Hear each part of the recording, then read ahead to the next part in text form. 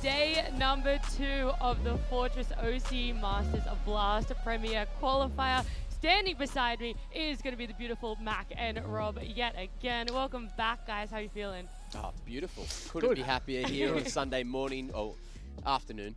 Yes. Afternoon? Yeah, It does feel a little bit like morning, but Yeah. it is afternoon. It's definitely my morning. Start of the day. It's the Yeah. start of the day here at the Fortress OCE Masters, and I can't wait to get into it. Yeah, I'm super excited. We are live from the Alienware Arena. And before we jump into the other aspects of this tournament, I do want to remind everyone that next weekend it will be a lane. That's right. You guys can be standing right behind us. You can high five Mac while he's walking around. You can come up, hit me with one of them.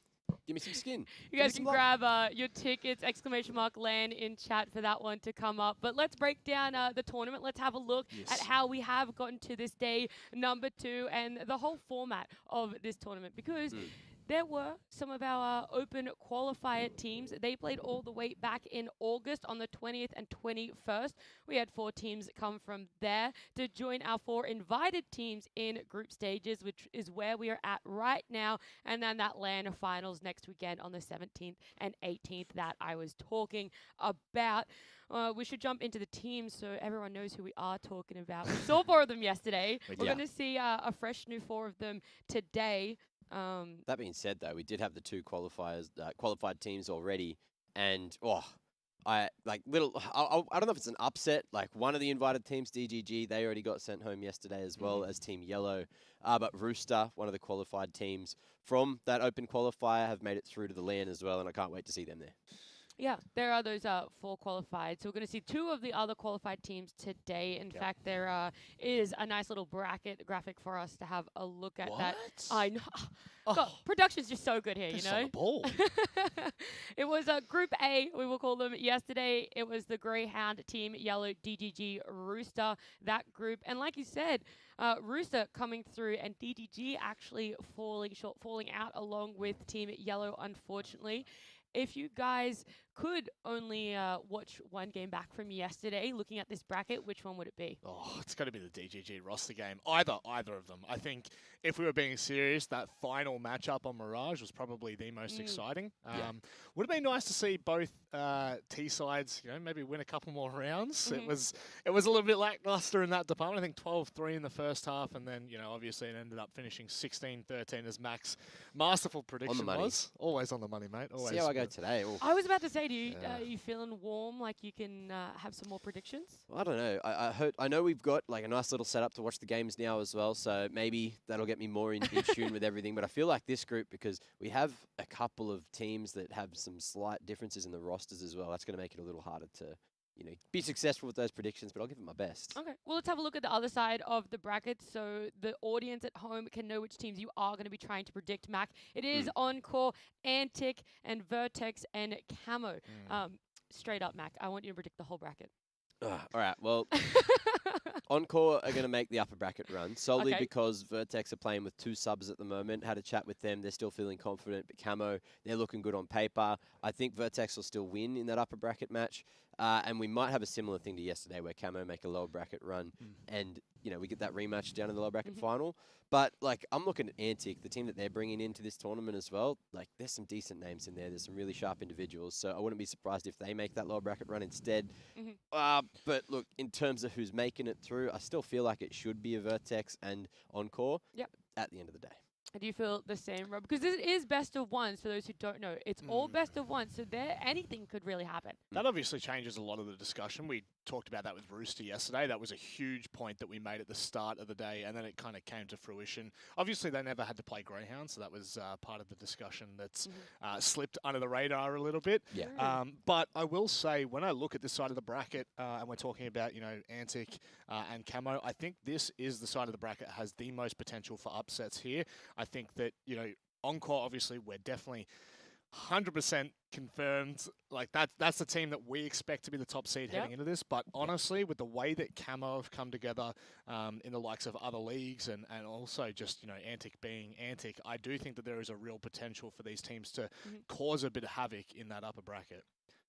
Let's have a look at the schedule too, because there is going to be 5 best of ones being played out. It's Encore Antic straight up. It's going to be then Vertex Camo.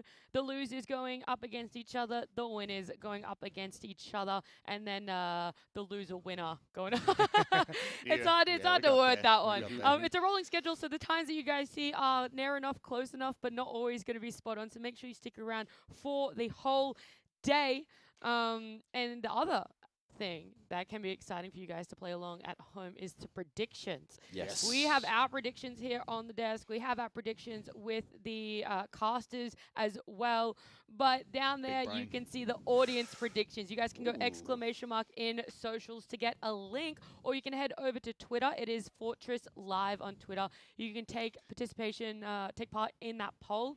Whoever comes out as most popular is going to be our audience prediction. So they did about as well as I did yesterday, which wasn't very well. So hopefully those watching now can kind of bring up the average prediction rate for the audience. Look, there's almost perfect alignment here across the predictions, but Rob, you're really back in camo. Yeah, I think I had a chat with Pilly, back before I first came back and did some broadcasts, and he was talking about the fact that, Camo are a team, obviously, that have quite a few veteran players in there. Obviously makes for that potential for the experience to come through and a bit more of a relaxed vibe in terms of, where your mind's at when you're coming into potential LAN qualifying spots. But also there may or may not be a little bit of a sneaky inkling that Vertex not playing without Brace. So that could be a very big determiner, but I don't want to jump the gun there. However, I do feel there's an not opportunity. playing without or a playing without? I'm playing, sorry. Hit him with the double negative. The double negatives or the one negative? Or Don't do math, it's technically math. Word math. It's word math. Word math. But yeah, if that's the case, I definitely will be backing in camo to at the very least make it close. Yep. Okay. All right. I mean, we'll get there for that second matchup. The first one, though, that we want to have a deep dive onto is Encore and Antic. And I want to start with Encore, mainly because, we're starting with Antic. Don't worry. Production wants me to do something else. I was going to say there's so much storyline for Encore, but Antic, these guys, there's a lot of, I want to say fresh faces. There is also, I'm unsure if Jinx is actually playing or not. We got word that Mizzy might be standing in, and it's not going to be Jinx. How do you feel that that's going to change the roster? Is it an upgrade, or is it more of a lateral movement? Honestly, if you had Jinx about 5 years ago, it wouldn't be an upgrade because Mizzy also, wouldn't have been at this level 5 years ago. Okay. But from what we've seen, Mizzy's only recently been removed from DGG, replaced by Hugh there, and he's got a lot of experience. He's got a lot of firepower. He's very smart and talented individual. So him shifting into this roster, I feel like that's going to be fine. Look, the other half of the Portelli brothers as well, Damio, keep your eyes on him because he's an absolute retake gremlin. I've been playing a couple of retakes with him over the last couple of months, and he's so damn sharp. He's so smart as well. Skull Hunter, tried and true. He's been around the bush for ages now. So long. And then Night Raid. This guy, just, have you seen him play before? No. Okay, so explosive, crazy, just absolutely too sharp on the stick. Just make sure you don't miss some of his highlight plays because he always seems to find them and makes it happen. So Antic are an explosive team, but upset potential against the likes of Encore. I'm not 100% that that's going to be happening today, but there is a world. There is definitely a world. Let's flip over to Encore and see what their lineup is going to be to see if these 5 players are able to stand up to the task, because they've also had a very new roster change, Rob. Yeah, you want to talk about, tried and true veterans of OCS. I mean, if you're talking about Greyhound, you wouldn't look any further than Encore either. Yeah. Massive names in there. I mean, the first two that you're going to point to, obviously, Gratisfaction and Azza, coming back after, I think it was like a 7-month hiatus, something almost like a year. that. It was Actually, it was actually longer than that. It was October 21 when they went into quote-unquote inactive. Yeah. And I guess the announcement... Competitively. Yeah, competitively, of course. I don't doubt that these guys have still been on the grind outside of the competitive scene. But yeah, October 21, and then the announcement or whatnot, August earlier this year. Yeah, I think when I look at that roster, there's just so many big names. Haz is obviously one with one of the biggest brains that we've got in OCE, and there's no question in my mind. Haz or Azza? Hey? Hazza or Azza? Well, Azza technically, but Hazza. Yeah. Yeah, that's going to be one for me. I can definitely feel that's going to cross over a lot. But no, I definitely think, you know, with the brains that you've got on that team and the spark that you have underneath them, it's not going to. You okay? I dropped my pen. That's like the second time you've dropped it too. Yeah. But yeah, no, today. I think that there is a spark underneath them, and I think that this kind of this opportunity to play at LAN, this is the single best way to kickstart their campaign as a team. Yeah, well, the other thing I also want to point is that Grat and Azza have been together since 2018. Yep. And then you've had Hazza and Sterling who have been together since 19. And then you throw Savage in there who's been with them since 2021. Yep. At what point is it like these guys have their set ways? Maybe it's a bit hard for Grat and Azza to come into this, or because they're so solidified in how they work together as a three, maybe an extra two isn't too much mixing of the pot? Well, there's a lot going on in this team as well, because you also have APOC there as the coach, so he knows a lot. It felt like for a while, there's something going on with like the leadership for Encore, and they weren't able to get across the line a lot of the time. But you know, in recent qualifiers, they did manage to take, I think you guys were saying, Vertigo against Greyhound as well. So you know that they have what it takes. And now they've had a little bit more time to work with Grat and Azza and work on that chemistry in the team. So going into this group, if anyone takes a single best of one off them, I would be beyond excited for the fact that, you know, it shows that the up-and-comers are really trying to level out that playing field. But this team in particular, like Savage, he's amazing when he's having a day. Hazza, like one of the best highlight players I've seen here. Yeah. And the thing that I'm going to be focusing on, because Grat, I feel like left a little bit to be desired when we saw him rifling in another qualifier a couple of weeks ago. Are we going to be able to get them on a map where maybe there's that double AWP setup coming through? Yeah, because that is the thing. He's always been known for AWPing. Now we see him as a rifler. Do you think that that time frame is enough for him to grow into being a solid rifler, or solid? Very still much left to be desired. Yeah, I think solid is a hard way to kind of, you know, wrap a meaning around what it would take to swap from being Grat, who has been an AWPer for as long as I care to remember, into a mainstay rifler and a second AWPer. I think that would be a very hard transition. And especially, I mean, I'm not talking a massive amount of time. We're only talking about a couple of months. But definitely a player like Grat with the experience that he's got, I have no issues whatsoever. If it doesn't click right now, it's not going to take long. Yeah. Okay. Well, let's highlight two other players. One from Antic, Damio, and then from Encore, Savage. And let's just see the differences, compare them a little bit more, Mac, about why you think they are the two that we should be keeping our eyes on.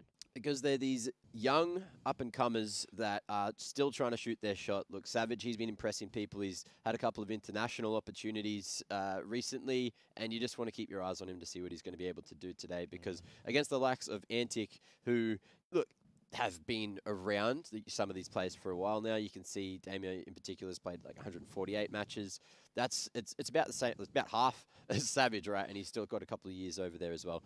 But just in terms of the firepower, both of these riflers are, you know, clutch players that you really want to keep your eyes on, especially if we get to the point where, you know, you got those 1vx scenarios. I feel like these are the guys you want to be keeping your eyes on. Something that we noticed in yesterday's games was sometimes tactics were left to be desired, and it was very much more these individual plays. It was certain people that were really popping off that like held on certain rounds or brought back rounds that just shouldn't even, they had no business in doing well. Is that something that's going to be evident in Antic or Encore, or do you think this now leans to a group that is going to be more tactic heavy? Well, I don't know how you feel about this, Mac, but I feel like the four teams that we have on the right side of the bracket are definitely going to lean into a more strategy heavy play style. I could be completely wrong there. I see the look on your face, but when I look, when I say more so, I look to Yellow and I look to Rooster. That I think both of those teams lean into frag heavy, into individual plays, and I think we saw a lot of that yesterday. I could be completely wrong in saying this, but I feel like we're going to see a little bit more of a structured game today in our best of ones. But I'd like to agree. I'm definitely going to agree with like Encore, right? And Vertex, not so much, because they are playing with two subs, or very true. On paper they're playing with two subs, so there's going to be a bit more of a loosey sort of maybe just defaulty play style, play for picks, etc. And they got a lot of firepower today with the subs that are coming in, so that's a little bonus. In terms of camo, you know, they have a lot of structure. I actually really like watching Camo play because everything they do has a purpose, and you can sort of see that as they're playing. And then, of course, who am I forgetting? Antic. So, you know, this team, they're going to be bringing in a lot of firepower. They've got that little swap with Mizzy, but I'd argue that swap with Mizzy might end up bringing more structure in. So we'll see how that works going up against Encore. I do know that we have the map vetoes too, so they are going to be coming up on our screen very soon. In fact, right now. Yeah, where are we going? Can you hear? I don't have the bloody in-game sounds today, so I can't tell you. Well, then a different question that I will pose as we're seeing these bans coming out is, are there certain maps that maybe Encore might lean towards wanting to pick in preparation for who they might come up against next weekend, per se, someone like Greyhound? Or I feel like they want to hide it, right? Like I feel like that's it. If they can go through without showcasing any of their best maps, I think that's probably what we'll see. But also at the same time, it's the best one. Yeah, it's the best one. You don't want to give Antic their best map, so I don't know. So Mirage, a little bit of Ancient maybe. I know that is a potential. There you go. First time. So first time we're going to see it this weekend for the best of ones as well. I know Encore's been a very, very strong team on that map. They obviously banned out Overpass, thinking that maybe they've got a better shot on that Ancient. So even, you know, Antic leaving both Overpass and Ancient in there and getting Mirage out, that's a statement. So look, we probably are going to see one of these more structured games because that's what you kind of got to think about when you're going in the Ancient. I do think maybe the Overpass ban was because the last time these two teams came up against each other, it was actually somewhat close. It was 10-16. You know, there is this world where it's like, okay, both of us have roster changes now. Maybe let's just not have that one go through and let's go to Ancient. So does it change how you favor the teams, how you see them, or is it still very much... Let's go Encore. I probably favour Encore even more. Really? But I'm not looking at the stats. Again, it's really hard to look at the stats when we haven't had CS for 4 months and there have been so many changes to teams. So I am purely, just from a blank slate, I would look at Ancient and I would say, even if we weren't thinking Encore previously, I would definitely favour the big heads on this team to take over. Yeah, I think it's one of these matches as well where it's going to come down to that knife round. You know, best chance for Antic is if they really try hard in this knife round, work it out, get to start on that CT side and get off on the right foot. But then, look, both teams have to play that side eventually, so we'll see how it works. Which side do you think the teams are going to excel on? Is it going to be this... how we saw in Mirage, where it's just like both are really going to excel on CT? I would think so. I would think so. I think that this is where the permutation comes in. I think Antic have to start on CT. I don't think it matters for Encore. I think that they can keep a okay first half and come into the second half and be able to back that up. What I wouldn't want to see for Antic is coming into the second half being down 12-3, 10-5. I think that would be quite disastrous for them. So I definitely would be leaning to, like Max said, Antic have to almost force themselves onto the CT for the first half. Yeah, I think we're going to have a lot of brawls towards mid, towards lane, just like a lot of battle for that early map control because they're the two parts of the map you want to be going for. If not, you can always execute a site. But without lane control, it's really, really hard to go over towards B because, you know, tunnels, cheetah, that's all really hard to establish control on because it's just, it's one of these maps, right, where after some other shooters of late have arisen, this map came out and there was a lot more of these 50-50 angles, right? You got to hard clear to your left and your right at the exact same time, and that's really hard, especially if you don't have the util. So you got to invest a lot of util to get this map control on a map like Ancient.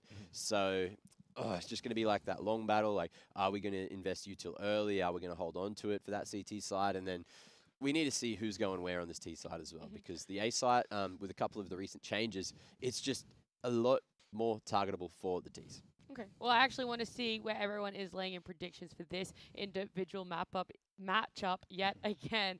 And you guys had a chance to swap. No one swapped, though. Everyone's still on that on-course side. And remember, in the audience, you guys can put ! socials in Twitch chat. Or you can head over to Twitter. It's Fortress Live. Take part in that poll and try and maybe beat us at our predictions for the whole day. I don't know. Good luck. I was going to say, I don't know if you can beat prediction god Mac over here, but you can definitely give it your best bet. Mac, do you want to do a scoreline? Are you ready to put yourself out there on the first game? I reckon. It's first game, you know, so you get like I love everyone on Antic so much. That being said, I think Encore are just that step above. It is like that sort of second seed, 11th seed, or 7th seed sort of situation that we're in here. So, I'm going a 16-5. Yeah. Oh, wow. I think Encore gets CT side. Yeah, I think if Encore gets CT side, we're seeing maybe even less than that. It could be a 16-3. But if Antic do manage to start on CT, I'll give it a 16-9. That's so funny. I was going to say 16-8. I am very surprised that you went as low as 5. Momentum's everything. Best ones. All right, that's And very, very true. Encore's just that much more solid of a roster. And I feel like with that extra month or half a month since we've seen them last play, they're going to be bringing new strats in too.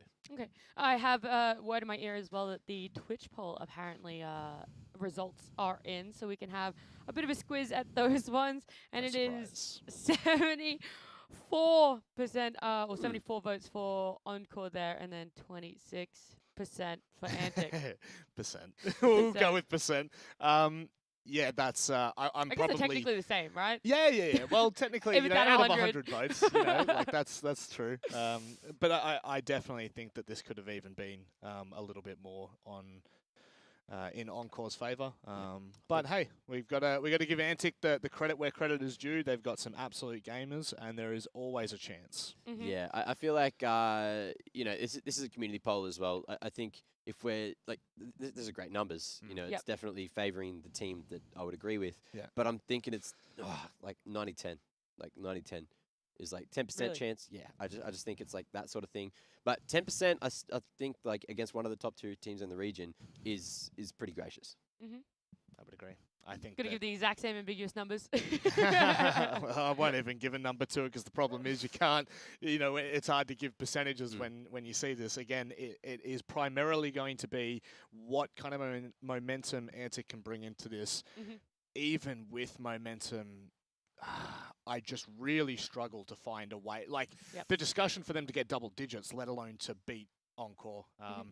Encore would have to be having a pretty crappy day. Well, look, it's an online best of one. It We're is. going to Ancient. Anything can happen. The only thing I do know for certain is that we're going to be heading over to Jordan and Pilly your casters. Well, very interesting thoughts from the analyst desk, Pilsky, and I've got to say, I think for the most part, I probably do agree with them. Actually, I was a little bit surprised that Mac has only given Antic 5 rounds. I feel like that's a bit of a spit in the face to the underdogs. Look, I agree Encore should win this, and I agree they should do it pretty handedly. But 5 rounds only, I'd probably be hoping for a little bit more from Antic.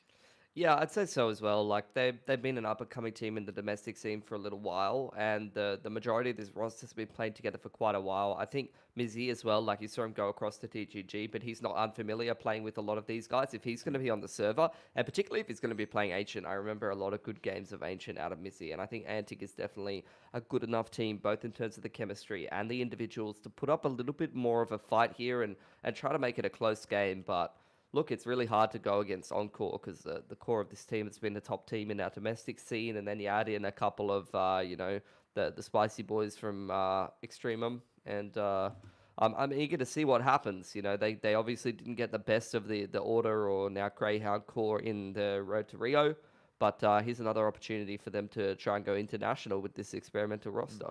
Yeah, and I think that's actually quite a good point. I'm glad you brought up Road to Rio because that was kind of the first outing, the only real outing that we've actually seen this LFO roster together thus far. So it's all we really have to go off of, but it didn't really feel like there was a lot of lead up for LFO in relation to that. I believe in the open qualifier, they had played with APOC and Licky, and then it was only in the closed qualifier when they actually got Azra and Gratisfaction into the roster. So at that point in time, to me, it didn't really feel like we had seen a whole lot of prep time, a whole lot of lead time for LFO. This now, however, is a bit of a different story, you know, where maybe a few weeks later, a month later, and we're going into another international qualifier, as you say, and this, I kind of feel like, is the first real test for Encore. I think you put Road to Rio behind you, you say, look, we were never really expected to do too much there. The fact that they even take a map off of Order in that grand final was pretty respectable, in my opinion. They didn't drop a series to anyone else, bar Order. I think overall is a good positive sign. But this is now where I'm really starting to go, all right, well, I kind of want to see what this Encore is actually going to look like. Are they going to be a realistic contender for Greyhound? Or are they going to continue to be that forever second team? Obviously, we have to wait and see how they go to get through the groups today. I don't imagine there's going to be any doubt that they should make it through to that LAN final. But the fact that they've now had time to work, they're going into a LAN final as well. everything is prepared for Encore to show us and put their best foot forward. Yeah, not even just Antic, but even like all of the teams in this group are reasonably decent teams in terms of the domestic scene. And we're talking about best of ones here. So, you can't really take anything for granted. I'm very, very intrigued by this Encore team. And I think it's going to be interesting to see how they resolve things like role conflict where, for me, Sterling and Gratisfaction are pretty like-for-like players. We're going to kick things off with an execute on the site straight away. T-Pistol, Damio to receive, backed up by that one player over on Cave side. But these flashes are looking pretty good for the T side. Yeah, indeed. Azza's going to be able to get really deep as well and catch the better of Damio. Mizzy's down pretty early on in the piece too, so unless Skull Hunter finds a pretty magical shot through that smoke, there's unlikely to be anything coming from this pistol round now for Antic. Post plant being established and Encore looking to take more control of that site. And the outskirts, the extremities as well. It's just Hazza, really, who now does have to deal with the last two remaining members, and he almost gets it done solo. That job will fall on the shoulders of Savage, and it's done well. 1-0 for Encore as they start off the map with a pretty comfortable pistol round. Yeah, just nice little execute over there onto the site. And they're going to kick their T side start off to the right foot, I suppose. Antic not forcing up in towards this second round, looking to save and buy up in towards round 3. And look, I'm hoping they're bringing their best game here. Because again, for every time I see one of these teams in the sub-top of the domestic scene here in Oceania, Jordan, playing a top team like Encore, like Greyhound, I think to myself, yeah, not in a best of 3, boys, but an online best of 1. This is your best opportunity to try to upset one of these teams. All you need to do is just bring that peak performance for one map. Yeah, look, I have to agree with you, but a lot of it sort of comes down to what the Jess was talking about as well. I think it was Rob in particular that was sort of saying he felt as though Antic really needed to get on that CT side to start things off, start well on their CT side as well. And so far, I think one of those conditions has been fulfilled, that being they're starting on the CT side, but I'm not so sure about the starting well category. This looks like it'll be a pretty straightforward round. Again, for Encore, they've already found that entry onto the bomb site. Plants going down really early on in the piece. No investment at all for Antic. And so it'll be just the USPs, which means as well, Pilsky, they'll be looking to buy into the next round. But end of the day, it's not going to be the best buy of all time. Hopefully, though, it's going to give us a bit of an insight as to what Antic is going to be able to offer on CT.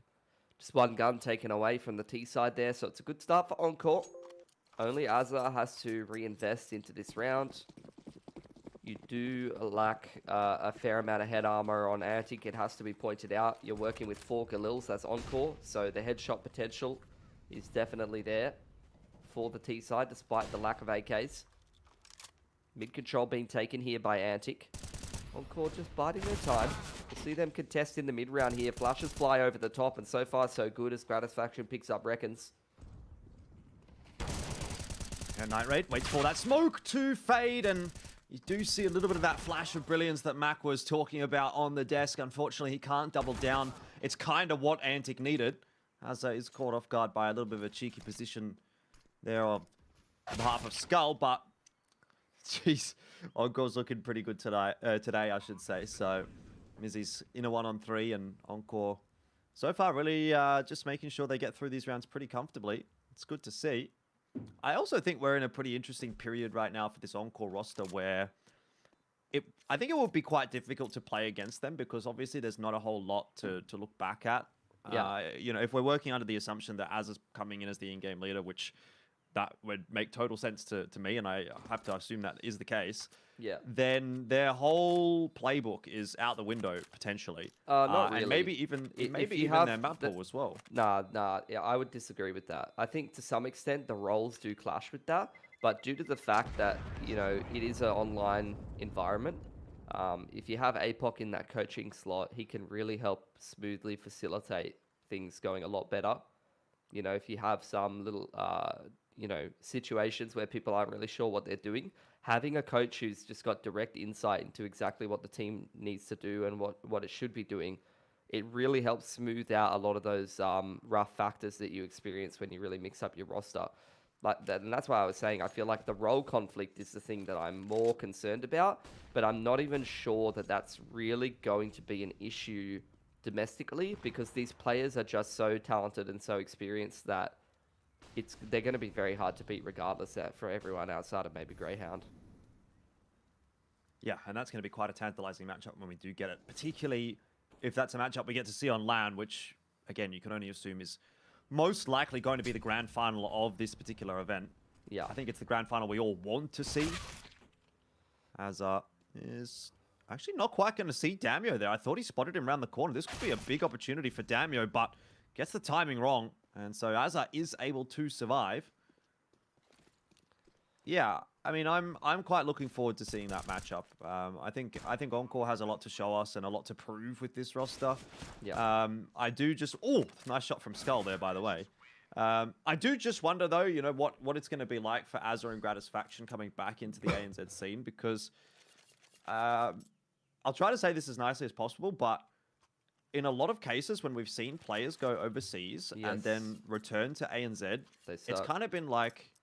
Yeah, it's kind of been like, well, they're okay, but they're not the best anymore. It's a multiple circumstance kind of thing. You know, usually if a player is not really playing at that level anymore, it's maybe due to the fact that their form has kind of deteriorated. I think motivation factor has a lot to do with it. It's very hard to come back into that small domestic region and still have the same level of drive and commitment and focus. Good spacing there for Encore. They take that 1-for-1 in towards Cheetah. Again, Skull in a similar position that we saw in previous rounds. Antic, you can see they're very much trying to take these fights in middle. They're trying to contest this Cheetah part of the map, but it hasn't been working super well for them. I have a little bit more to add to that point, but we'll hold that thought for the moment. As we do see Antic kind of giving up the A side. I mean, they do still have Mizzy having a bit of a look in that direction, and the rotates now actually coming across from Night Raid. But for all intents and purposes, Encore are making their way in there relatively comfortably. It is nice to see Skull having a little bit of a run of form here. He seems to be the only one right now on Antic that is kind of firing against Encore at the moment. Mizzy being wrapped upon by multiple will eventually be collapsed on by Savage and finished off, and now it's down to Night Raid. AWP in hand. He has been spotted, misses a shot, and that pretty much should be his life done and dusted. He'll see Skull fall with a 1-for-1, and that's just not enough really to put this into a particularly fantastic position for Night Raid, particularly when Glat is playing an off angle like this and gets the better of him. So 5-0 for Encore is the scoreline. But I think there's plenty of examples of what you're talking about. Like, I think of particularly of players like Ysilo and Ricky, where they weren't bad when they came back. They were still very serviceable and good players, but they weren't fragging and dominating at the same level as when they were more so based in the domestic scene. Like, I remember both Ysilo and Ricky, like, being super dominant hard fraggers. And even Azza, like, on Voxy, would just, like, dominate people with the rifle when he was playing domestically. But obviously, you know, over time, roles change and, you know, people aren't getting any younger sometimes. Yep. That's actually the first pick in the round for Antic, so they do get themselves a little bit of a player advantage in this one. Yeah. It's good to see. You're going to get this reposition from Encore, swinging it back to the other side of the map, just leaving that one player at top middle to apply some pressure. Gratisfaction might try and find a timing to sort of thread the needle up through Windows side here as we head towards the mid-round, and contact is made on this bomb site. Hazard has spotted himself the shoulder of one at least, but they don't know Damio is hiding behind the pillow. Hazard is going to have to do a job to spin around and deal with that. It's not too bad on the entry though, all things considered for Encore. Got the bomb plant down. That engagement in lane is going to be quite a big one here, and Night Raid unfortunately goes down without too much of a hitch, so that's not ideal for Antic. And Encore now more or less know where the rest of the push is coming from. Savage gets flashed in by Hazard. AK is picked up by Reckons, but he can't really do too much with it, so that'll be a 6 on the trot start for Encore. And I think if you had any hope of seeing Antic walk away with a map win here to start off this group, that is quite quickly now starting to filter away. Antic going to reinvest though. I don't think many people are really expecting them to win this best of one against Encore, but more so a question of just showing what they're capable of. how many rounds they can take back and whether they can stand toe-to-toe with some of these players individually.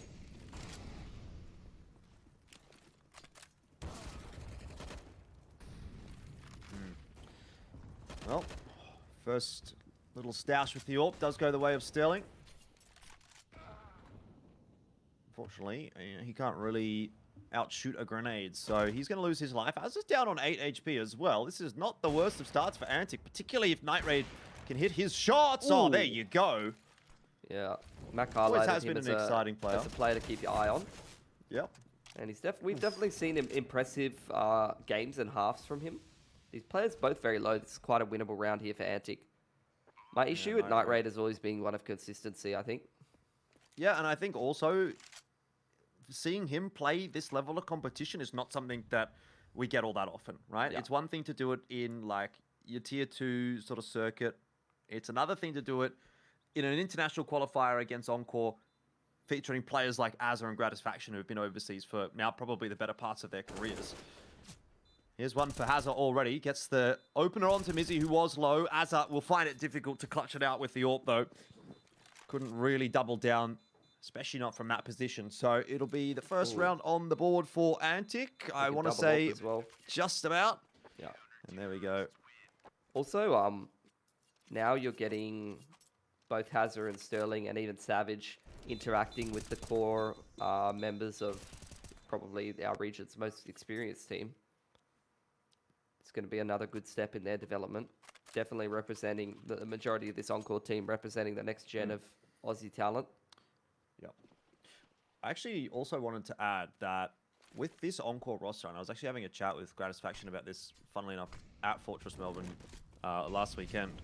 They are, Azza and Gratisfaction, to my understanding, are still, quote-unquote, like, standing in. Do you know what I mean? They're like long-term temporary stand-ins. Yeah. So I'm not sure what the situation really is there, whether they're like giving it a bit of a trial and sort of seeing how it goes, and if it's going well, maybe they'll stick around or what. But I think we need to kind of keep that in mind as well. Shoulder out from Skull. Definitely don't want to give Sterling too much room to pluck you out of the server. Again, these duels over towards Cheetah side are going quite well, but Skull's been very good at trading things back. Has us scaling onto the side, but great movement, great aim from Skull Hunter. He's a player that has plenty of experience, and he's definitely not shying away from this level of competition. Now you get this pick in the mid-round from Savage, though. Yeah, a big pick from Savage, and he's able to quickly move his way into B, into A, but yes, it is the bomb that's been dropped by Reckons. So it was looking good for Savage, if only Sterling could have gotten out. But Reckons comes up with a really important frag at a very good timing, and now has put himself in a pretty commanding position in this round. I'm not sure this is going to be an angle that Savage is super hyper aware of. And obviously, time is really starting to be run down. It's just going to have to be a little bit of a moment of brilliance for Savage to win this round. And of course, Reckons has it on lock. So 2 in a row for Antic, and they'll be very pleased with that. But obviously a lot more work to be done on this CT side. Some very close rounds as well. It's going to take a toll on that CT economy, as we always say. What do Encore do in this scenario? They're going to buy up. It's going to be somewhat limited in terms of some of the weaponry they can bring it in. Savage and Sterling down to the Mac-10 and the Scout. They can only really peg 3 AKs together, but it is worth the investment because you can see just how fragile that CT money is. The reset potential is very real here for Encore. And they're going to change things up. They put a lot of pressure and emphasis over towards Cheetah. This time they're going to go for a side exec over towards the extremity pretty early on here. Mizzy just playing retake from that temple position. Reckons has found a kill in mid, spamming straight through that top mid smoke though. So man advantage for Antic, and they've got a pretty good read on what's happening with Skull pushing all the way down ramp. Sterling's just waiting for that P to come through. He's being very patient, but does get slightly rewarded for it. He only has a Scout though, which will make things a little bit more tough to convert. Does double down onto Mizzy, and so that's the kill he was looking for. Sterling needs to have that gun in hand, and again, just gets a little bit of an off timing. Oh, still turns around and is able to win that duel. Damio is going to be kicking himself after seeing that one fall by the wayside, because that significantly hampers the chances in this round now of Antic, and considering their money's already low, they cannot be affording to drop this round. They can't be affording to lose many more guns from here if they do win the round. Skull should get traded by Savage and does, but it's into the 1v1, and now Sterling really can look to punish. On the defuse, though, is Night Raid. There's no peek coming through from Sterling. Yeah. And so Antic will win the round.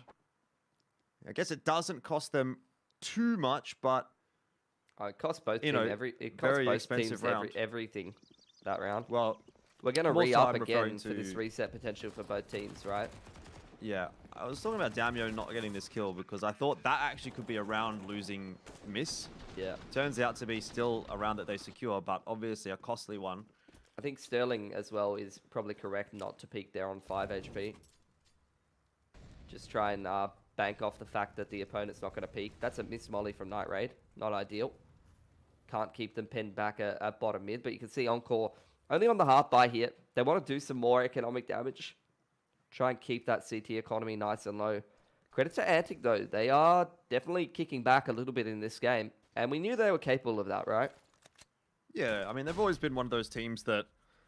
I don't know that they would necessarily trouble the top teams per se, but they at least make them work for their wins. Yeah.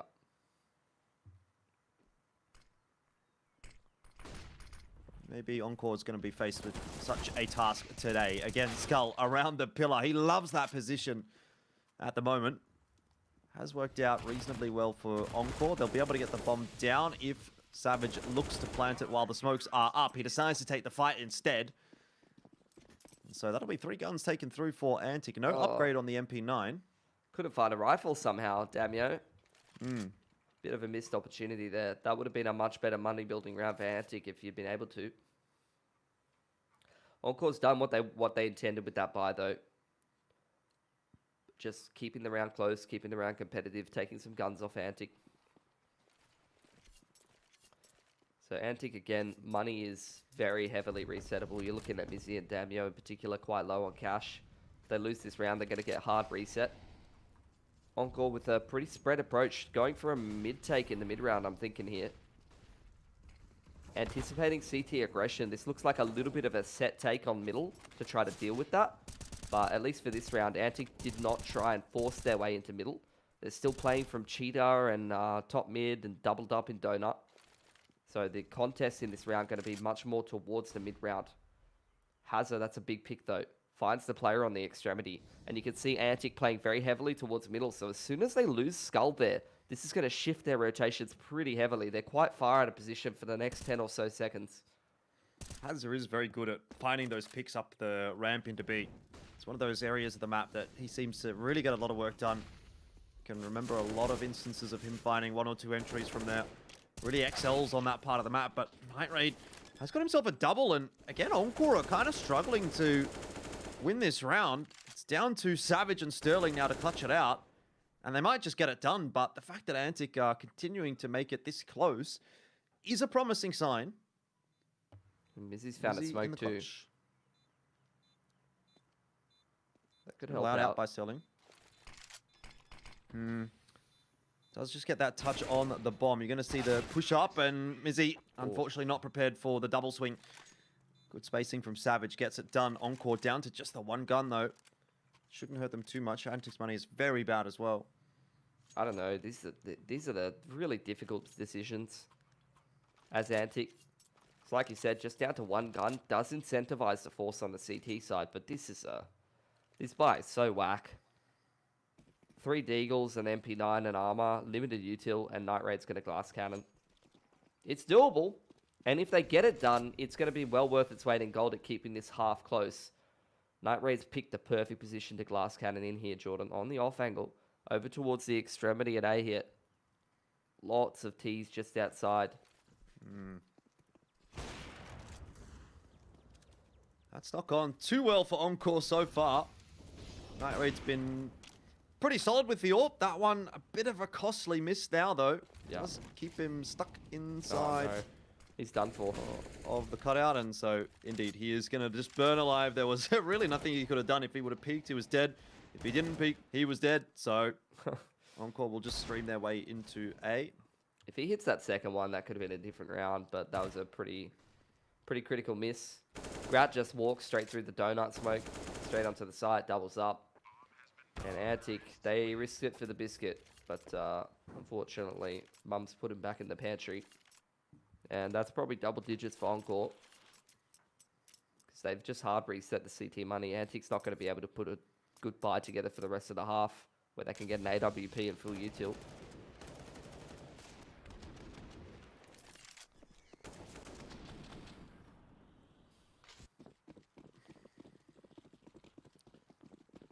Well, that is not a sign of a very good looking round here for Antic. 2 flashes is the only investment into it, and it's USPs only. And so that is pretty much going to be the fastest round you'll see all day. Love it. Can we do all anti-ecos like that? Yeah.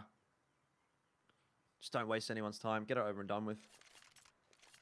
Everyone We're here for a good time, not a long time. CS games are too long.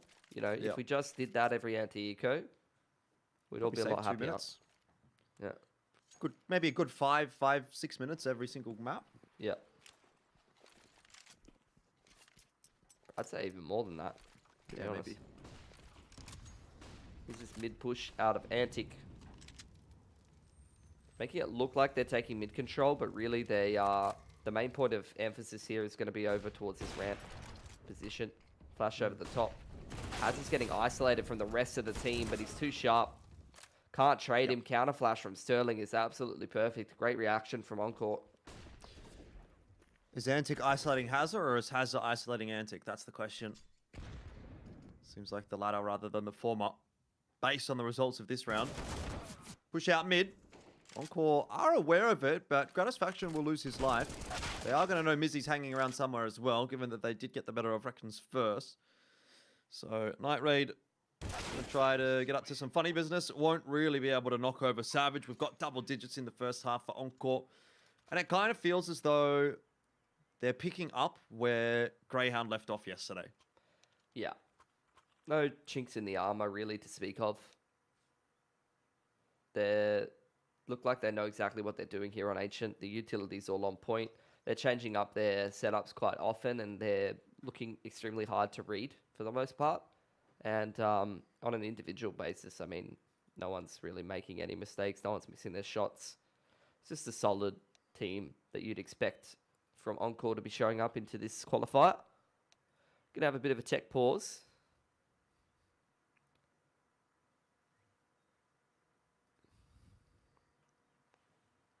I know you love these, Jordan.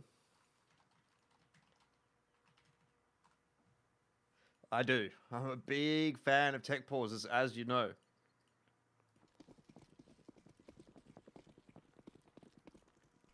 Anyway, not a long one, so happy with that.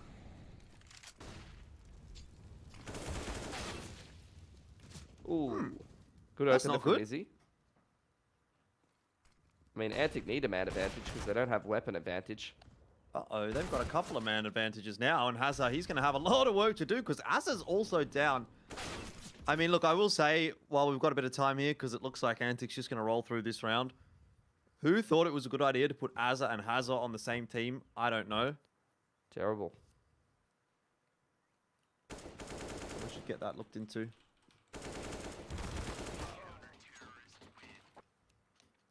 Nice. Good round from Antic. Only bringing really like a half buy into that one. I didn't expect them to be picking it up, but won a couple of critical duels.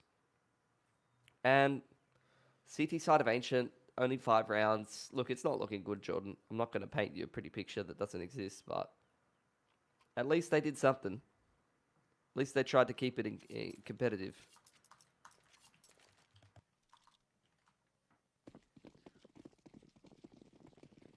Look, we're at that point of max predictions. So if Antic don't get any more rounds here, then we may well start to see that proven correct yet again.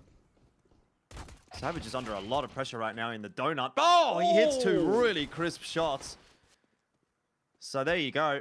That might well be the round for Encore. Savage is just on an absolute bender in this one. He's so sharp. 11-5.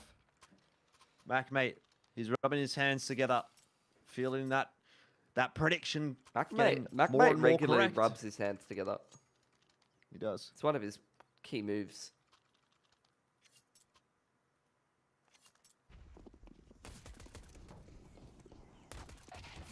Just always excited for everything. Oh, what's going on? That's the analysts. Yeah, they're just lounging. Mac was happy with that one. Yeah. They look like they're having a good time. Hey, guys. Wish you were here. Actually, wish we were there. Yeah, that would be nice. But anyway, next weekend, at least for you guys, not me. Yeah, you're doing some that cringe, Komodo different guy. game. He wants to steal his job back. Fair enough. Yep. Full Glock eco there for Encore. They're just chilling. Skull Hunter's got a smoke. A smoke that wishes it was a flash, I think. Honestly.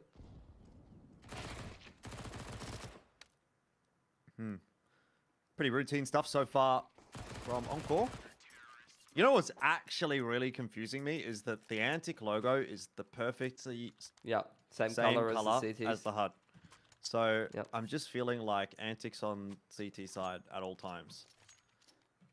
And even Encore, like their logo's kind of close enough to the orange. Yep. Like it's not really, but it's close enough. Game is literally unwatchable. Can't do it. But I'm going to keep watching because I'm enjoying it. Got a couple of MP9s here. Jordan's got the warning from production. He's about to get thrown off this broadcast. We'll have the substitute come in.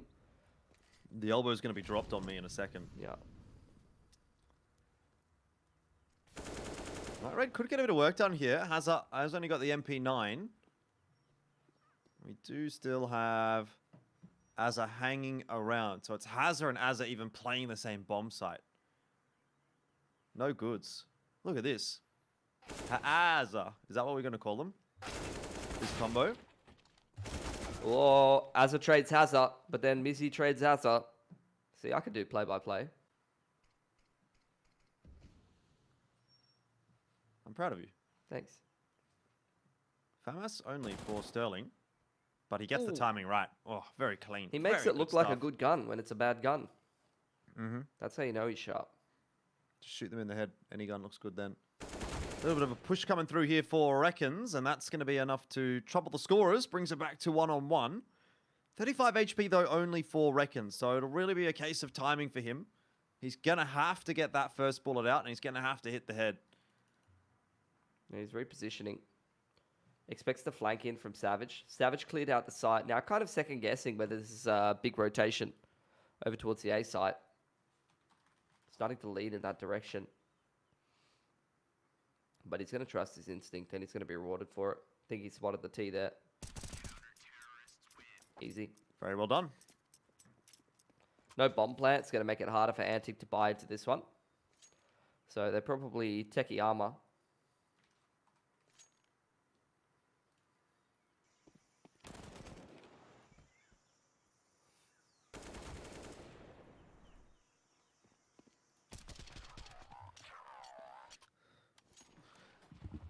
Okay. This is... Ooh, they force bought. Yeah, it's an interesting round actually out from Antic. Pistols and armor. I mean, CT economy is resettable because it came down to the one-on-one. Very quick exit straight up onto the B site, which is currently being retake by Hazard. The rest of the boys just cycling straight up middle. Good trades coming out for Antic. They might be in with a shot here. Indeed. Bomb plant does go down. So, see how this one does pan out. Encore trying to make their way back on in onto that bomb site, but still being kept at bay for the moment. And Damio's wrap is a really good one to catch Savage. Now both players coming out from the cave. They need to hit their shots here. Night Raid, he's also in a really solid position. It's a huge crossfire to work with. And there is just no way Azza can turn around in time to win that one. So Mac, mate, you're wrong. It's not a 16-5.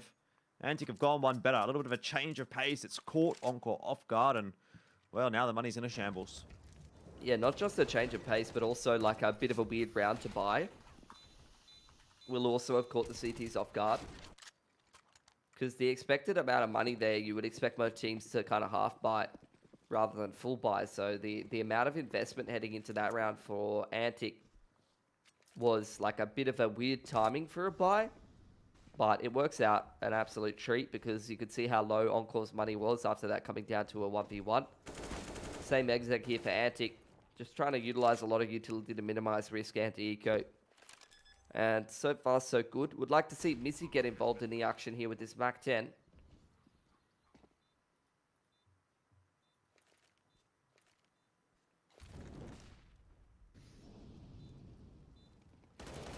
Well, here goes Encore. Doesn't really amount to a whole lot.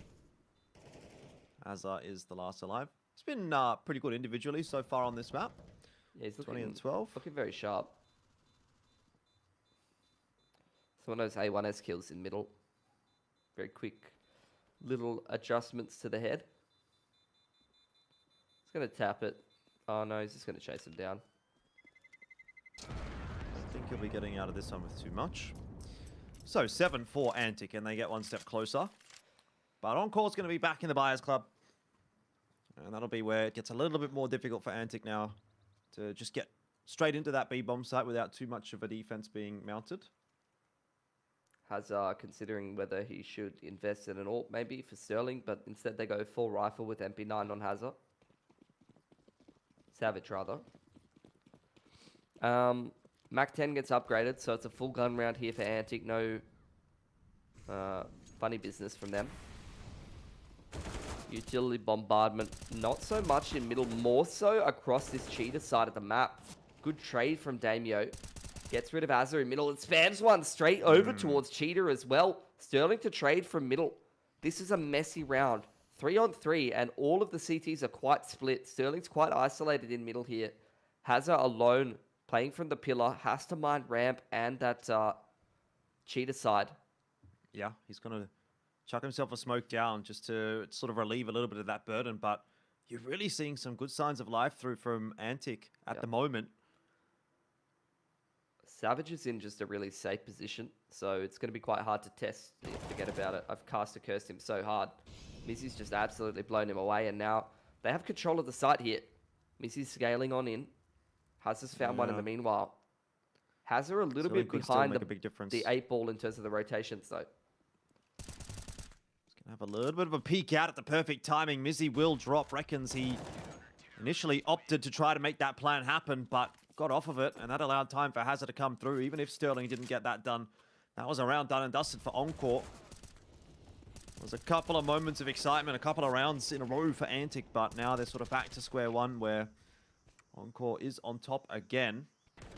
Yeah, that was almost a pretty big round from Damio.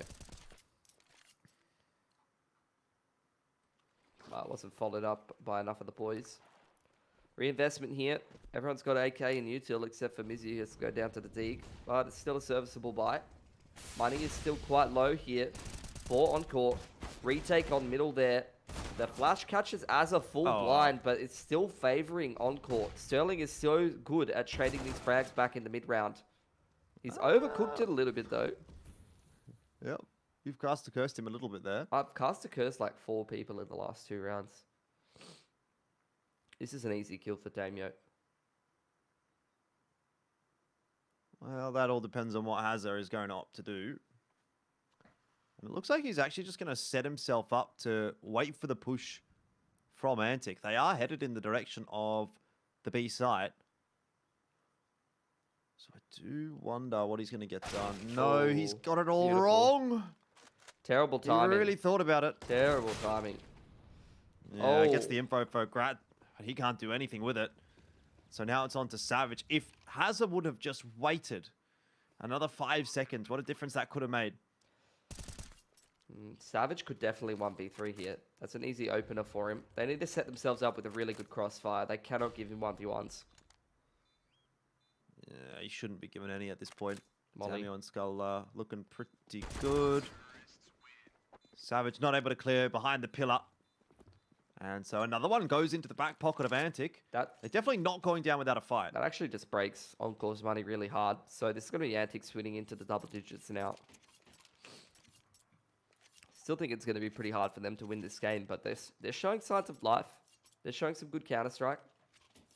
Here's this force buy out of Encore. And at least the old version of this team, I mean, you'd pin him for a round with Deegs, for sure. Yeah, yeah. This is not a foregone conclusion. some teams buy Deagle armor, and I say, yeah, the other team's got this on lock. But against Encore, you're never really sure.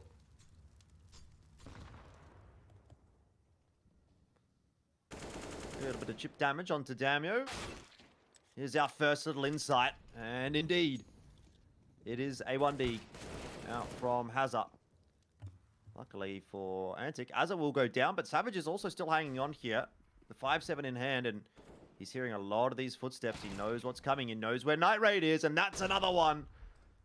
Encore, they might just be able to pull this one off. They're really collapsing onto that bomb site. Skull, low, is able to hold it down, lock it down, and Mizzy waits for the player to push through the smoke, but he's not prepared for the peek from Hazza, who's now got himself an AK, can't get out in time. It's on to Savage again, 1-on-2. Antic can just call the audible here and go back over towards B. Don't need to take this duel with Savage. They're taking their time. Reckons don't run into the wall. Oh, gets out of there. Crisis averted. No kit here for Savage, so he's got to kind of pick up the pace and try to get across most of the map before this plant goes down. Molly is there for Reckons, so that could definitely delay the defuse indefinitely. Should have been heard now. Skull's going to be well prepared for this push from Savage. It's just a question of whether Savage checks it or not. He completely disregards it. It's big. They're on for the double digits, Jordan. Mm-hmm. Antic proving that then they're not going to be pushed around too much. And this makes me excited for the prospects of the rest of this group because, you know, as we've said, Vertex is playing with a couple stand-ins today. And it's a BO1. I don't think you would be feeling very safe if you're going to put a punt on Vertex against Antic. Which way that's going to go. True. Yeah, that'll be an interesting one. Oof. Nice entry into the site there for Antic, obviously against the pistols, but pretty clean stuff. Double digits achieved.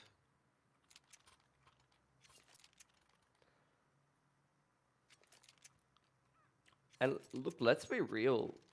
This game is far from over. They still haven't got AWP money on Encore. The T-side economy is very strong here.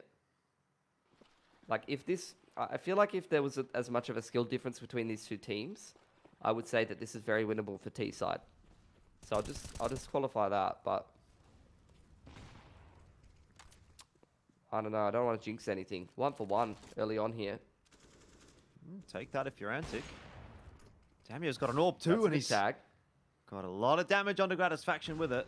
CTs really don't have very much util left here. The Ts still have plenty. You're seeing them still working the map, taking cheater control.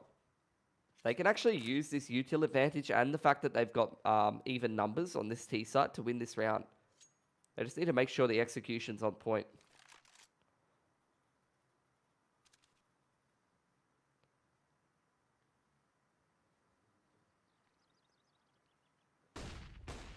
Patience from Damio, but will it be rewarded? Flash out there for Gratisfaction. Does prompt a little more info that the AWP is still holding on that line. Here's another attempt, and Gratisfaction this time will just walk his way down. Gets the better of Damio. So that area of the map is now cleared out. Encore feeling a little more comfortable on that CT side. Smoke to top middle. Gonna make Antic a little bit nervous about middle, but you can see that player and Donut just spotting everything out. They know that part of the map hasn't really been contested. But still, 3-on-5 walking in towards this B site. Could still go the way of the T's. Well, Sterling, he actually checks toward Cave, and that leaves a really big job for Gratisfaction to do. You get a bit of a sense that maybe Sterling's timing has been off a little bit in this map. Yeah. There's been a few instances where he's like looked at the wrong direction at the wrong time, anticipating something to come from it, and it just hasn't happened. He actually hasn't been playing particularly well, honestly, by his standards. Against this level of competition, Sterling's usually on for a 30. Yeah. This is a very winnable game, Jordan. I'm not going to lie. I don't want to curse I'm starting to believe it.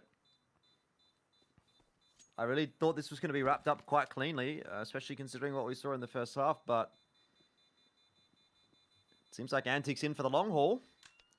And it's funny, isn't it, that they're kind of getting it done more so on the T side than on the CT side. Yeah, which is kind of against what you'd think for Ancient. Yeah. But you got to give them credit where credit's due. This is a team where not only do they have an experienced bunch of heads who know how to play these kind of games out, they've got good calling presence, and they've also got good riflers who, you know, some teams don't have good role balance.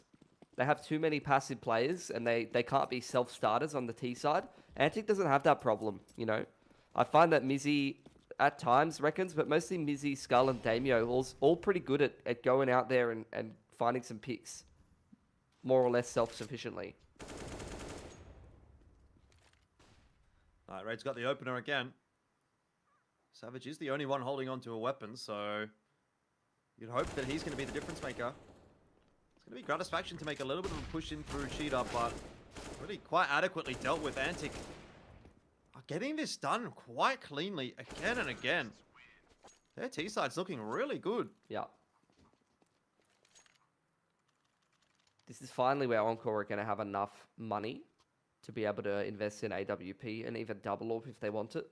We were talking about the potential for double AWP on this team. Savage would have to drop that one. Hazard would have to drop that one across the Grap if they do want to go for it. Tack timeout from Encore. Going to start having a chat about what Antic's been doing to them. I think Antic, a lot of the time, has been contesting this mid control when the CTs have been going for it. I think they've been a little bit more active in the early round over towards B ramp and Cheetah with a lot of their util. And then in the mid round, they like to go for mid control. So far, there's a few little tendencies that Encore can kind of play around there. See what they want to go for.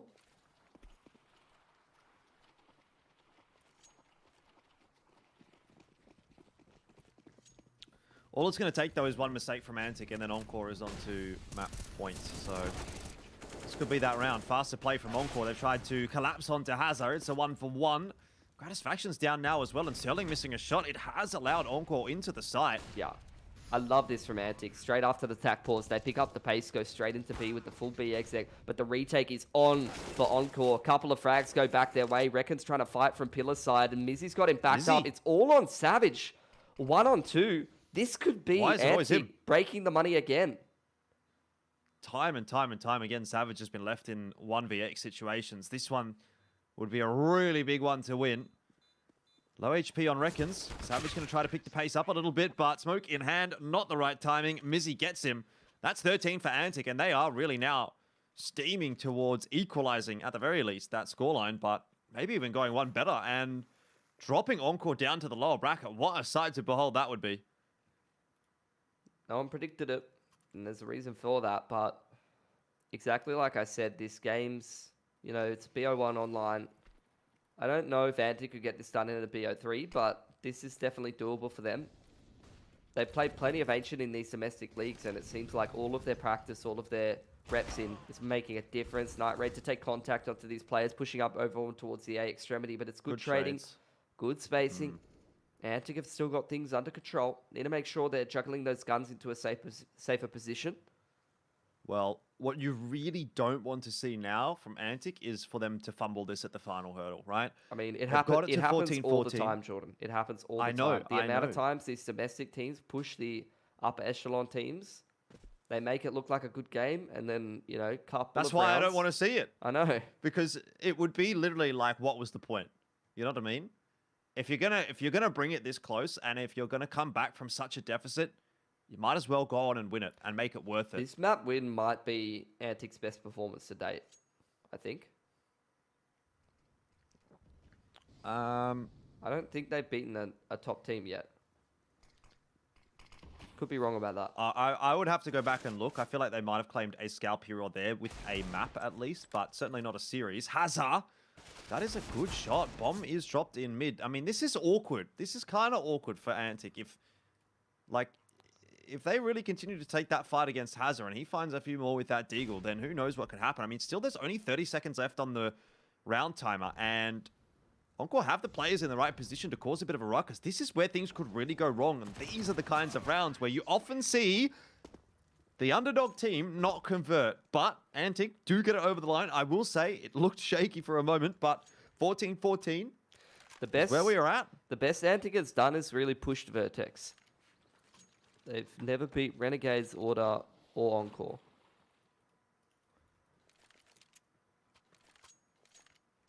Which order are you referring to? Yes. Understood. The old one. Encore. Back in with the bite. Full rifles across the board. They've got that AWP out.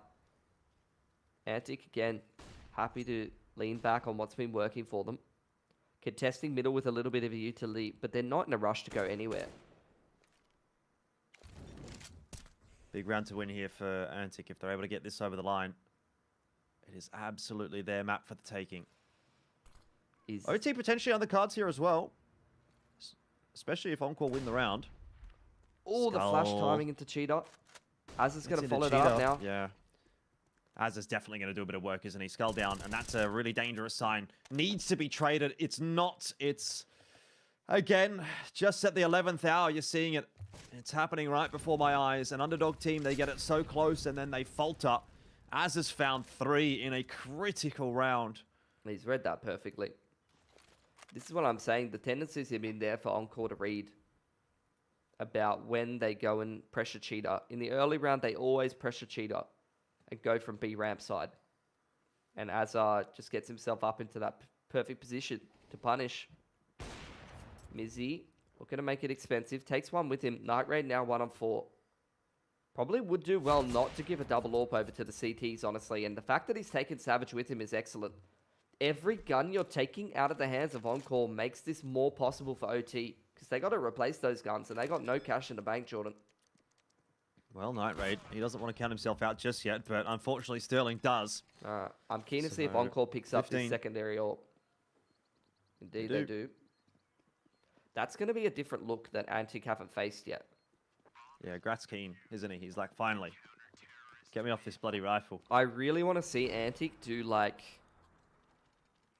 I don't know. I want to say like a quick B again against the double AWP. But I honestly, what I really want to see them do is a quick strat somewhere else. Maybe like donut to A main or something.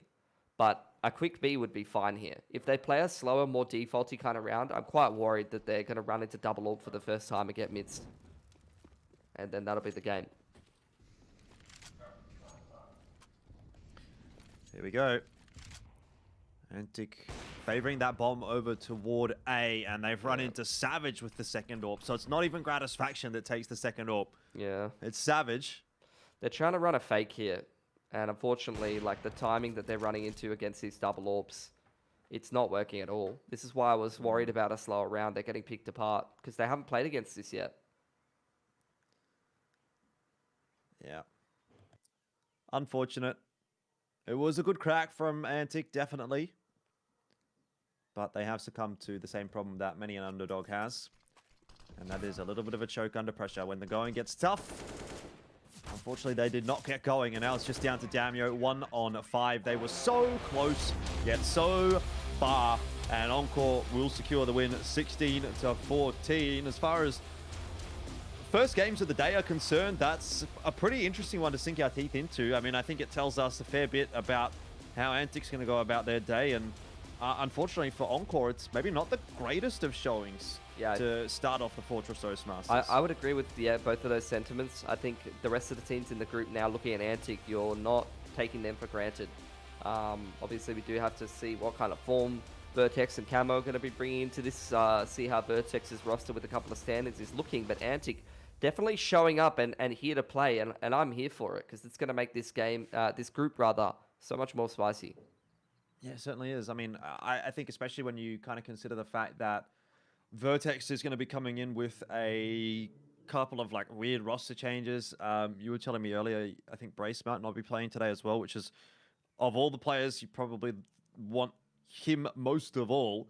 I think that throws this group into a massive wide open possibility for any of the second places teams, you know, whether it's Vertex, Camo, or even indeed Antic to make it through to LAN next week. But either way, that's enough from us, at least for this first game. We've still got plenty more for you coming up later on. First, though, we do need to hear from the analysts, and I'd love to hear their thoughts on that map, because that was a bit of a weirdo.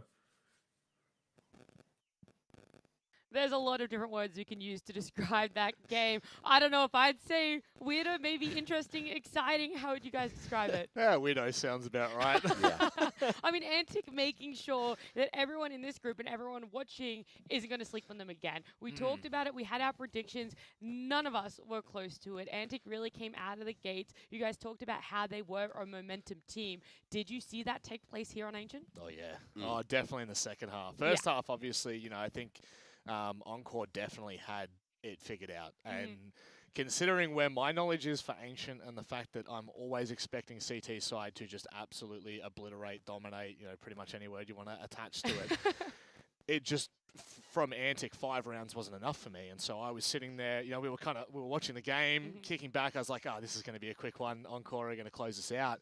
But the second that there was even a hint of momentum gained for Antic, they seriously took away with the game. I am really upset for them that they didn't either push OT or even win the game flat out. Right. But you could see up until, what was it, the 28th round, everything was going their way. Every gunfight, every trade was exactly what they needed.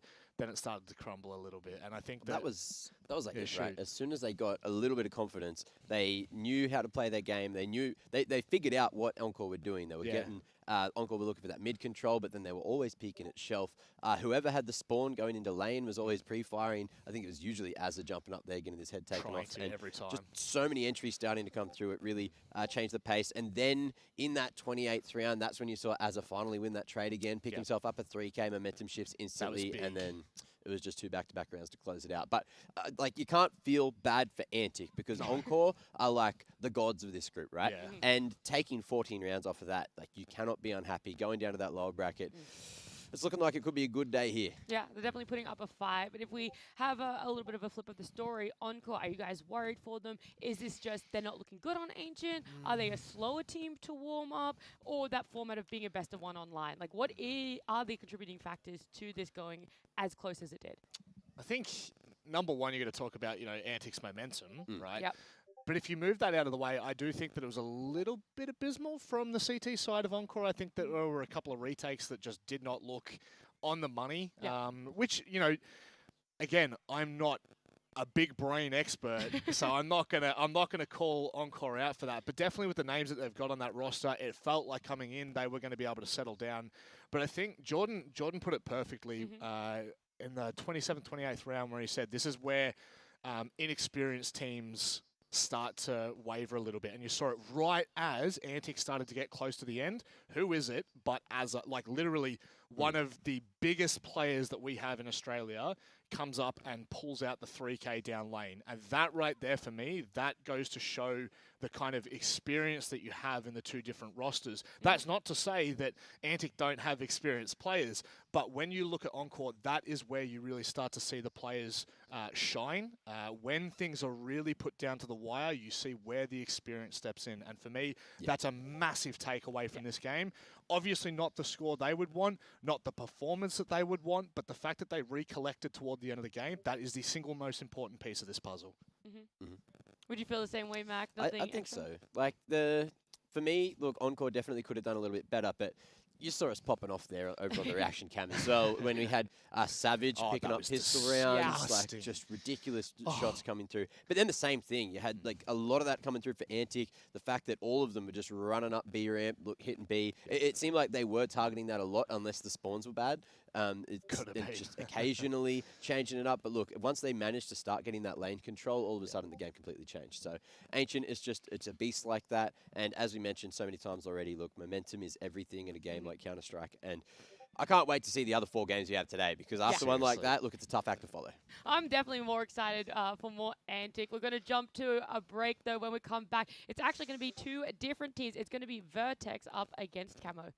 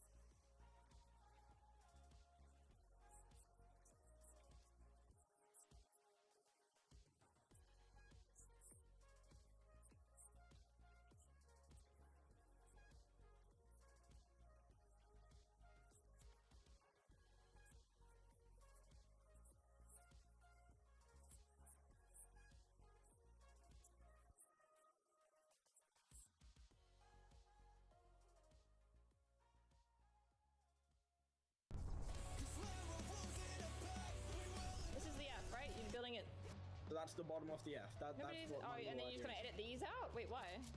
They're not going to see that. I'm building the F. I'm building the F. Trust. Yeah.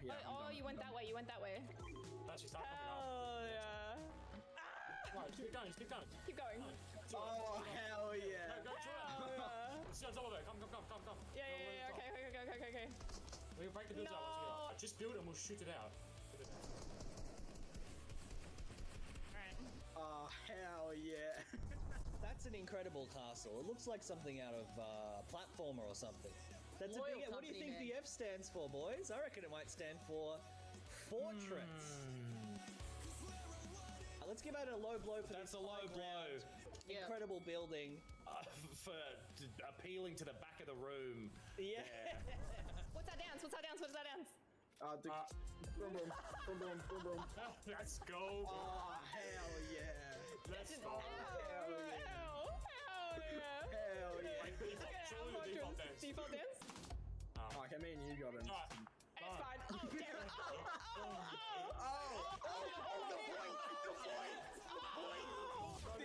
Let's die on our fortress. We'll die proud of our fortress. They're coming to look at our fortress, man. How do we not have a pad after so many llamas? Do they not drop in llamas anymore? Okay, I need to get down or else I'm gonna die. Come here. Just follow me, ready? Oh, the F is beautiful. The F is kind of like botched out one side. Man, that F's way too big. Look at this. Oh my god, oh, hell yeah. An F for fast speed. It's fast speed fortress. It's my thing. Are you grenading it?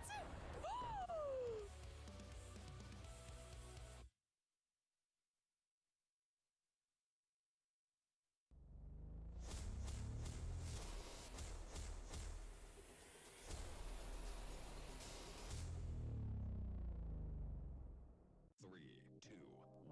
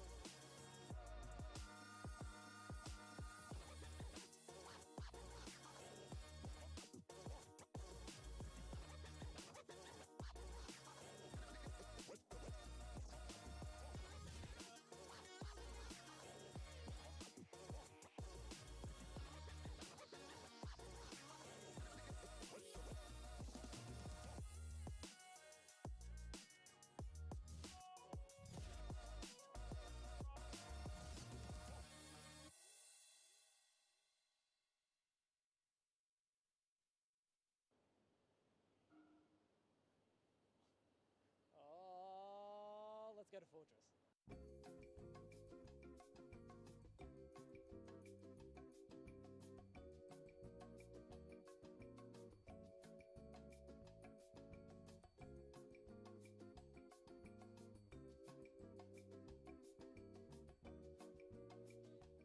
We're here in the arcade, which kind of rocks if I'm going to be honest. I broke both Mario Kart machines, and I don't know if anyone else can say that they've done that before. We got the drum machine, and then we have the hall over here. Wow. In the hall you can sit, you can play, you can eat, you can drink, you can have your fill. And if we come over here, gamers are hard at work trying to beat their high scores, so we don't want to disturb them. But here they are. And now come into the tavern. You can get a booth. You can play games. There's a guy, hey man. Hello. There's a guy with a loot, but there's people eating. Looks good. I'm sorry. You've got board games over there, which is so much. I don't know why I'm telling you, the cameraman knows, but you don't know. And you can sit. This is one of the many tables, which is just made of wood. It's just incredible. It's Mark Bonanno from I'm here at Fortress, and you're here at Fortress, and we're all here at Fortress. What the fuck is that?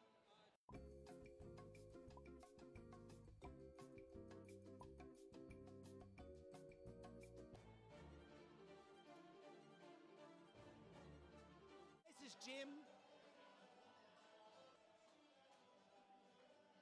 That's pretty good. What do you reckon of that? Should we go upstairs? Or do you want to see the toilet?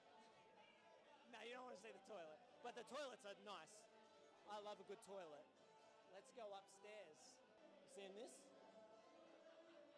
Where else are you going to see this shit? This is the escalator, which you can just stand on and it brings you up or down, your choice. And now we're going into the Alienware arena, where there is Alienware in an arena. The Alienware is a computer game company. They make computer, and this is awesome. This is like a 250 seat esports arena. Look at this. Look at this. Every seat has its own little. Oh, and then you got. Can I get on the stage? I feel like a regular Shroud up here. You might not get that reference. He's a gamer. I mean, this is ridiculously cool.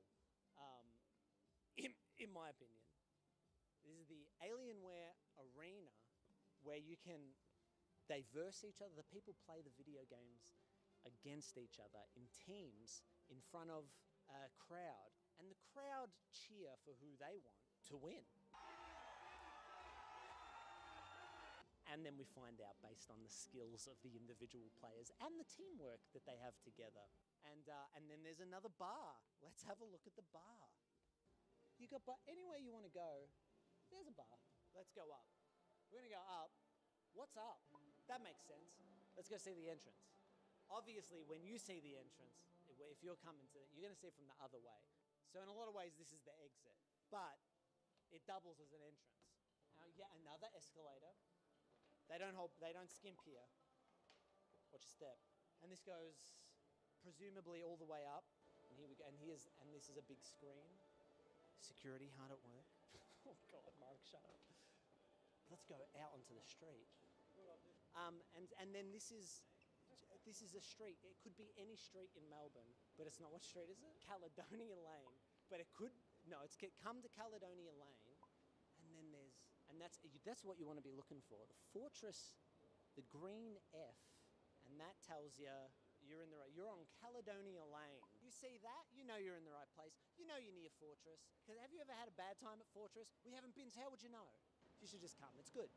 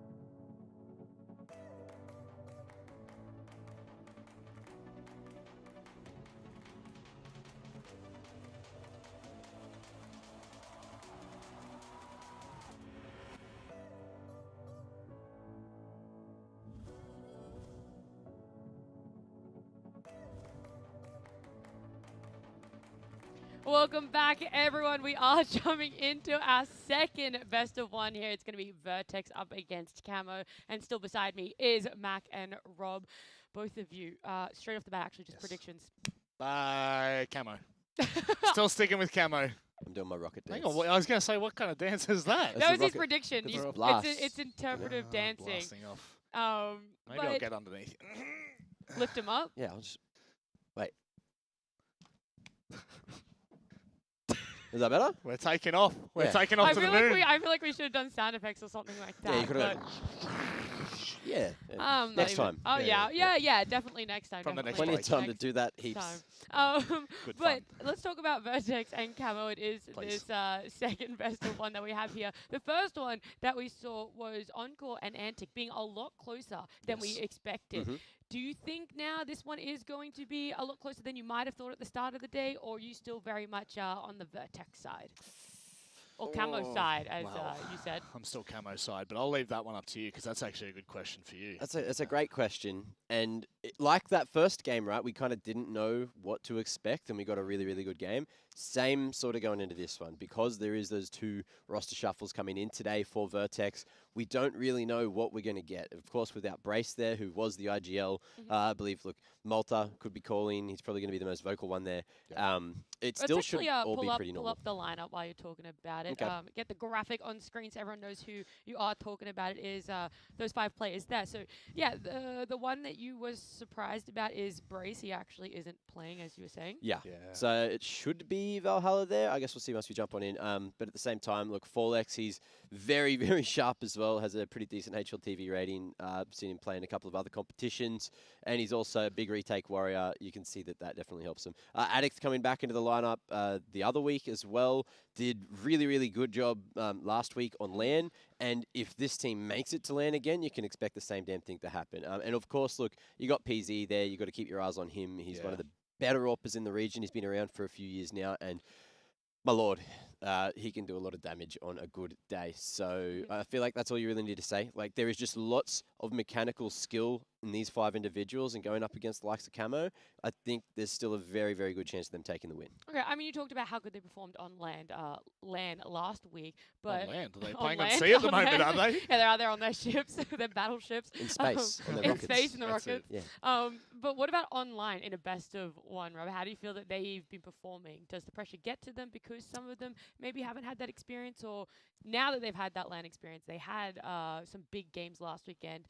They might actually be pulling out different things that we haven't seen before. I think that whenever you are talking about what kind of experience teams have, LAN just plays such a huge part because you obviously get to play in an offline era, and there's a whole air to it that changes you as a team and the dynamics, but also just being next to your teammates for that long and playing against some of the best teams that we had on offer in Australia for such a long time, that really does build a chemistry that I don't think you can really quantify by saying online, offline. But I feel like, the heads of this team, when you look at it, unfortunately, with or without Brace, you probably do look to PZ and Malta. And I think that both of those players have a lot of experience in these positions, and I'm going to back them in a best of one. Wow, okay. Well, let's flip over. Let's have a look at Camo, see who they're going to be playing with today, see if there's any roster shuffles going on. It's going to be Bogeyman, Cyanide, Covid, Nickers, and PDG. Dude, that's a photo and a half. Did someone, I swear to God, he's on a stool there. There's no way. There's no way. Look at him. He's looking down. What is going on? Just the angle of the cameras, guys. Let's not get into the technicalities here. All right. Despite the photos, then let's have a chat about this lineup, where you think some of their strengths might be. Bogeyman. Individually, just an amazing player. And every time, since Nickez as well joined this roster, it was like 6 months ago, I think it's sort of when it sort of started to come back into action. Star performer. And that was even before Bogeyman was there as well. So, look, Bogeyman joining that, it's just more firepower. Cyanide as well. Look, he's been around for a very long time, playing since he was 13 or 14, of course. Literally. Pretty much born into the industry. But because of that, he's actually grown a whole lot as a player, especially playing under the likes of PDG, who's got that world of experience as well. And Kobe, improvement, like over the last year or so has been spectacular as well. So this roster is just kind of like an experiment to see how all the pieces sort of work together. And they're really going to be tested today going up against Vertex, even if it is only the core 3 from Vertex. It's actually a good point. I think Cyanide might be our first homegrown esports, like little, I'd say experiment. You know what I mean? Like it's kind of, it was born into the industry and has found his own way in the industry after, the old CG days. It's kind of incredible. I love it. I love a good storyline. I do know that you guys had 2 players that you wanted to highlight as well, them being Nickez and PZ. Yes. For you both. Why those 2 players? What about that? Quickly, yeah. What's PZ stand for? I don't know. Perfect Zor. You really lost. That was really close. I could have gone maybe. any other way. Do you know what it is? No, I have no clue. You don't remember? No. Oh, well, his name, like back in the pugging days before he joined a competitive team, was Pineapple Zip. Oh, no. Okay, I was not close. How did you say I was close with perfect? There you go. That's a massive throwback. My God, I have not so heard he has that been name. playing for a long time and just changed it to PZ when he started playing competitively. Anyway, we're looking at him because they're the AWPers on the team, and they're both spectacular with that gun in hand as well. Yeah. I remember watching Nick Hez at LAN many, many years ago. He plays at such a low sensitivity as well, and I was like, how does this man make it work? But he does every single time. And then you're looking at PZ as well. He's got a whole bunch of online experience. I still remember back in the day, a lot of people were like, no, this man's cheating. But then he came to like a couple of LANs, a couple of little events, and just proved how sharp he was as an AWPer. And look, moving into games like this, depending on where we go for the map, it's going to be a very fun time, and you need to keep your eyes on these 2 individuals. Yeah, and speaking about players that have been around for a while, Nick has, I remember back in the 1.6 days, actually fun little throwback. If Nick is listening right now, he used to play with my brother back in the day. Okay. This is going back about 15 years ago, so I've known him for a very long time. For me, it's always been Well, it's kind of funny. Crazy. It used to have parental guidance to go to the old lands back in the day in Melbourne. But yeah, Nickez has grown so much. Like maturity wise, is one of those players that can 100% lead a team. More so from a mental state, even if we weren't even talking about a strategical sense. But like you said, he has been so sharp and so consistent for so many years. He is a massive, massive part of this roster that I don't think can be looked over at all. So I really am keen to see how Camo go in this with, this is a lot of pressure. This stage behind us is where... Yeah, sorry.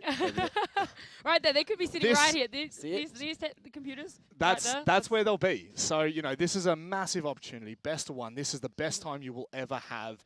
You need to win 2 best of 1s and you're there. That's as simple as it is to get here. Like, it's wild. Yeah, just win. Just win, and you win can be your playing at games. those computers. Yeah. But if you're in the audience, it's actually easier to be down here than just winning. You guys can put in !LAN in chat. It will take you guys to go and buy some tickets, and you can watch all the players doing what they do best right here, right behind us, and also just enjoying it with a bunch of other CSGO enjoyers. Chats.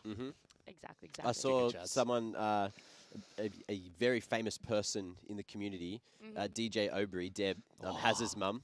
Yes. She confirmed on Twitter that she'll be coming down next week as well, so I can't wait to meet up with her. But look, more people here, the merrier. It's going to be full. It's going to be fun, and we're all going to be here to be screaming at the players with you as well, because, In a positive way. Why not? Oh, yeah. Sometimes. In a neutral way. No You'll bias. have to be here to find bias. out. You'll have to be here to find out. But let's look forward. We've had a little bit of a history lesson with these lineups with some of these older players. But let's look forward. Let's have a look at the map videos. Let's see where these boys are going to be going, where they're going to be playing on. For you guys, where do you think is the most even footing for Camo and Vertex? Oh, that's a tough one. Of course. I have to ask the tough question. Yeah, Ancient? you do.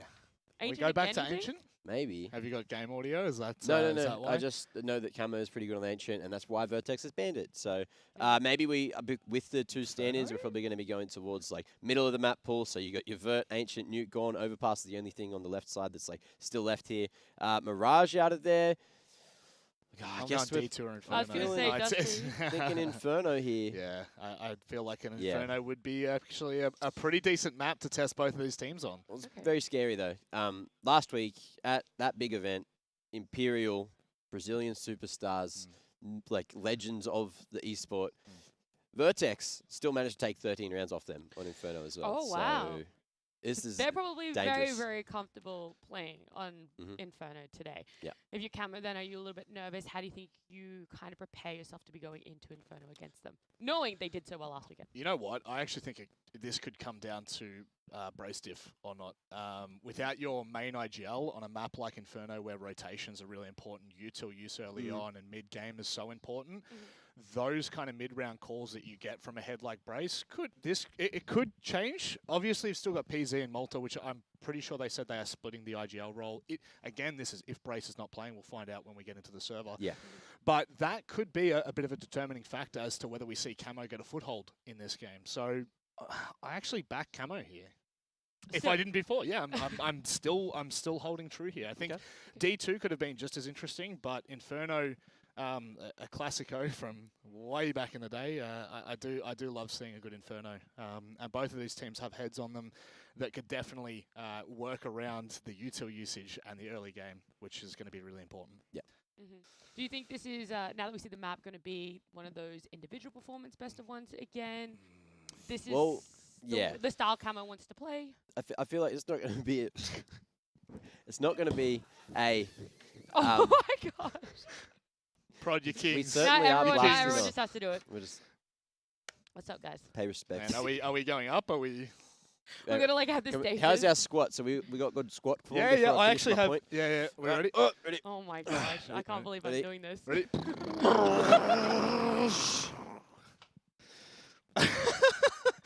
I've done some wild things on I'll get us back on track. Anyway. Back to CSGO.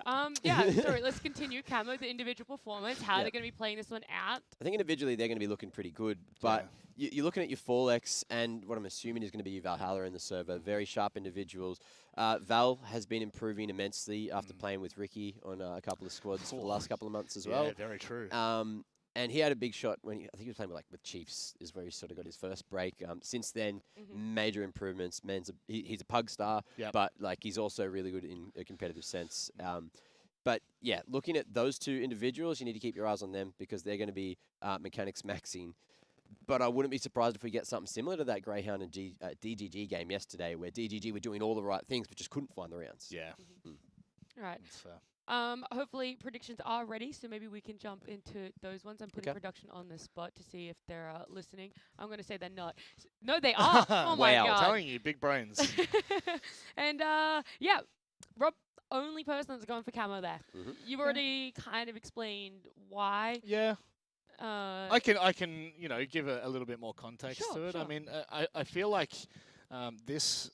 Just Camo in particular, I know Vertex are in a really tricky position, obviously, without mainstay player. But this is a really big opportunity for Camo to kick the door down. I think this might be one of the big opportunities they've had as a 5, core 5 to play in a tournament like this. So this is the best opportunity. Again, if we were talking about the likes of Antic last game, for Camo, this is a huge opportunity. This could push them into a completely different conversation at the moment from Tier 2 CS into, hang on a second, we now have another team knocking on the door of top 4 in OCE. So this is one of those games where I'm like, we could well see it. Ooh, this is weird, right? Because like arguably Vertex, they are 3rd.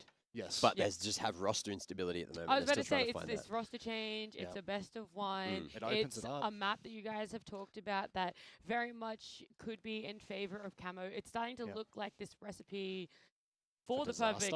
Oh, okay. I mean, depends on. I was going to say the perfect concoction for Camo, but also potentially disaster if you're a Vertex fan. So, what are you hoping Vertex really kind of nail, and where are they really going to have to bring their strong suit to not allow Camo to run away with it? As a play-by-play commentator, basics. Keep things at a basic level. Don't go too complicated. I think without you're the head of the team, I think it's really important to make sure that you're not overcomplicating things, especially on a map like Inferno, where smokes are so important. Your molly placements are so important.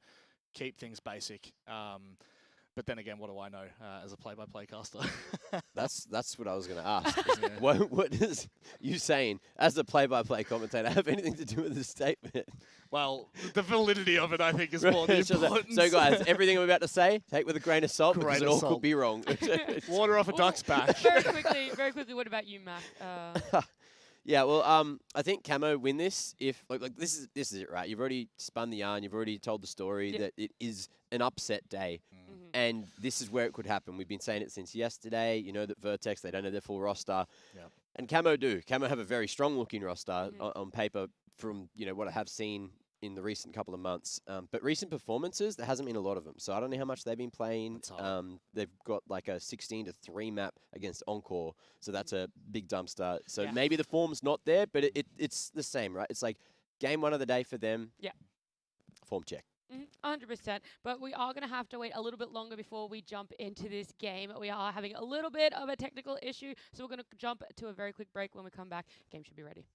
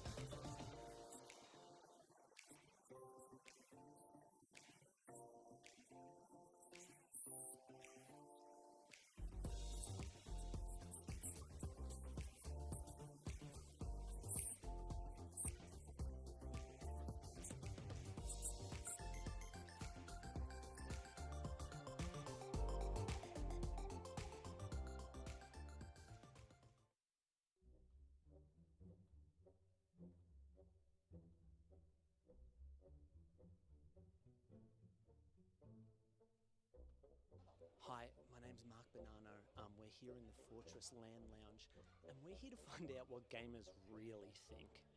Let's see if we can find out. What are you playing? Do you like? Are you having fun at Fortress?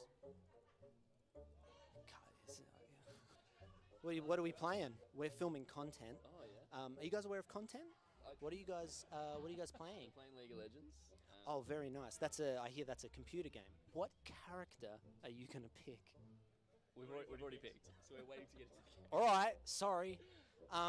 Jesus. So now, what are we waiting to get into a game? Yeah. We're waiting. So Waiting for the toasters to run. The toasters? Excuse me? The slow computers. It's the other people. Oh, it's the other people's computers. Yeah, because these are good computers. Well, let's make that clear. We got Alienware. Yep. I love these ones. They look like they're gonna fuck you. All right, good luck. Good luck. Thanks, mate. Good luck with the game. I hope you guys win. I think you have to get to the other side. You have to get the other team's tree. Is it a tree? Is it a tree there? It's basically a tree. Is it basically a tree? We're gonna invade now. And you're clicking. Oh, look at you boys click. I'm so impressed with all the clicking. Oh my goodness gracious. All right, boys. I wish you the best of luck.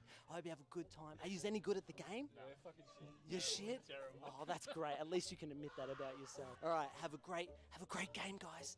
I'll see you guys. Auntie Donna and the Magical Dead Cat Tour. It's March. I'll see you guys in March. See you guys. Let's get out of here.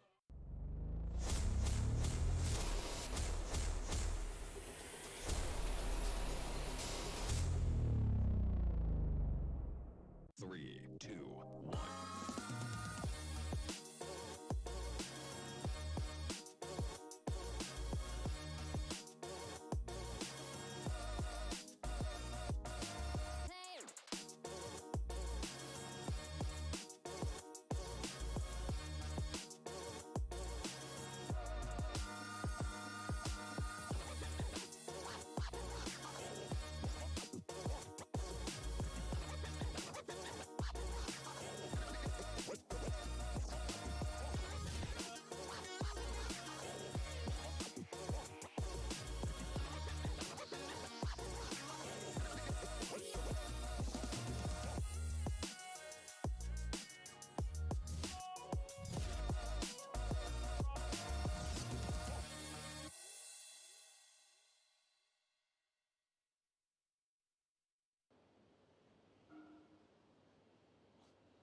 Oh, let's go to Fortress.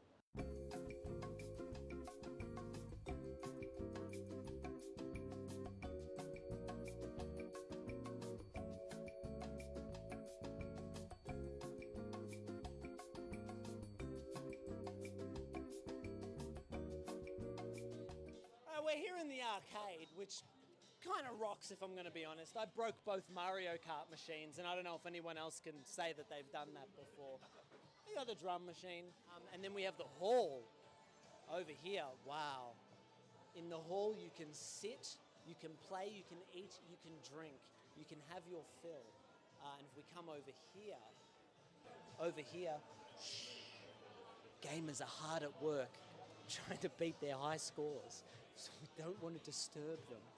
But here they are. And now come into the tavern. You can get a booth. You can play games. There's a guy, hey man. There's a guy with a loot, but there's people eating. Looks good. I'm sorry. You've got board games over there, which is so much. I don't know why I'm telling you, the cameraman knows, but you don't know. And you can sit. This is one of the many tables, which is just made of wood. It's just incredible. It's Mark Bonanno from I'm here at Fortress, and you're here at Fortress, and we're all here at Fortress. What the fuck is that?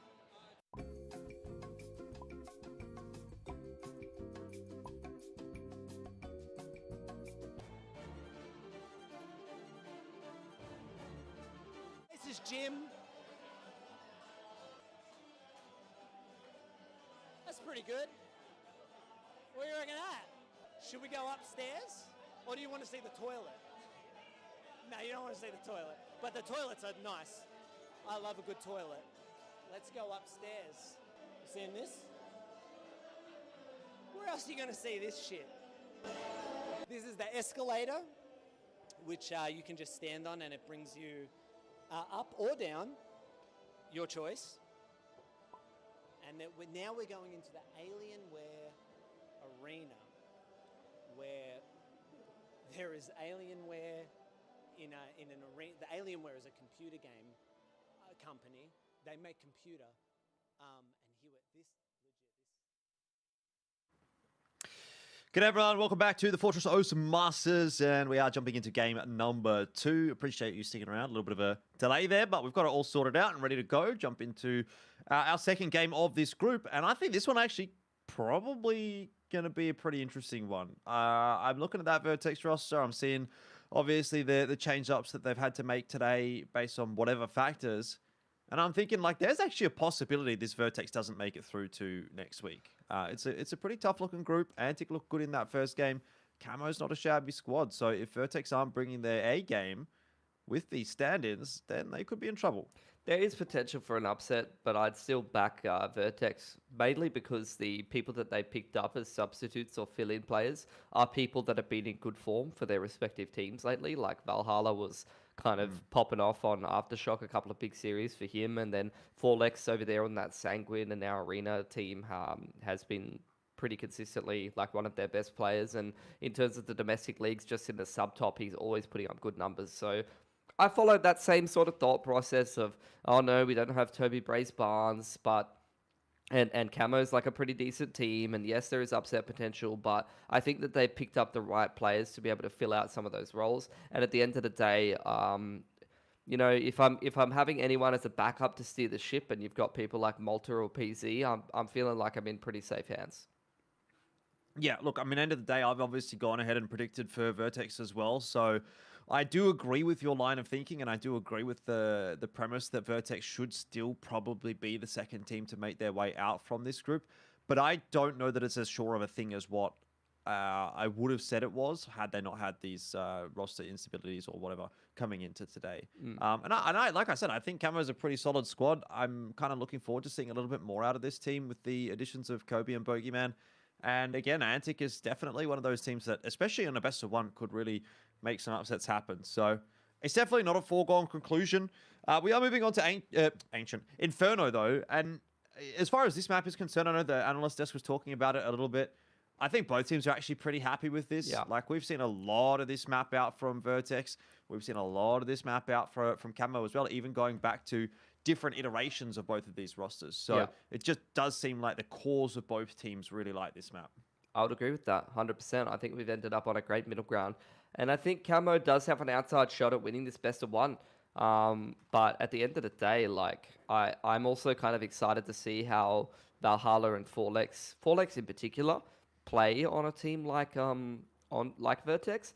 And actually, I think that for this Vertex roster to have success, I'd actually really like to see Valhalla and Forlex given roles they're comfortable with, because they're quite good players at the moment in terms of their form. I actually don't want those players to be filling the gaps. I'd probably say I want Addict in a position he's reasonably comfortable in, and PZ is going to be in the all positions, but I think if Malta could kind of facilitate, because I think Malta is quite a flexible player in terms of his skill set, if he can facilitate a little bit more, I think the core of this team is still a scary looking team. Like, if this was Vertex's lineup, I'd look at this lineup and be like, hey, that's pretty good. Yeah, definitely. With that said, we'll have to see how it pans out today. They are going to be starting on the CT side of Inferno. No defuse kit invested for Vertex. So again, it's just going to be that full pistol and armor setup. No util either to throw behind it. Which is going to give Camo the run of the map for the early stages. Couple of P250s dropped over to the armored players. Nikez looking for a pick up on towards Banana. Kobe prodding mid. A lot of players for Vertex set up on dig side. Starting to get the boys creeping through apartments, and PDG's got that one flash ready to send over chimney. See how sharp PZ is feeling at the start of the day. He recognizes there's a lot headed in his direction, so he'll just back up, allow Addict to take that second contact. It's not too bad for Vertex, but they're going to need to get a bit more done. Forlex, the sub into the roster, has said, hey, how you going? Consider this one a trial game. I've been saying it for a while. This guy is ready for a move up. And this is the reason why I still predict Vertex, because like both Valhalla and Forlex are very, very strong fraggers. Like, it's not like they just, you know, were scraping around the bottom of the barrel looking for a couple of players. Oh, just get old mate, you know, Joe. He's a bit washed. He hasn't played in a couple of years. Not sure if he's sold his monitor or not. No, they got like some very, very good informed players.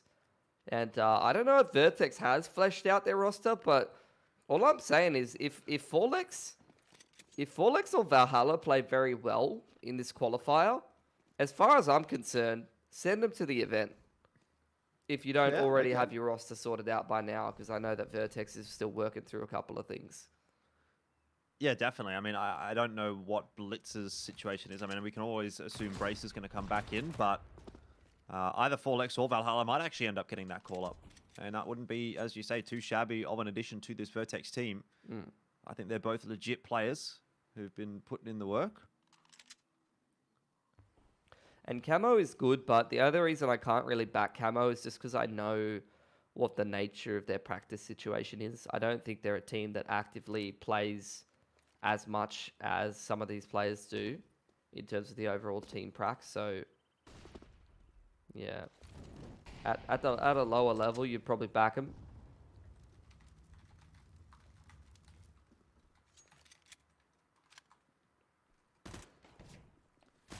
Forlex in a good spot to make use of the UMP. Not a weapon we really do get to see all that often these days. Maybe for better rather than for worse. That's a really effective round from Vertex so far. Not a single gun loss, and it doesn't look like they should lose one. PDG, though, sharp as ever. Was able to at least deal with Valhalla. It was just the MP9 that gets dropped, though, so not a big deal. Yep. Should be more or less a bit of a bonus. Would even consider maybe just throwing that P250 over to Valhalla, or maybe PZ holds onto that P250, but no, they're going to upgrade. An extra A1S does get purchased over. What's the investment here for Camo? Looks pretty good across the board. Should be all AKs. Even a Krieg for PDG instead of an AK, so that's a bit of a throwback I haven't seen for a while. Let's see how they approach the map control protocols here. Smoke over towards dig side. We saw them do this in their recent domestic league games. They love a quick dig side smoke. Not something you see from very many teams, and it forces, when you're playing that 2A setup, it forces you to go and get information over there. And you can see Addict, he throws a molly jungle side because he's like, what the hell? They threw a dig side smoke like 5 seconds into the round. They're trying to like wrap fast jungle. I'm very confused. And honestly, it's paid for itself at this point, I think. Yep. With that said, PZ's now been able to clear it out. So no harm, no foul for Vertex. They do regain a bit of control of brackets. Not fully, but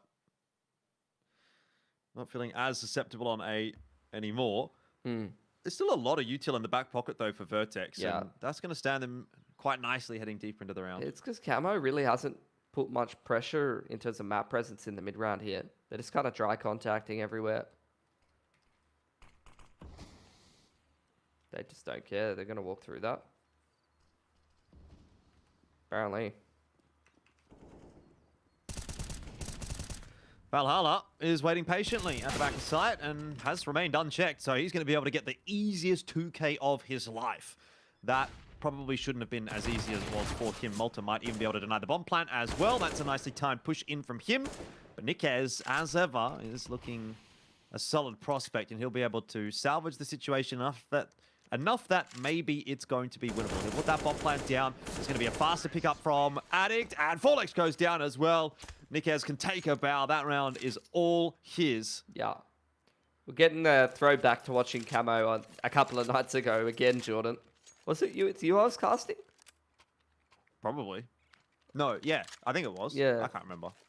Was it like that Nikez game on Overpass where he just like Yeah. And he had like a handful of rounds where he just killed the whole enemy team. And Camo was like, yep.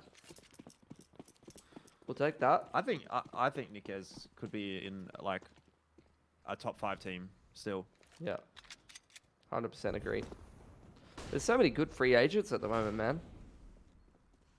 Indeed. That's why we were excited about that Aftershock team, you know? Yeah, I mean, everyone talking negatively about AUCS at all times, but it seems to actually be puttering along quite nicely, I gotta say. That's an interesting opening pick that'll go the way of Malta. He has been able to retrieve a Mac 10, which is not the greatest of prizes, but gives Camo a bit of pause for thought.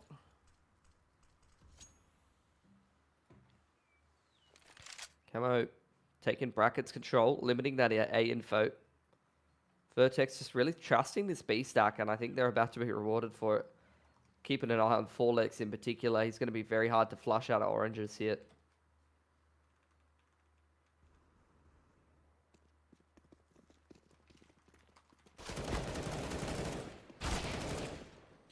Good entries from Petey. Spins around and gets himself a double.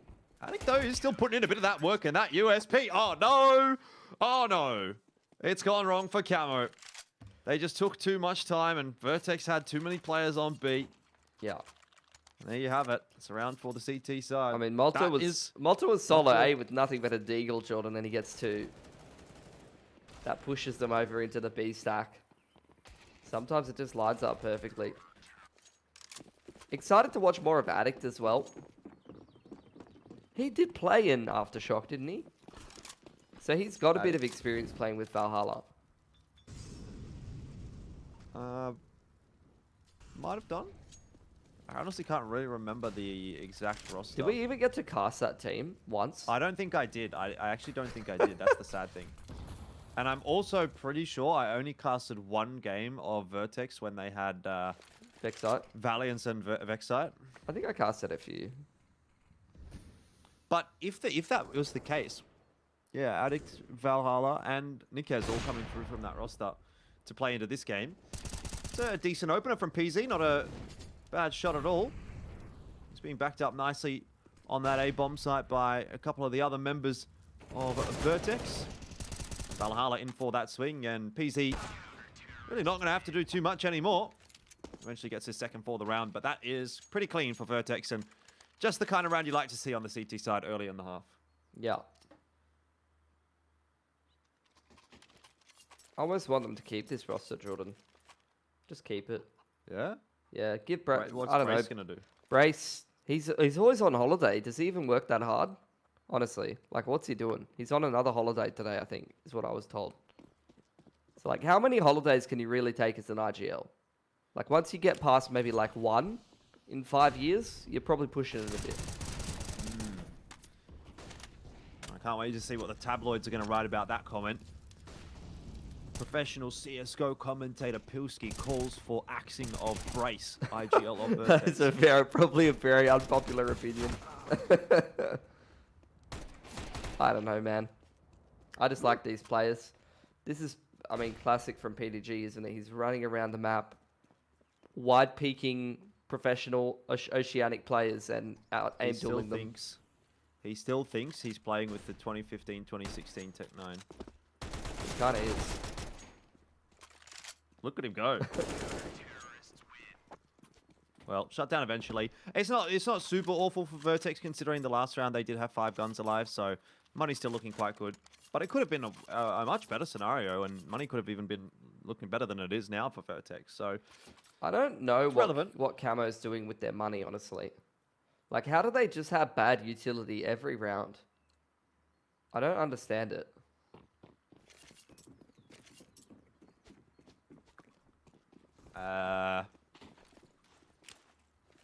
I don't have the answer for you. I was really hoping you did. In previous rounds, I guess. Putting a little bit too much in. Look, we're 1 minute 40. They've got 2 smokes to work with the rest of this round. They've already just been dry contacting everything, and they're going to have to do it again. They don't even have good enough nades to retake Nana at all. You don't need smokes when you've got Nikez, all right?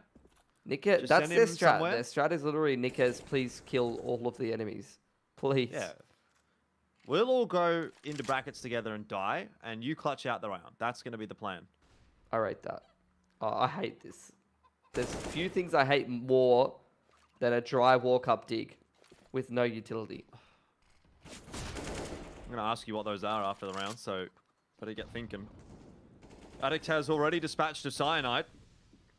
And And it's a double pit setup as well, which is going to be really tough to break when you've got absolutely no util at all. Okay. Unless your name is Bogeyman, and he's going to be able to do that. I guess that's how you do it. Guess I don't know anything about Counter-Strike. My bad, guys. I'm actually surprised it's taking you this long to realize that. You don't need utility on T-Side Inferno. It's overrated.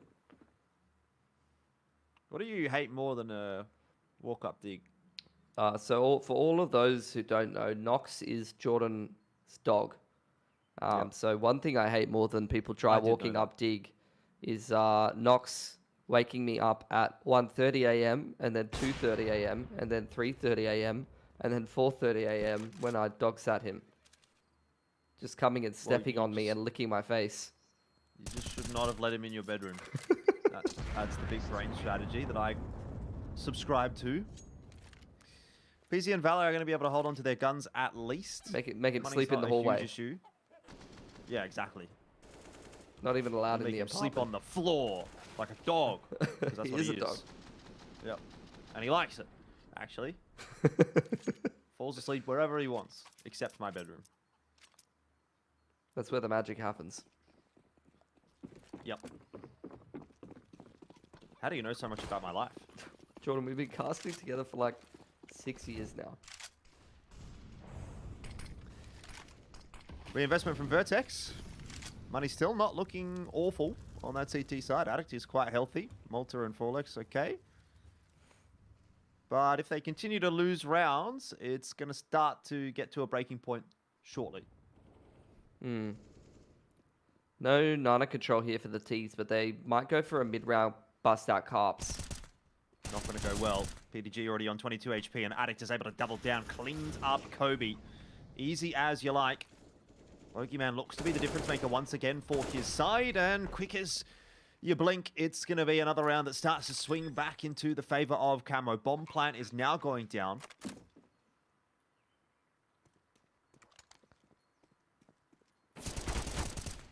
Malta's making a lot of noise, but he's going to round that corner and win the duel pretty comfortably.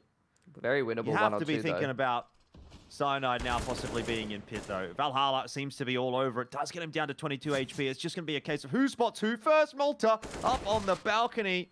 He was spotted, but Cyanide thought he dropped off.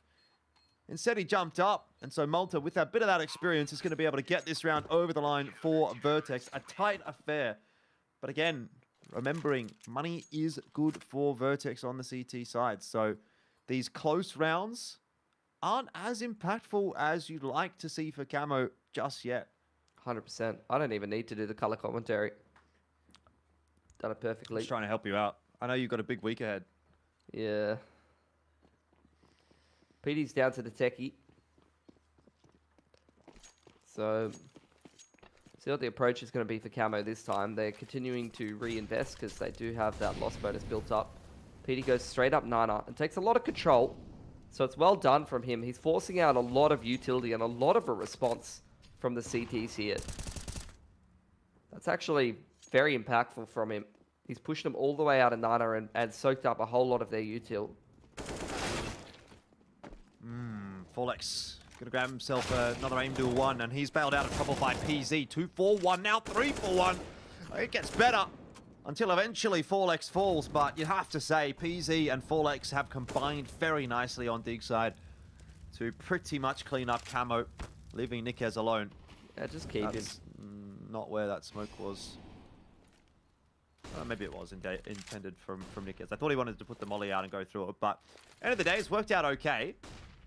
Got a bit of util. He's tossed it all in onto that bomb site, but he's really trying to isolate that 1v1, and kind of does to an extent, but Malta proves to be a little too solid this time.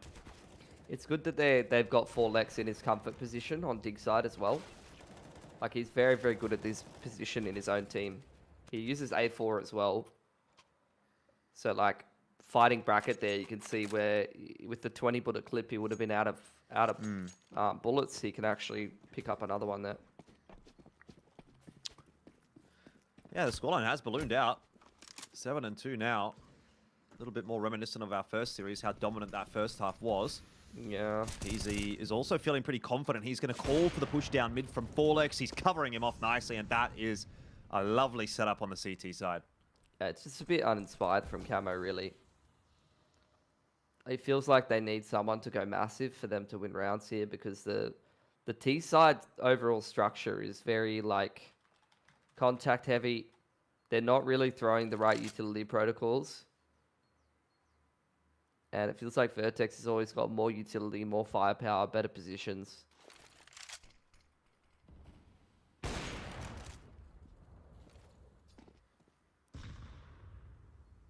And the sharper individuals at the moment as well. It's been a really, really solid day, actually, individually from all of the Vertex members so far.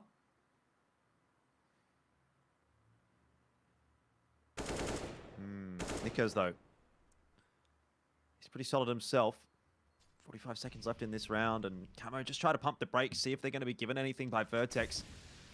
Does not look like that's going to end up being the case. This defense is looking way too solid, and they don't need to do anything risky at all. Malta, he's spotted the shadow. PDG is done for. That's the bomb as well. And unfortunately, the House of Cards starts to come apart for Camo. Nikes, he'll do a little bit of damage before he goes out of the round, but nothing substantial enough to trouble the scorers. And now we're at an 8-2 scoreline. Vertex actually starting to build that money back up again after suffering from some tighter rounds a little bit earlier in the half. Yeah, that was a clean one.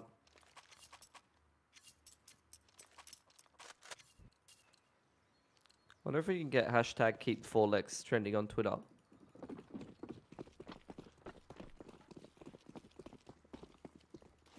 You're going to need to come up with something a little bit catchier than that, I think. What?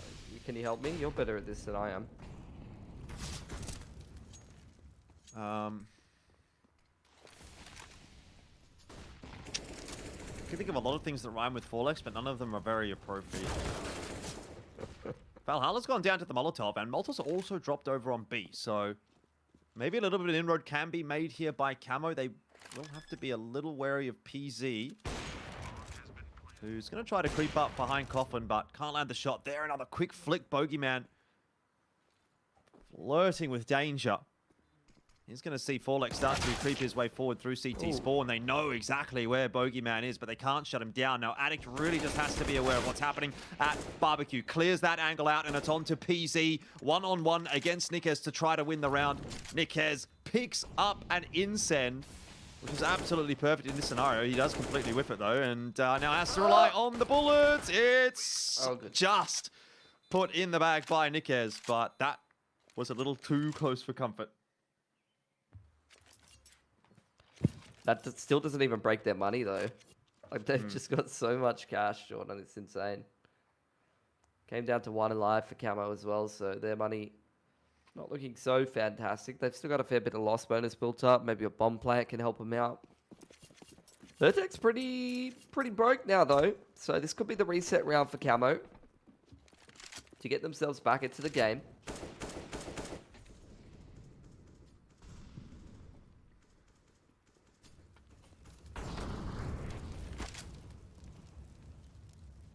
I think Alex heard a lot of that burning.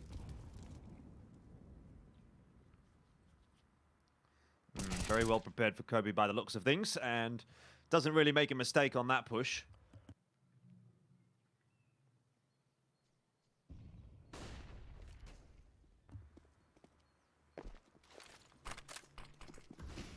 Nicely timed smoke out from Malta as well. He's just going to keep Camo at bay in sandbags. Does feel as though Vertex have been reading this play really well so far today. Yeah. Camo's trying to hit very like contacty plays or very sharp timings where they can kind of explode into the site, and Vertex is just having none of it really.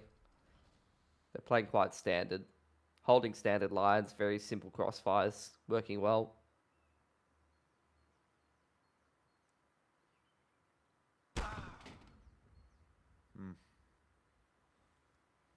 Camo are not making this one easy for themselves.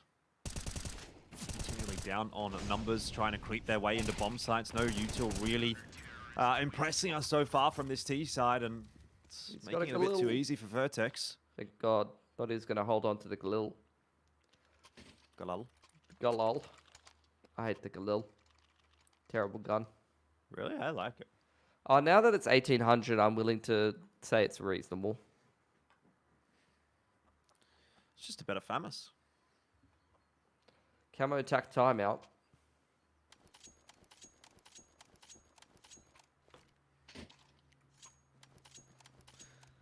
Give Nikez AK. I think that's a good call. Yeah, he has been that shining light of hope for Camo, hasn't he?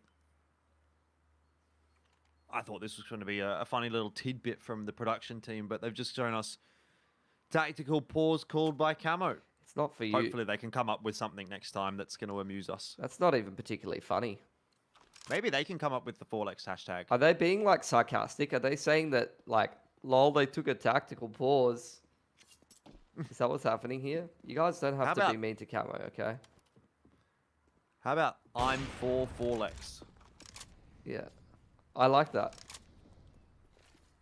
PZ, I like as well. Having a good half so far with the AWP.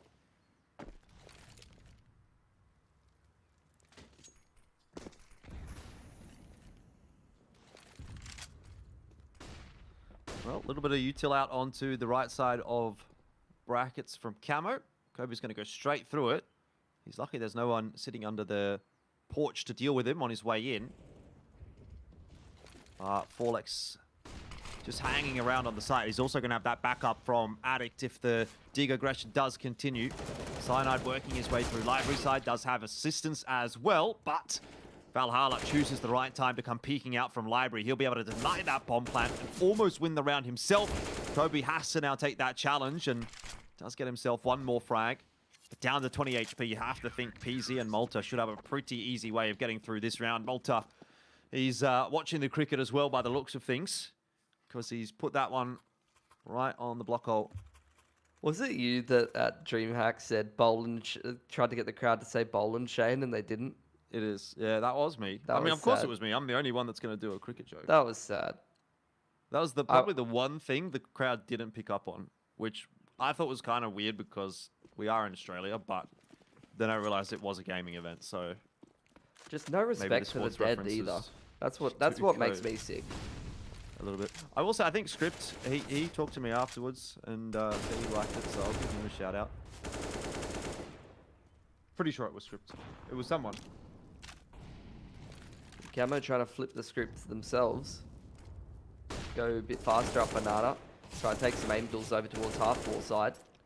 I wouldn't be taking aim duels if I was Camo right now against Vertex. Can we keep Valhalla as well? 6-man roster. 6-man roster. So Brace does get to come back. Yeah. Maybe. I don't know. I haven't decided yet. I like all of these players too much. We could just kick Malta. It's been a long time coming, hasn't it? It's been done before as well, is all I'm saying. Yeah, I think we need to get a bit more creative in the writing room, Jordan. I just know that MC wants to play Rust again, and, you know, we need another member for the Rust team. And Malta, like, he kind of dogged us by going back to playing CS, so just want him back, you know. 11-3. Could be 12-3, the way Vertex is going at the moment. Like, this could be even more of a clean win than what it looked like Encore was going to get in their first matchup. They're all within 3 kills of each other. Vertex. Like, there's just no weak point. There's no weak point on the map. Well, bit of pace out maybe from Camo in this round is going to be put to a stop by that molly. They just have no utility. Him everywhere. Like, it's just basic utility out of Vertex and they have to stop. Well, it's not good, is it? Because Vertex are on fire at the moment. You cannot just be walking in and taking aim duels against these guys. They're going to win every time. PZ even gets that one done. Like, you know, if that's not another example of it. I mean, 12-3 though. He just gets a 4K on like on pretty basic angles because Camo just does not buy flashbangs. No flashes, no utility. They're just trying to run a Congo line at him and hope that he misses. And PZ don't miss. Yeah. Vertex look like they've got this one wrapped up pretty comfortably, but you never know. CT side pistol going to be very important for Camo.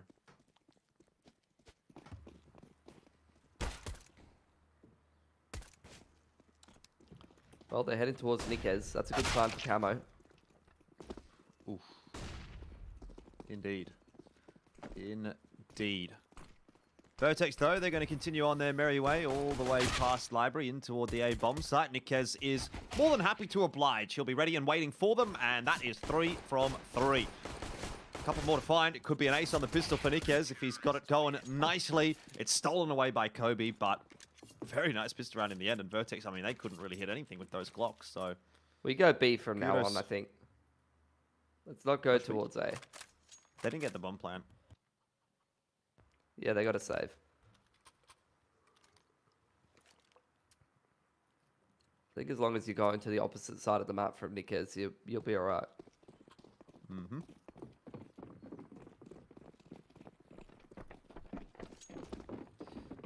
What's the plan this round for Vertex? Oh, they're going to chill out on the bridge. The bridge chat. Something about London Bridge, Queen Elizabeth. I don't know. I wasn't listening. Build a bridge. Build a bridge? I think. Yeah. They're telling Camo to build a bridge. Get over it. First half didn't go very nicely. So hopefully Camo can actually build a bridge and get over it, because otherwise they'll be getting knocked down into that lower bracket to face an Antic who do look pretty warmed up. Yeah, game by game, I'm learning more about each of the teams' form. And looking at Antic, I was worried for Vertex. And now looking at Vertex, I'm worried for Antic. And what about looking at Camo? I'm worried that Nikez is on the way out. Where would Nikez go? I don't know. Just make another team. There's so many good free agents, man. Make 2 teams. You can make 2 teams out of them. Look, Jordan, you can be a GM and I'll be a GM. Okay. Who's your first pick? Greyhound. Who's your first pick? I've already picked Greyhound. You can't pick. I'll take Encore, I guess. This is the problem with our scene. I'm happy with that, I guess. Bad luck, Mr. Greyhound. I think you've lost your job. We'll rename the team... Jord Ground. Elfhound. I don't know. That sounds kind of cringe. Anyway, Nikez, he's in a good spot to do a bit of work here. PZ did look for him and actually found him in the end. So we are back to 4 on 4. You've also got Val kind of lurking his way up the banana, seeing what he can get done. It's drawn a nice enough rotation across to the A site there, Vertex, but Camo still have the spider sense tingling. Yeah, Cyanide's still got a smoke to drop, so with only 1 flash to kind of scale out of the smoke here, it's going to be hard.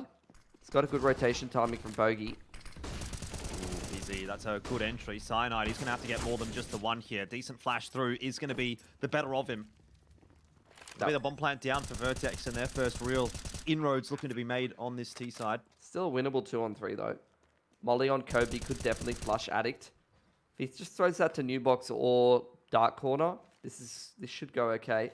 He's even found a smoke for Nana as well.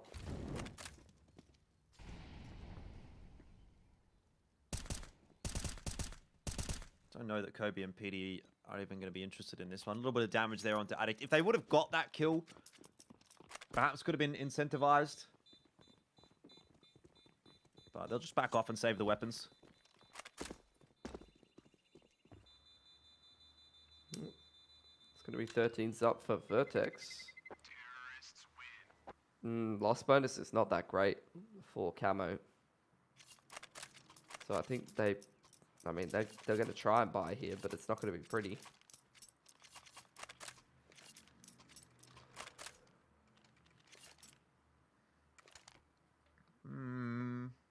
There's a decent enough spread of util. Kobe's been tossed an extra incen. Tosses his back away. Not sure what's going on there, but off we go.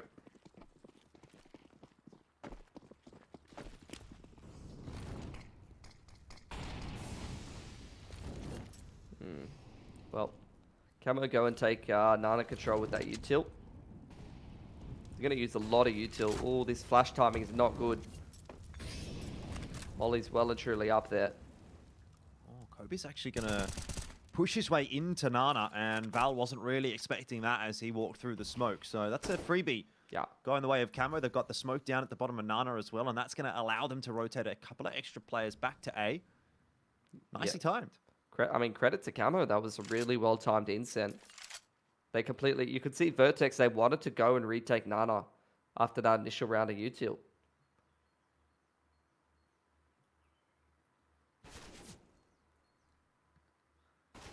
Critical aim duel right now for Kobe. If he does drop, it would be a big problem. But he'll wisely just back away. Does give control of sandbags over to Vertex, but they don't really have a huge amount of time left in this round to work with. And already, Camo are starting to make their rotate happen over towards B. This should be a CT round. Somehow that player on the site hasn't been dealt with either. Kobe gets away with a lot. He's still alive. USP's out. He's got 2.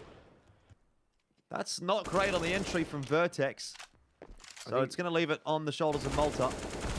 Ooh, winnable 1-on-3. Traded out by Bogey, though. It looked like Forlex gave up on life there.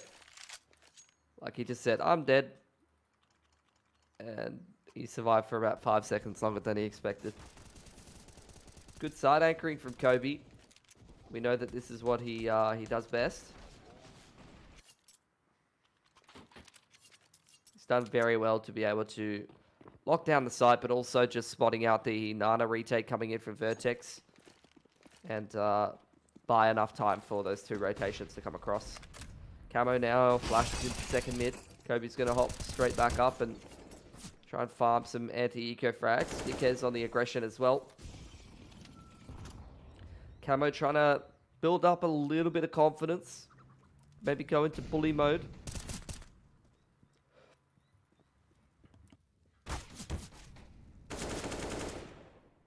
I don't know if you can be in bully mode when you're down 13-7.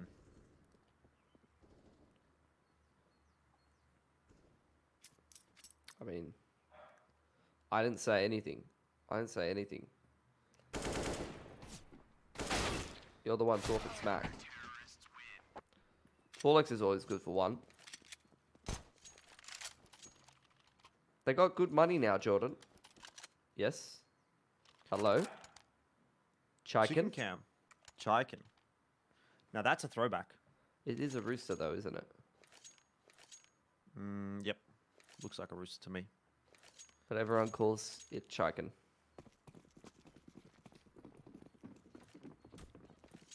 Kind of miss how scuffed things were back in the early days. Do you want to add some context to that, or? What, you don't remember Chiken? Oh yeah, with the at the major. Yeah, just like randomly. Yeah. Coming in the server. Yeah. Yeah, like that would never happen these days. Yeah. But there was sort of like someone would an lose element their of job charm. for that these days. Probably.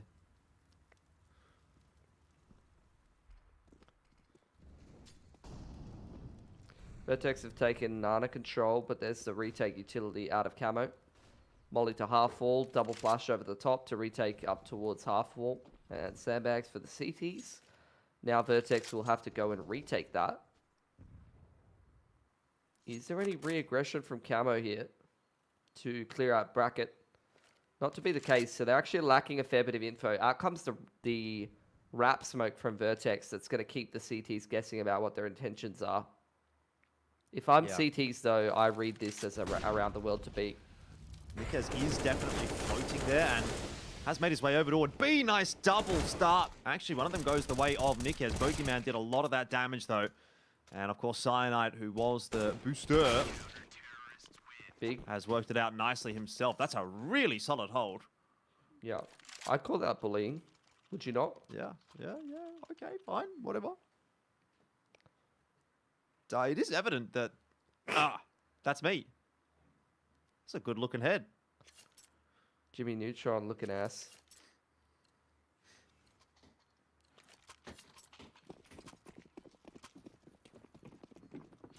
Yeah, Jimmy Neutron's a good-looking fella.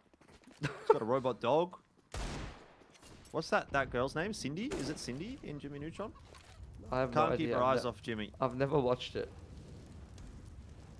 Really? Yeah. Missing out. I do love Cindy, though. maybe I'll see. Well, I was going to say, these T rounds are actually looking pretty hard to come by for Vertex at the moment. So yep, we may be in for another very close map. Manic might have been right on the desk about the brace Manic diff. might be right. Yeah. Thank God it's not my job to talk.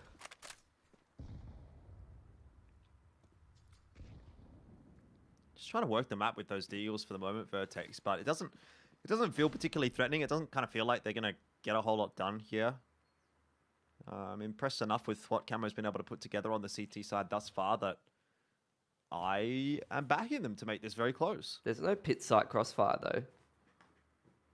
We're playing graveyard site. Never mind. I forgot Nickers exists.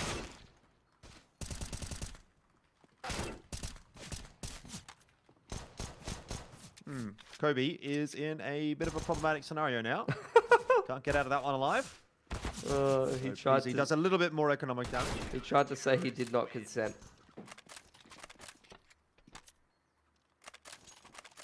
3 alive for Camo. It's going to help him build up that CT money. I'd say the money's going to be looking pretty fantastic by now. Hell yeah, look at that. 2+ K on all the boys, 7.7 on Cyanide. That's a good couple of buys back to back. Vertex have got their work cut out for them, but the problem is they have got such a round lead at this point that their loss bonus is going to start picking up, and that's where they're just going to be buying and buying and buying. It's also sort of in a position where if Vertex actually do like win a couple of rounds and break the econ for Camo, that's going to be the perfect time to just close the map out. So it's only going to take another 5 minutes here for Vertex if things go their way. 1 for 1 at the start of the round is not too bad for the T side. God knows how that grenade has not done any damage.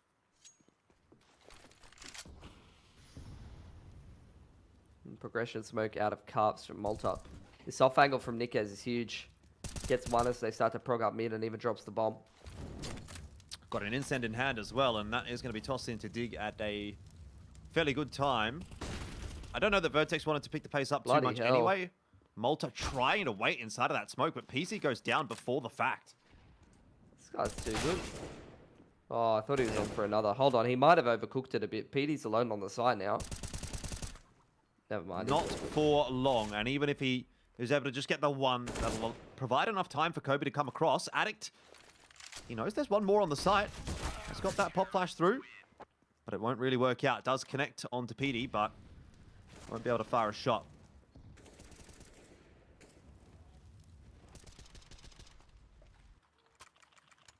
Nickez continuing to cause problems for Vertex.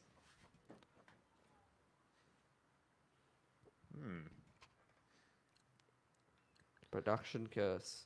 Prod does love the comeback curse, don't they? They tried it in the last game as well. They're on the double digits now. They broke that T-side money. Someone's having a domestic outside my house right now. They love a home broadcast. Once again, another solid start to a round for Camo. Full Nana control. They've got the opening pick. Oh. Malta is, though, going to take the head off of Kobe. He's got an AK now. PD, though, is not afraid. As much as I've watched Camo, I'm pretty sure PDG is not afraid of anyone or anything. He will wide swing. If you put PDG in a 1v1 against Simple, he will wide swing him. And he might win the aim duel. You just never know. You never know. You know, we will never know because I find it hard to imagine there will ever be a scenario where Simple will play a game against PDG. That would be something, wouldn't it? That would be. That really would be. Anyway, off we go into round number 25. Starting to get a little bit tight now. I think it's a little bit too close for comfort for Vertex after such a great first half. Gonna go and try and take bracket control here. Apply some pressure towards the A side of the map. Might be a tower boost over near this jungle smoke. You can see that Camo want to contest. They're spamming through the smoke, not really connecting onto too much. Malta goes straight through, almost doubles up. Yeah, knew they were on the reload. really a nicely timed piece of aggression from Malta, and it works out for Vertex. They've cracked the nut that is A. And it's not a good time for Camo to be dropping around here. It's definitely not the end of the map, but it will put Vertex one step closer. Thinking about the save here, for sure. Haven't really seen Camo mixing in the AWP too much, and this is not a map where you necessarily need to. I think it is one of the kind of weaker points of this roster is that they don't really have a fantastic primary AWPer, in my opinion. They have people who can kind of use it, but no one that kind of specializes. Yeah. PZ finds Bogey. 14's up for Vertex. And look, if Vertex picks this one up, I think all of the rest of the games in this group, outside of maybe against Encore, should be relatively close no matter who's playing them. Well, yeah, I mean, you'd say that, but even the game earlier today would indicate that maybe Encore is not going to blast through this group in similar fashion to what Greyhound was able to do yesterday, for lack of a better word. Maybe.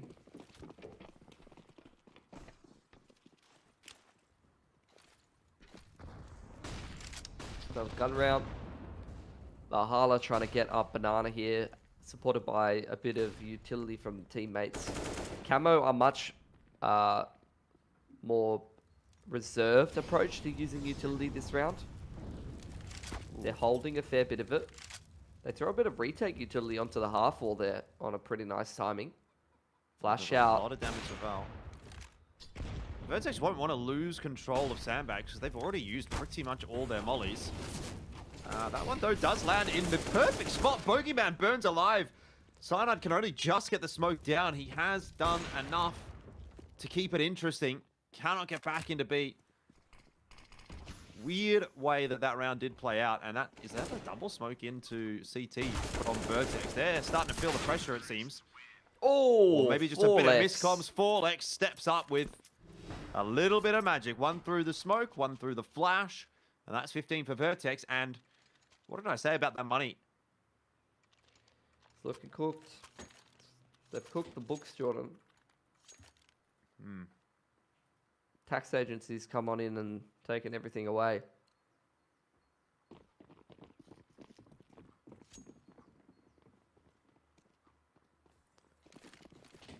Only 2 rifles to get through this last round for Camo. Look, they fought back a fair bit. Good couple of rounds from them. PC goes straight up middle. Full confidence. Just posts on that jungle line.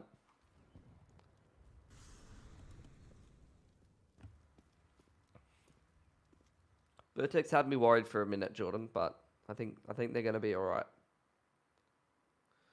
Yeah, I think so as well. This will be a tough one to come back from for Camo. They would really need to pull off, pull a rabbit out the hat this round and obviously then continue from where they left off. And PDG, he knows a rabbit or two. And he's found one in his hat. But might need more than that. Would be feeling a little bit scared if I was Vertex rolling around the corner at that deagle. In the end, though, PDG does fall over. 2 players in pit. Chances for Cyanide and Bogeyman. And they've held on to both. This is starting to get a bit interesting. Camo are not prepared to go down yet. Ballsy bomb plant. Valhalla gets it done. Vertex are able to get off the bomb side, at least in the case of Valhalla, which is critical in winning this round. Nikez will go through the smoke in just a moment. He's found the timing, though. 4Lex has looked away, and Valhalla goes down as well. Camo win the round, and the game is not done yet. Nice shot from PD to open things up, and then that double pit setup. They're all good for one on the pistols. And then Nikez just beautiful in on the retake.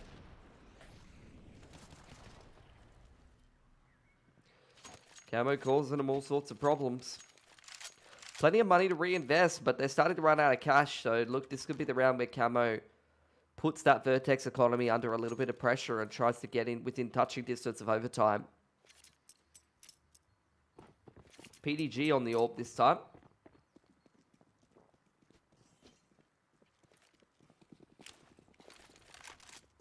I think he's taking that over to Carpet's side. Oh, that's a good util combo. Forlex is almost dead as well.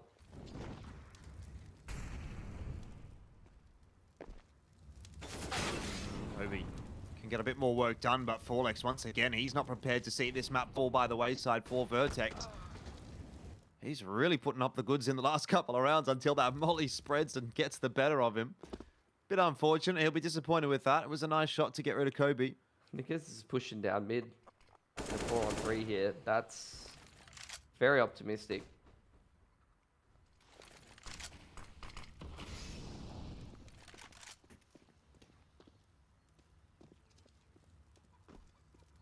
It's definitely winnable for Camo, but it's going to have to come down to Bogeyman stepping up large right here. And now that's already a good frag on the Addict.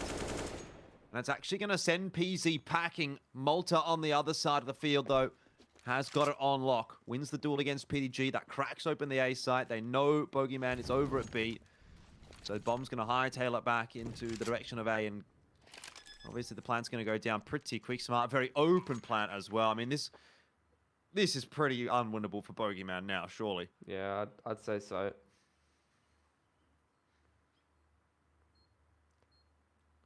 He'll start to creep his way forward, but 19 HP doesn't leave me with a lot of hope. At least he's got a defuse kit. He's going to need to hit an absolute blinder onto Malta in pit, but doesn't even spot him. So 16-12 is the scoreline. And it's going to be Vertex that will pick up the victory on their first map. A very sort of similar series, it feels like, to what we got in our first game, where Encore started well. Vertex did much the same, but took a little while to close things out. In the end, though, the expected victor does emerge, but not a bad showing from Camo today. Yeah, they did well for themselves. They're going to get knocked down in towards our lowers, going up against Antic, and hopefully they can give them a bit of a run for their money. Antic definitely causing Encore some problems earlier on, so that series will probably deliver. Encore, you said, looking a little bit shaky. They got to play Vertex. I think most of these games in this group should be kind of close, should be kind of delivering, and I'm here for it. Plenty more on the horizon. Yeah, certainly a lot to sink our teeth into, and I think the analyst desk will have a lot to chat about as well, so we might head back over to them and see what they thought about that game. There are definitely a lot of thoughts that we have for this game, and I think I speak for all of us here, but that one of the last rounds there, that round 26, Camo having the force buy, actually getting the round win, that was insane. I mean, you just don't expect it with what they had weapon-wise and even utility-wise. But there's a lot of other aspects that led to that very snowbally side on that second half for Camo. How did that start for them? At what point did they start getting that momentum, Mac? When they got utility. Okay. That was the pretty much, if you boil it all down, that's essentially what it was, right? The utility over towards Banana, maintaining Banana control was just optimal, and then something else was in the water there as well. Everyone started hitting some crazy shots, doing some nuts plays. Yeah. I think, look, Nickez was definitely sort of leading from example early on in the piece. We thought it was still going to be a very one side of the fair with the 12-3 half. Yep. And then somehow Camo just did the unthinkable and almost got back into the game. Yep.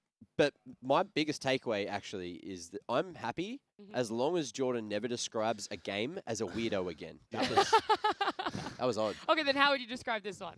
Pretty good. Yeah. A nice little comeback attempt. I just know that, like, now this whole group, this whole side of the bracket is just going to be so much fun. I mean, these two qualifier teams, Antic and Camo, showing exactly why, they deserve to be here. They're showing that just because the other two teams were invited, it doesn't mean that they're out of contention, that they're out of the running. No. They unfortunately didn't win the best of ones, but Vertex sort of dragging their feet a little bit when they hit 13 rounds. Yeah.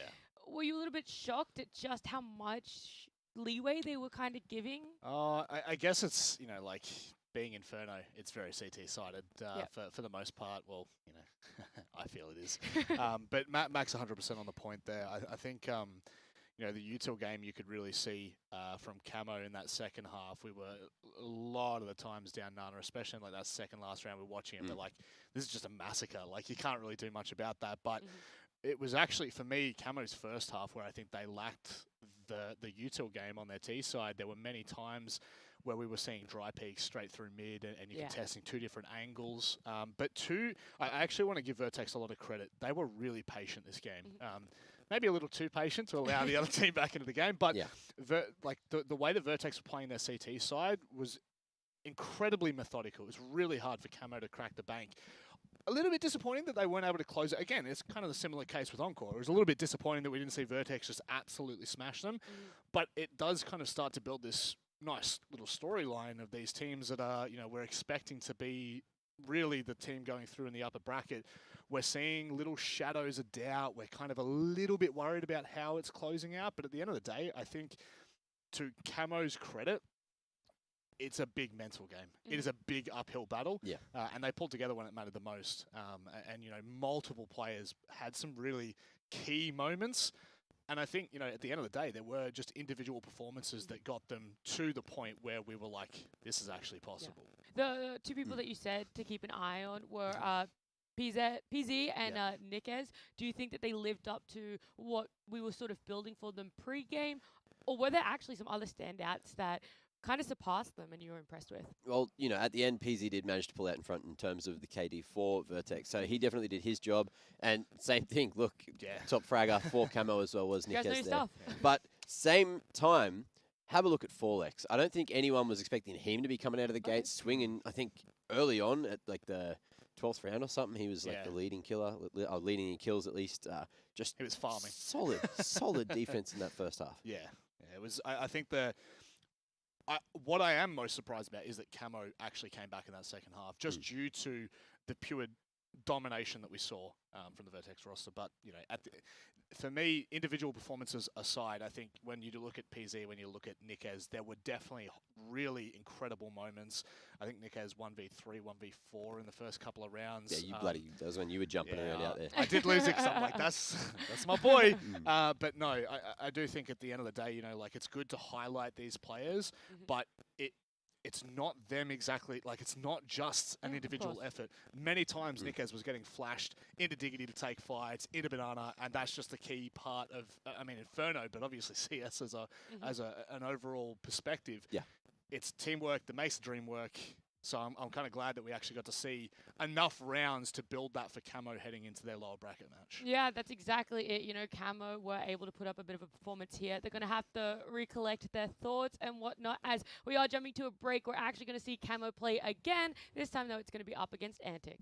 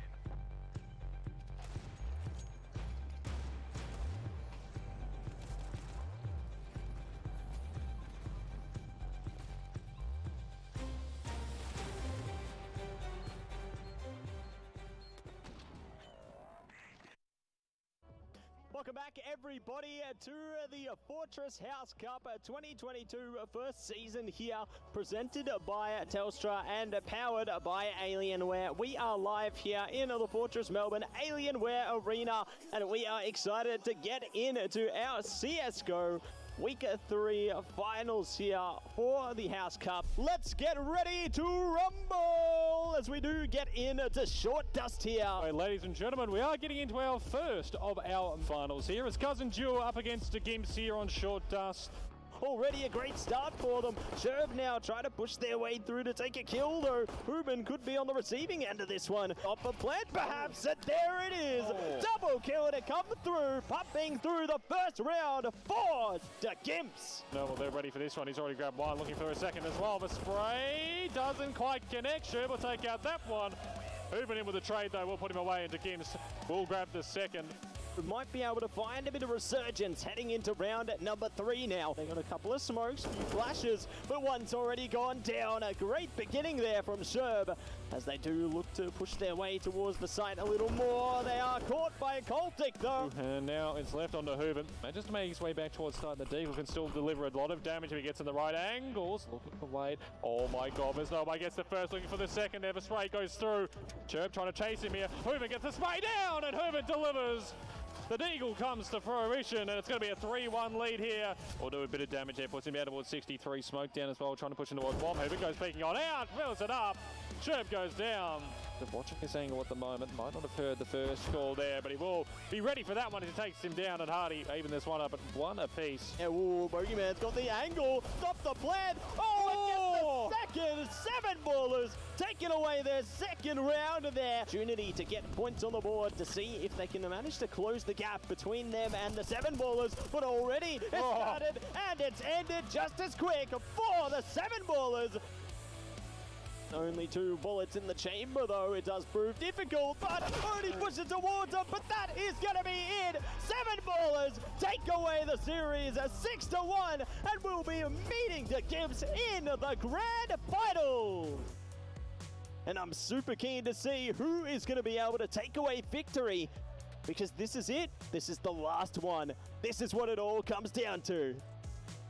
Any angles here, they've broken the glass. Bogeyman is aware, does manage to crash through one. Only good for the second, and just like that, they take away round number 1 of our grand final. They're already close in. They start to rush up towards door. Only hits one, looking for scouts. Can't quite hit the second. The Bogey jumping down with the MP9. Puts aside as he makes his way on. Only spotted, doesn't quite fire. Takes the ball down, and Jewish Noble punishes him there. The shot to the head, and we're at 2-1 after 3. The bomb down, needs to find these angles, only putting him out, and it delivers the shot nicely with that AK.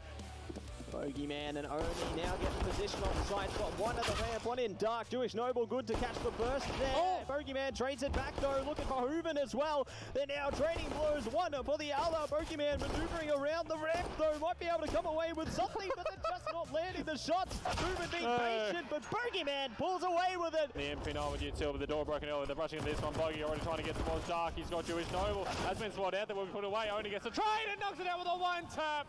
And ladies and gentlemen, that is all she wrote. 7 ballers will win it out. 6-2 on Short Nuke, and they are your champions of your CSGO Wingman here for the House Cup.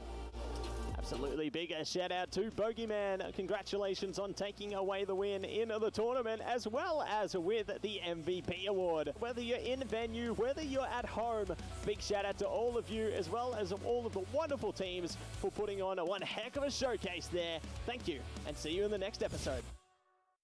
My name's Mark Bonanno. We're here at Fortress shooting content because everyone just wants content now. Disney Plus, slow down with the Star Wars. It's enough content. I have enough. We're here with AJ. Is that short for anything? Ali. Ali? Yeah, Ali. And where's the J? Is there a J in? Yeah, there is a J. Joseph. Okay, they call me MC, short for Jeremy. AJ? Yes. I'm just going to call you A, because that just makes more sense, considering your name. What is the game? Medium. Medium. So essentially, we're just trying to read each other's thoughts. Right, so how does rug and button align? Exactly right. So, we have to think of one word that links the both. That links rug and button. Yep. All And then right, on ready? three. 1, 2, 3. Very, Diarrhea. Very good. Should we do it one more? Should we Yeah, try another now- one? 1, 2, 3. Diarrhea. Oh, a good tactic. I'm not very good at this game. We thought AJ was bad at this game. Turns out, all I want to say is diarrhea. It's a fun word, and I get it a lot. I'm so sorry. Anyway, well, thank you all so much. Thanks for saying hi. Thanks for being so sweet. No, thank you very much for having us. All right, see yous. See you later. Have a free event drink, enjoy your beverage card. You're so welcome. You're so welcome. Are these chips from a different venue? Are you sure? Are these Fortress chips? I don't believe you.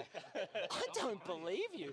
I think you're lying. All right, okay, because this looks... All right. What's this? Oh, what is everyone playing? Magic the Gathering. Yes. Now, what is that? That's a big question. Well, if you don't know, I'm very worried. What is this? What's going on here? Have I ruined something? Sort of. It's an ancient ziggurat, which seems to be a building. Add 1 mana. What color would you pick? I would choose white. Incorrect. Well, look, this is all so exciting. Did you see when that guy cracked out the loot? Some motherfucker pulled out a loot and just started playing some fairy tale tavern shit. It was fucked up. My name's Big Jetty, and this is Official, and we're here for your Dragon Ball Fighters, presented by Telstra, supported by Alienware, Season 1, Game Day 2. Let's go. Oh, Already off to a start. strong start. Looking for, gets caught out of the air. Nerd will finish it off cleanly with the 2-0. Trying to do the same left-right shenanigans right there. Oh my god. Oh no, he's done it! Oh my god. I think he has been eliminated. Oh, what a Nice reaction! punish. Huge. Oh, slow again! Brings it That's back the up grimy again. stuff. Is this going to be it? That should be it. TN damage. Goodbye. Oh! Wow, what a round there. Oh, There we go. wow. Zed just consistently applying the pressure. Great sportsmanship from both players. Yeah, Bit of a great fist bump at the end. Oh, wow. Wow. Mantis with the perfect response right there. Mantis will eliminate Eversaurus from second qualifier in the first round. Oh, goes high, cracks Grim on the head to open them up. Digit with the win. Both players are basically 1 clean hit away from winning. Doesn't not quite a clean hit there. There's a level 3. Will that punish? Will that punish? Will it work? It does. Oh, is the last character for both sides. They need your support. They need your energy. Chaozu! It's not enough. It's not enough. One more hit. One more hit. Digit has a chance here. The man grab. And that will be it. You couldn't see it on camera. I'm jumping around. I'm dancing. I'm doing cartwheels. That gets me super excited for the grand finals. I should say the finals that are going to be coming We got up. Mantis, Kujal, Digit. We have Zed. So the first match is going to be Zed and Mantis. Zed getting the first touch with his blue Goku. I think the Cyberman's still active. I think he's still there. He's still there. Zed He's doesn't there. know. Oh, Big what a cross mix-up from Mantis, the pressure. Mantis guesses wrong, and Zed will be rewarded with a second game. Final character, final chance for Mantis against the reigning champion. No, Goes for a guard no. break, and Zed jumps straight over it and will eliminate Mantis, moving on to the grand final. Kujal wants to scramble. He Kujal wants to make a mess of things. That's right, he wants to make a mess of things. He wants to damage you. But he gets away with it. Wow. Vanishes into the... It catches. It kills. Goodbye, Vegito. Oh, so many scrambles! One more hit left on Broly. Catches with a 5-man. This oppressive pressure from Kujal. Throwing forever, catches and resets. Drops that combo. Huge amount of pressure, and Kujal will take it 3-0 in convincing fashion. Your grand finals, Fortress, make some noise. This is the grand finals. Zed versus Kujal the Clever to see who will take home. That's $700. First place. Oh my goodness, huge drop right there. Uncharacteristic of Kujal. Okay. Makes up for it. Kujal making it look easy and will finish Zed off in this first game. Zed wants to clap back as soon as possible. The master was a good start. Ooh. Wow, what a response from Kujal. Blast through that attempt. Forces the defensive sparking, but no, he's still maintaining the pressure. Zed really wants to get out and make use of this sparking. Zed is not out of this yet. This is going to be a huge amount of damage using hopefully all of the resources in his control. When fighting for positioning, huge hit. That will be enough. Yeah, closes it out. Clean. 2-0 to Kujul. Match point, tournament point, $700 point. Right. They have the meter. Do it. Zed is going to be able to take their first game in this grand finals. Still one character against 3. Can he make it happen? Welcome back, everyone, to the Fortress OCE Masters Blast Premier Qualifier. We are live from Fortress Melbourne down here in the Alienware Arena. Next to me, Mac, Rob. How aesthetically pleasing and beautiful is this area? So neat. You could just stand here admiring it for hours, couldn't you? I think we're going I to. could and I will. Yeah? I think I might just do that. Are you feeling like a fatherly figure at the moment? You know, like just hand on hips, taking a big, deep breath Oh, in? she's beautiful, isn't she? How you doing, son? Are you winning? Are you winning, son? Huh? They will be next weekend, that's for sure. I was going to say, do you guys know how maybe those viewers at home right now could be viewers here? They could be. Yeah? And to get there, they type exclamation LAN in chat. Exclamation mark LAN, that's right. Three simple letters. You guys could be down here enjoying this event right here at Fortress Melbourne. It doesn't get any Still not big enough. Doesn't No, get, no, no, that's clean. That's doesn't clean. get any simpler than that one. You guys can also, if you're here on Sunday, go in the drawer, potentially play a audience show match up there on stage. So you're not just viewing, you could actually be a gamer up there as well. Absolutely. He's still going. I'll give you a little bit of time to do your arts and craft, and we'll have a quick look at the bracket while you're doing that one, Mac, and we can see just how the weekend of this event has played out. Obviously, yesterday we had that Group A play out the way that Greyhound and Rooster are actually the two teams coming to land, and here we are today, day 2 of groups, having a look at the right-hand side. We had our 2 best of ones earlier, Encore winning their match against Antic, and Vertex winning theirs against Camo. So I'm not going to say in convincing fashion. It was great from all 4 teams. This is probably one of the closest group of 4 throughout this whole entire tournament that you could have. Can we production quickly come back? I think Matt. No, it will be ready when we come back. Let's not come back yet. All right. So then we'll just go over the schedule so you guys can see what games are still to come, because it was only 2 best of ones that have been played. We're up to our Antic versus Camo. Game right there in the middle. Whoever loses out of this one is unfortunately out of Fortress OCE Masters. Bye-bye. And they're not going to be coming to land. They don't have a chance to go to the Blast Falls Showdown.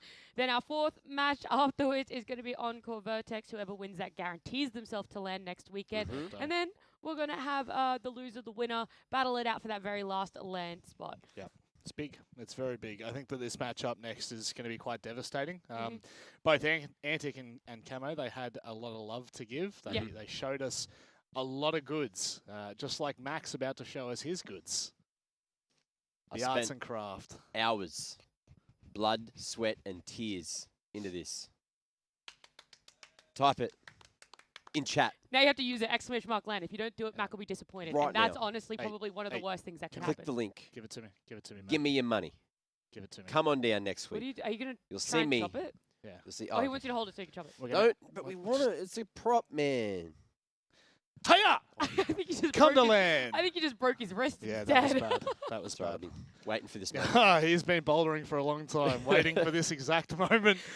His wrist is strong. But let's jump into this matchup. Let's have a little bit more of a deep dive. It's Antic versus Camo. Yeah. Both of them have already put up great showings today. Sure, it's only been one map each, but they have been fantastic.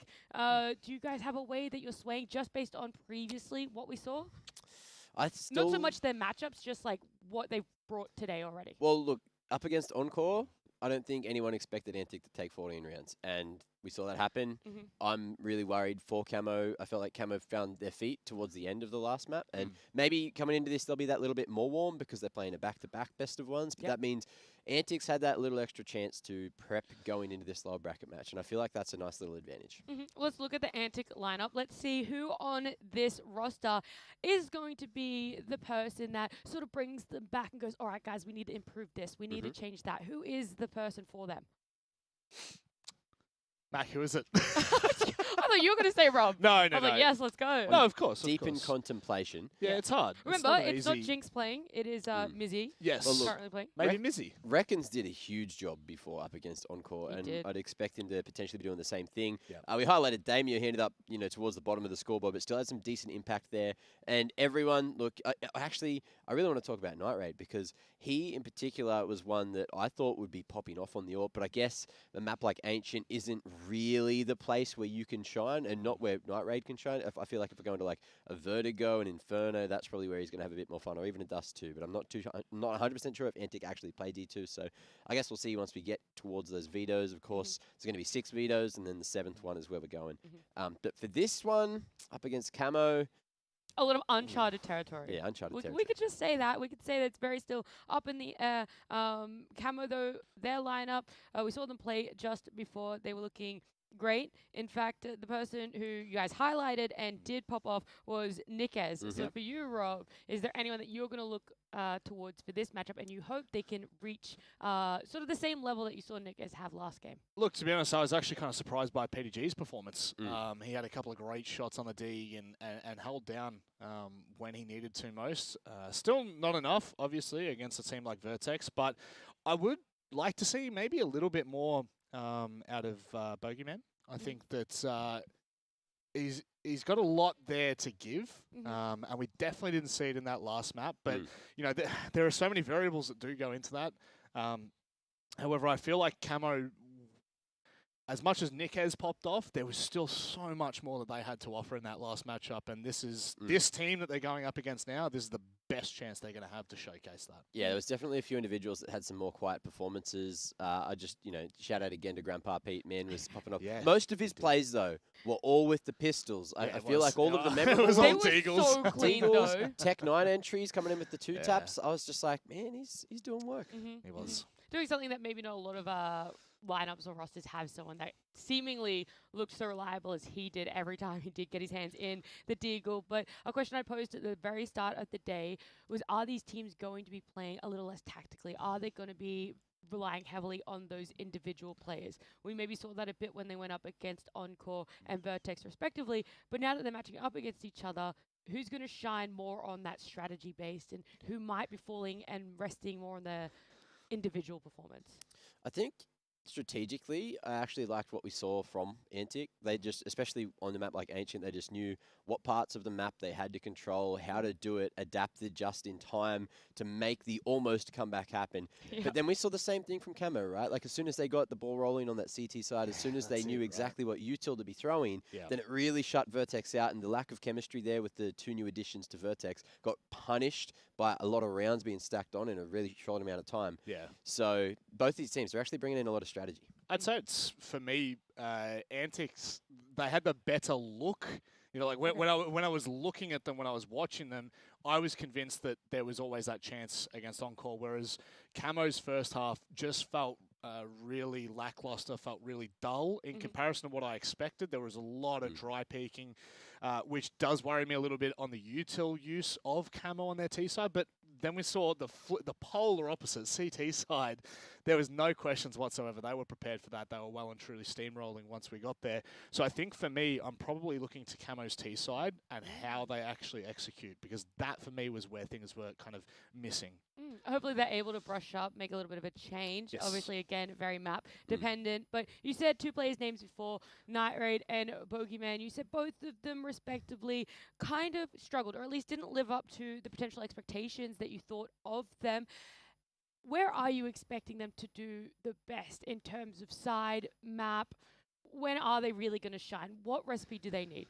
I feel like for this one in particular, look, Bogeyman can just be explosive. We didn't get to see that from him on Inferno. Maybe it was just a bit early for him, even though, it's afternoon on a Sunday. No real excuses there. And then Night Raid as well, I feel like for him, I already said it just before, go to an Inferno, go to a Vertigo, go to somewhere where there's more AWP-centric play style for him to sort of shine. Ancient just didn't seem to be the place. And every time he had a crack, it felt like the very low input time, the fast reflexes and the reactions weren't as impressive as what I kind of remembered. So I don't know if it was a, Ancient's very green map. Sometimes that can like throw people off, like literally the colors and stuff like that. So you go to something a bit more orange, a bit more what they're used to. Maybe that can have an impact. But yeah, I feel like Dust 2, Mirage, Inferno, anywhere towards the middle of the map pool for Antic is going to be pretty solid. And I think Camo, they're going to be wanting to move towards like a nuke or an overpass maybe. So we'll see if any of those slide in. Yeah. That's exactly where we're heading, these map vetoes now. Do you feel like they are going to be just banning out Ancient Inferno, seeing how well that they did against the invited teams, the better teams? Let's have a look. I feel like you'd be on the money, and that's exactly what we're seeing. Inferno gone, overpass out of there. They'll invite Ancient, I think. Well, I know Camo is a pretty good team on Ancient, so I don't know if Antic did so well. Do they ban They're running it back. There we go. We're running it back back. to Ancient. Back to back. But it's Camo's choice.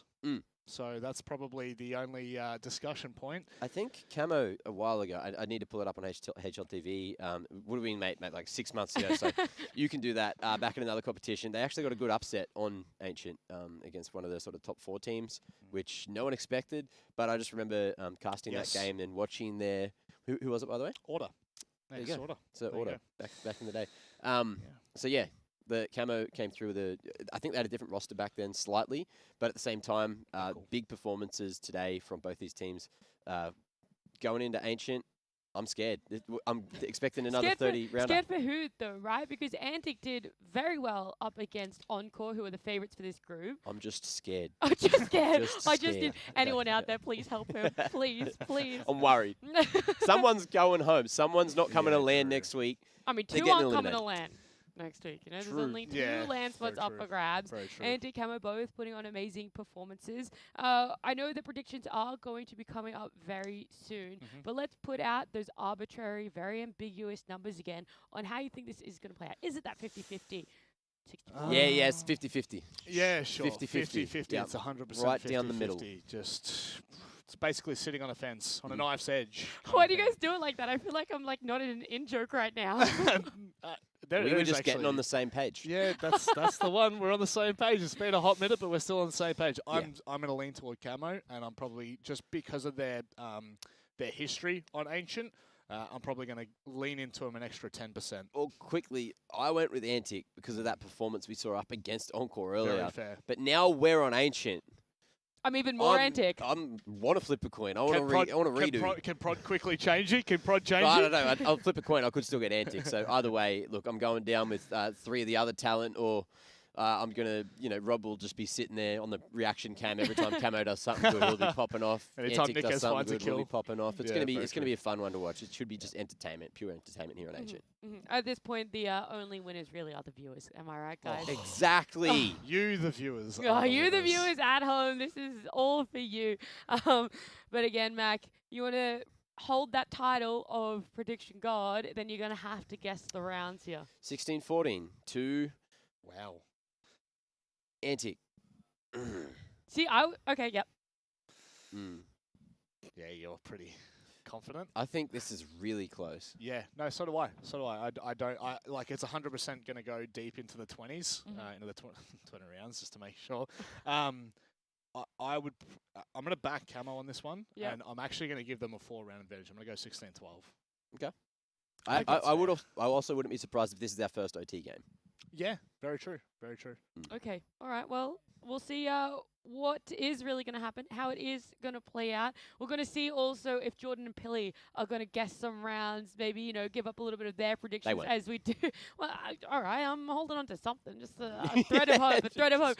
Please, Jordan. Pilly, please. But also take us away into this game. Thanks, Nat. Look, I don't have any predictions for you, but I do have a magic trick. Pilsky, do you want to see something cool? Yeah. Yeah, ready? Watch this. Whoa! Oh! I'm going to disappear. What is that? Well, that actually worked way better than I thought it would, by the way. I just have this green mug. I've been having some tea. I don't know if you can see the face. Wow. Can you put the face in front of your face, Jordan? Yeah, the face in front of my face. Yeah, put the face in front of your face. That's an improvement as far as I'm concerned. We'll just do the rest of the segment exactly like this. Yeah. Anyway, what do you think about Antic and Camo. Is that a matchup that you think is going to be close? Max says 16-14. He was pretty on the money with the predictions yesterday. It's hard to say. It could be close. Yeah, I think it could be close. I think I'm back in Antic, though. Like, their Ancient looked pretty good earlier against Encore, so I'm probably going to say maybe like a 16-10 for Antic. Something like that, 16-12 maybe. Yeah, look, I mean, I guess we can sort of think about that one matchup that Mac was talking about, that Camo did get that win over Order. I believe that was in the very first round of the Swiss stage as well. And that's what sort of made it like even more impressive. It was like right out the gates at that particular event. They really shut Order down very early on in the piece. But aside from that, I don't know that they've really been able to sort of pull any massive scalps in recent times. And I don't know if I saw enough in that game against Vertex to make me think they should be the favored team in this matchup. Like, there was definitely some good individual moments. It sort of seemed like a few of them were actually firing. But as a unit, as a team, was there enough there to make me think they're the better team going up against Antic? And I'm not sure that they look quite as good in that department as what Antic did in their game against Encore. So that's why I've gone the way of Antic. Most people have gone in that direction as well. Rob, obviously, still pretty keen on Camo. And let's be real, like, it's not an unwinnable game for Camo by any stretch of the imagination. But I definitely think this one should be going to Antic. At least from what we've seen so far today. I'm going to need someone to fix the 2s on this particular font, because that's really tripping me out. I'm not going to lie. The fact that the top of the 2's closed. Is it a 2? Oh, I don't like that. Oh. Yeah, look, this could go either which way. I think no matter who makes it through this series, they're probably going to have an outside shot at winning Vertex, and I probably favour them probably pretty similarly, honestly. CT side first for Camo. I felt like they've looked a little bit lost on their T side, so I feel like this will be better for them. But Antic's strong side was the T side against Encore, so I feel like this half is going to tell us quite a bit, Jordan. Is indeed. Antic are going to be pretty keen to get off on the right foot. Got Dooley's invested into by Mizzy. He is not going to be messing around at all. It doesn't look like Antic really are either. They're straight into K very quickly. Cyanide, though, prepared to take the challenge, is good for 1. Decent flash puts an end to him. Back to the 4-on-4, and Util does go down courtesy of Antic, which allows them to now take control of the site. Mizzy has to get corralled back in, though. Someone had to tell him he had the bomb, because he was going on a bit of a wander in the direction of Cheetah. But end of the day, he has got that bomb plant down, and Antic have got the favorable trades now for the post plant. 2 on 3. PD's seen that player going into Cheetah, but he's also been seen and gooshed. Mizzy, an easier time cleaning him up, and Doolies are looking absolutely perfect right now, dancing around the pillar. PDG 1 on 3. Oh, that's a nice sap. But outside of that, I mean, let's be reasonable here. It was a good tap from Pete, and then Skull Hunter did the exact same thing back to him. So bap bap is what it is. Bap bap. That's the pistol round for Antic. Nick has just gone straight into an M4A1S buy, though. So is he going to be holding on to that or dropping that to someone? Because there's no way he can afford armor. I'd like to see him holding on to it. Oh, he can afford armor. Yes, no, PD's bought that for him. They're just hero rifling Nikez. Yeah, which is in Nikez we trust.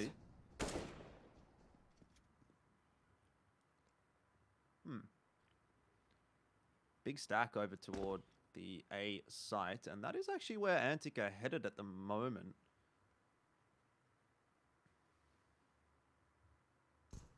Nikez in mid. Yeah, Util out onto the site. Slowly starting to extend their control and emphasis over towards A here. Kobe started it off well, and there's not too much Util stopping Nikez from just raining down Terra from this retake position over towards CT. Oh, that's a little bit messy from Damyo. It's not looking very good right now for Antic. Damyo's on 5 HP. Reckons really needs to kill up this fight.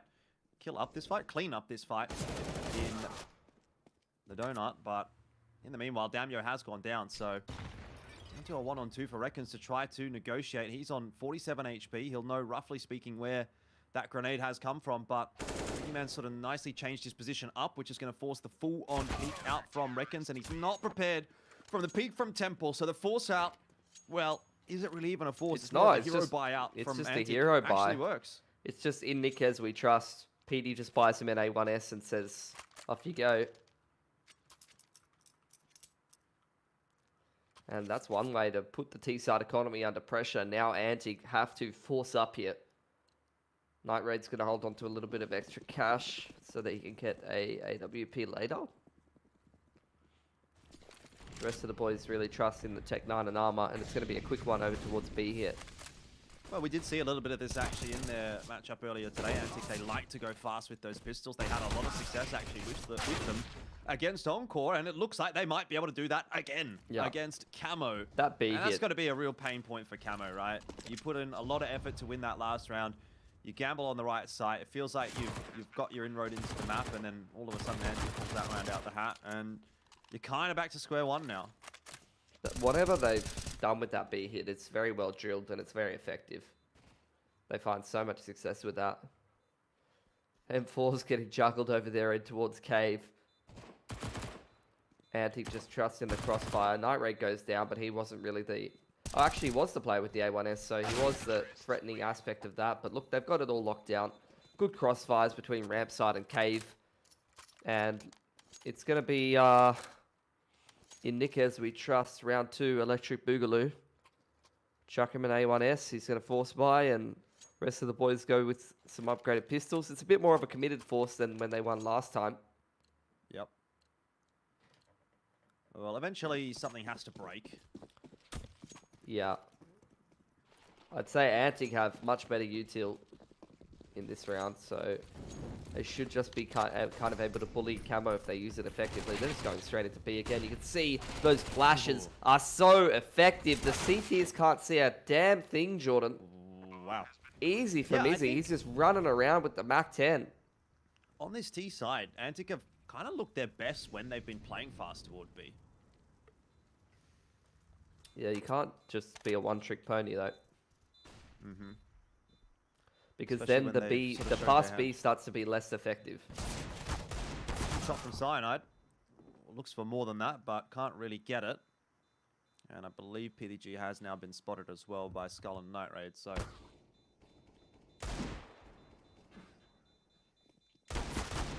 I have to say, it should be unlikely he gets much done, which will end up being the case.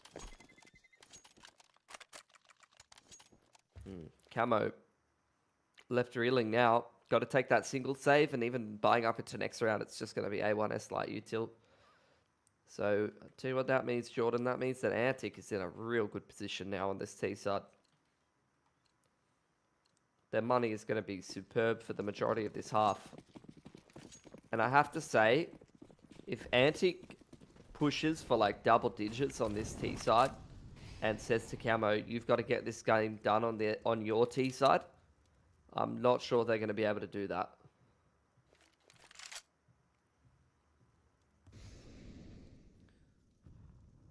Just a little peek above the smoke here for Cyanide, but it doesn't really result in too much. PDG is going to have to go high, tailing his way back into A. Calling for that rotation, but it's a long time coming right now for him, and unlikely he'll be able to really hold this down on his own, so backs off. Damio should lose this rifle, though. It's a nice little gain for Bogeyman. End of the day, though, Antic into the site, and they're happy with that.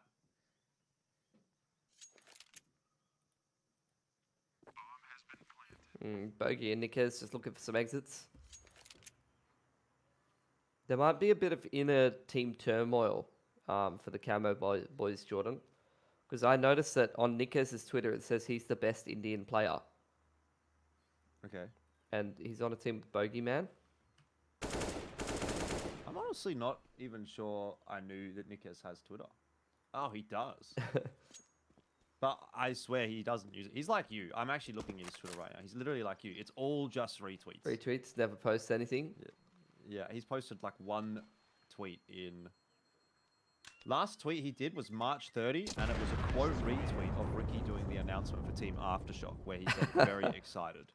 That's it. That's me. Once a year when DreamHack or Melbourne or IEM or whatever rolls around. Just oh my God. very and excited. Get this.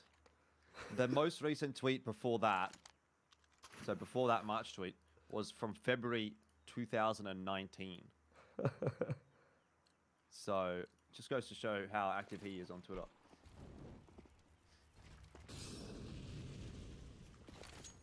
Good on you, Nickers.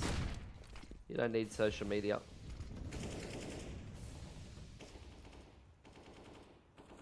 Early mid-take in here from Antic. Got a player outside of Cheetah here as well. CT's kind of trying to contest lightly around a couple of smokes, around a couple of one-ways. See if they can chip in a pick here or there, but not really trying to dominate middle or anything like that. There's no util left for Camo. This is the issue with these 4 to 4.5k buys, and honestly, I have to say they probably needed that opening pick.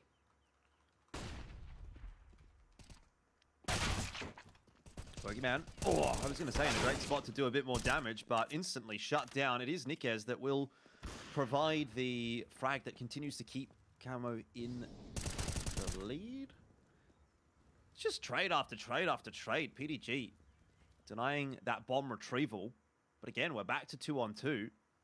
Round really does slow down, and there's that wrap coming in from behind. Antic, they need to deal with PDG. Unable to do so now. Reckons he's going to be wrapped on from multiple angles. PD almost gives up his life.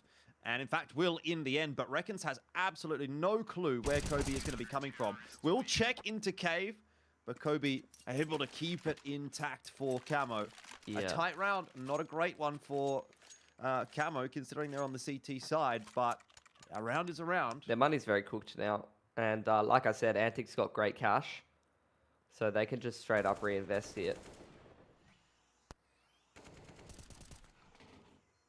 And I dare say if that spam kill doesn't come through the smoke, then it's a much harder round for Camo. Because they would have been going into a 5-on-5 trying to defend B with no counter util while Antic executed the site. Would have been quite hard to hold. Again, Antic, pardon my voice, pulling their way straight into middle. You've already got a donut smoke and a top mid smoke. Cyanide just trying to misc something. Bit of a misc push straight through Cheetah. I mean, I get it, right? He's got a Famous. He knows Bogeyman's on an MP9. They're trying to sort of force damage a little bit, catch a timing. They have a substandard buy. But it hasn't worked out in this instance. And now it's down to the players with the rifles to get the job done. Bogeyman did get himself one with the MP9, which has helped out quite substantially.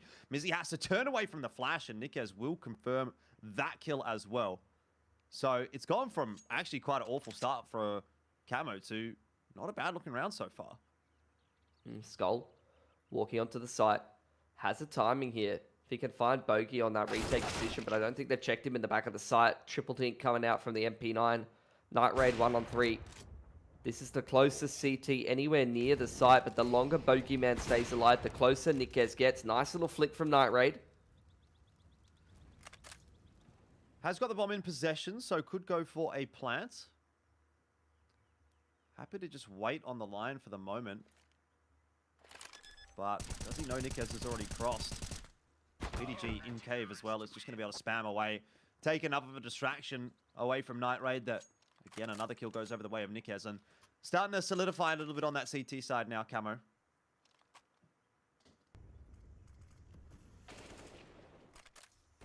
Despite losing that opening pick, they do well to recover. It was opening 2 picks. That was a 3-on-5. Yeah, I think Antic will be kicking themselves because they had reset potential there. They're going to try and realize it now. Again, back to what's worked for them. Quick one in towards B. There's already 3 CTs over there, though, Jordan. Starting pretty well. Antic have tried once again to get that fast B play working, and as you said, it might have got a little bit too repetitive now for them. Yeah. Camo seem well prepared this time.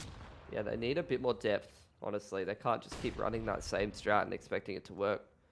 Because especially if you're defending on the CT side and you know how to read, you know, the patterns of what people like to do on the T side, it's going to be very obvious the rounds where they wanted to go for that kind of a play.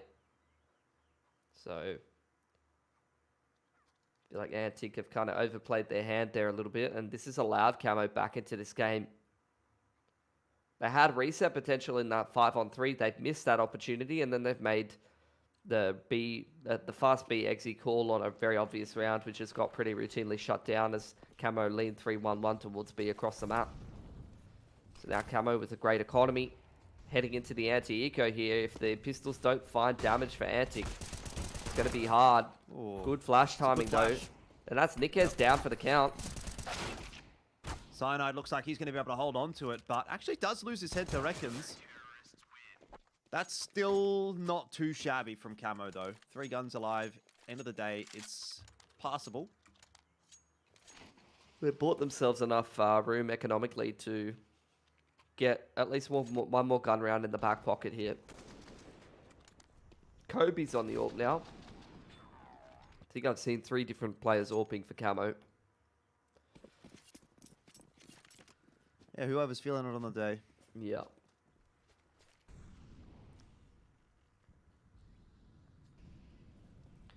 Antic back to this mid and cheater control.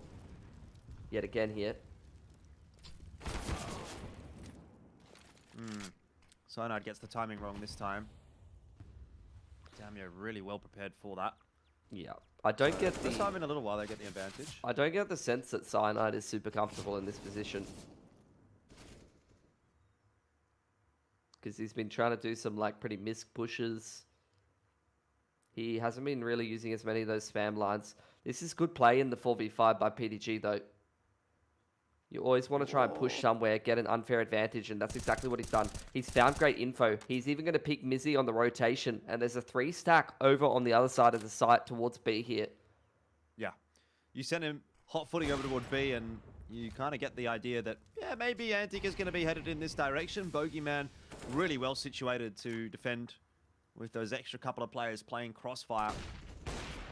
As Antic look to enter the bomb site. Decent flash does go over the top, blinds a couple of members, and that's allowed Antic to filter their way out. But Bogeyman has just kept himself hidden, bided his time. And now it's on to Damio, 1 on 4. This is a very difficult ask. Yeah. Nigh impossible, really. Gonna try and spam a bit more. Off angle from Bogeyman. I mean, that crossfire was perfect. Nothing to complain about there at all. Camo, honestly, Jordan, like, from the games that I've watched, okay, I want to see Mac in the exclamation mark LAN, guys, exclamation mark LAN. Get down to LAN, LAN, LAN. You know how long it's been since we've had a LAN? A long bloody time. Yeah, domestic, a domestic OCE LAN. ANZ LAN. I don't know the three last time. Three or 4 years, it feels like.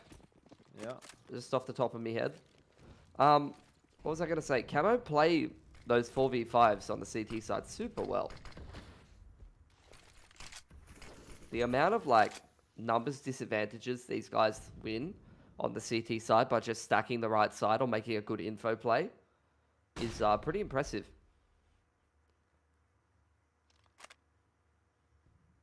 Once again, we're back to the pistols for Antic. This time they're going to try a slower approach, and Mizzy almost had the right idea. Nick is going to keep PDG safe.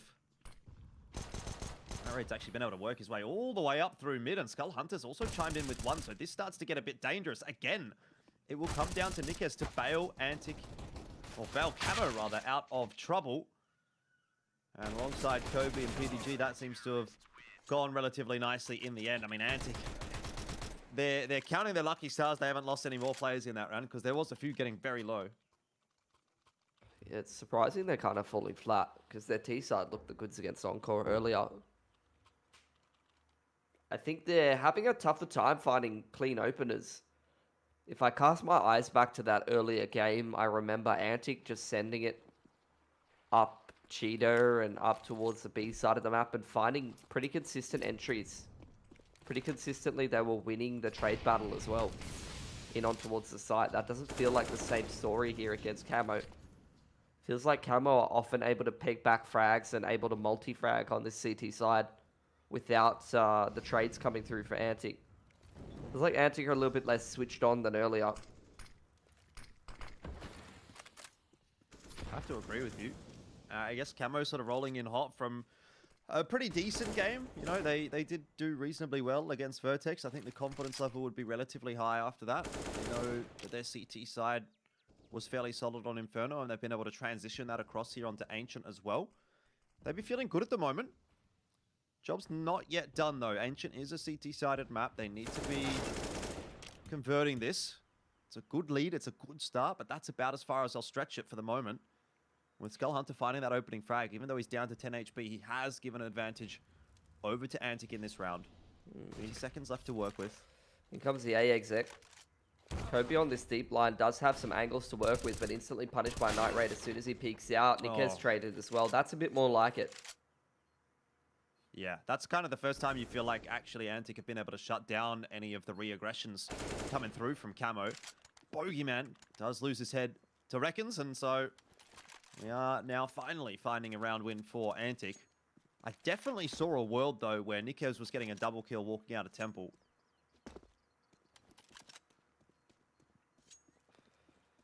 I think Antic just want to try and keep this half close. They've already let that CT economy balloon out of control, so they're going to be playing versus gun round no matter what. Camo's going to be able to continue contesting this half.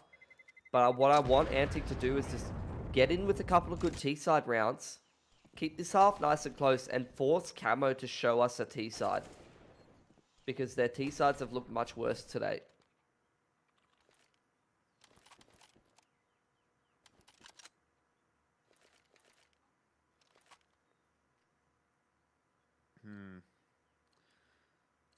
Good money there for Kobe and PDG. Cyanide not too bad at the moment, but this is still a half that could actually end up swinging in the favor of Antic if they can get a couple on the trot here.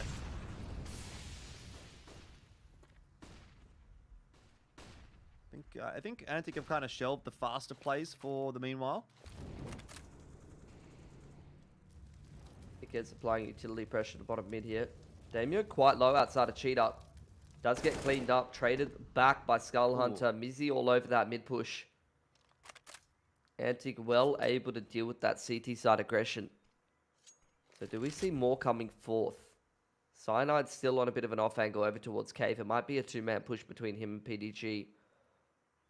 In towards Cave or Cheetah side, but not to be. They're just going to dig their heels into the site here and rely on this setup.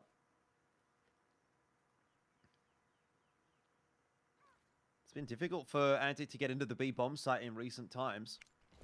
So even though they've got a numbers advantage, let's not count this one out of the realm's possibility just yet. A lot of it's going to come down to whether or not PD can find one on the opener. He's now mollied off, though, and has to start backing away. Molly's maybe not quite deep enough to stop him from staying on that line, but in the end, Antic just taking this one slow, maybe waiting for that push in through mid from Reckons, but it hasn't worked out, and now we're at 3-on-3. 30 seconds left. PDG's rotating off at the worst possible time. They read it as a fake. Thought they had something. But now it's just Cyanide that is holding on to the side. He peeks out, and Cave and Skull is just watching it. Should be a save here. I think from our... Oh, hold on. PD's got one. Mizzy on the off angle trades immediately, though. And Night Raid's posted on this line.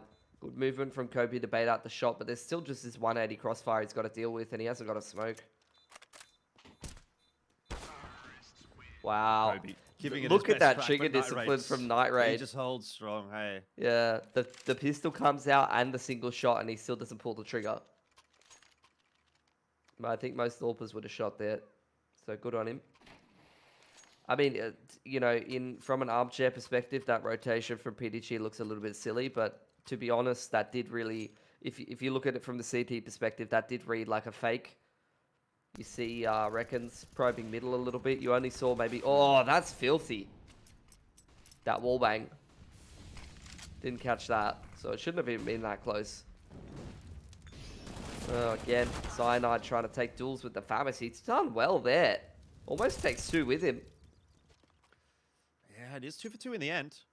Low HP player of Damio, traded down by Bogeyman in the end. So, a little bit of a flurry of an explosive round at the start. And I dare say now things are going to slow down a bit. I'm not sure if I like how Antic plays some of these XVXs. They do kind of spread across the map quite a bit and try to catch CT aggression. Which I think in a 5-on-4 is not a bad approach because you're ahead in terms of personnel. But when you get into something like a 3-on-3, this is what I much more prefer, just grouping up and going together. You know the CTs are going to be relatively spread around the map. Flank timing from Nikes is very good here, though. I was going to say, a fair bit of info starting to go over to Camo. And that nade, oh, unfortunate for Nikes. Could have been a really good one. At least Camo have got the info, though, that there's going to be a push in toward B. And so they've got Kobe and Bogeyman set up already. Mizzy's down to 24. He wants to get that bomb plant down pretty quick smart. There's nothing to deny it with. But he's really going to struggle to win this one now. 7 HP. There's a crossfire to work with. Nikes gets it done. Camo will go up to 8. So at least at the end of the half, they'll have a round advantage, if nothing else. The plant does get Antic another gun round to work with, though. I think Camo would do well to get themselves a 9-6 here. Not riding off their T side yet because I haven't seen too much of it, but some of their other T sides have left a little bit to be desired, in my opinion.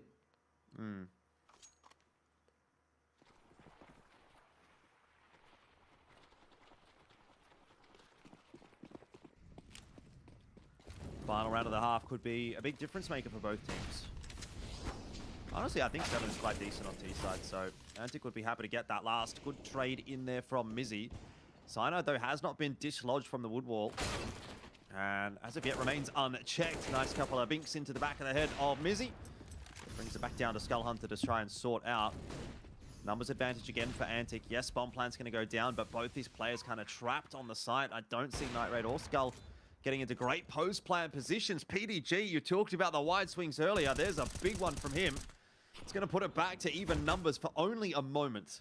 Nikes continues to look like he's got it on lockdown, and Kobe straight out through the smoke was an unexpected push by Night Raid.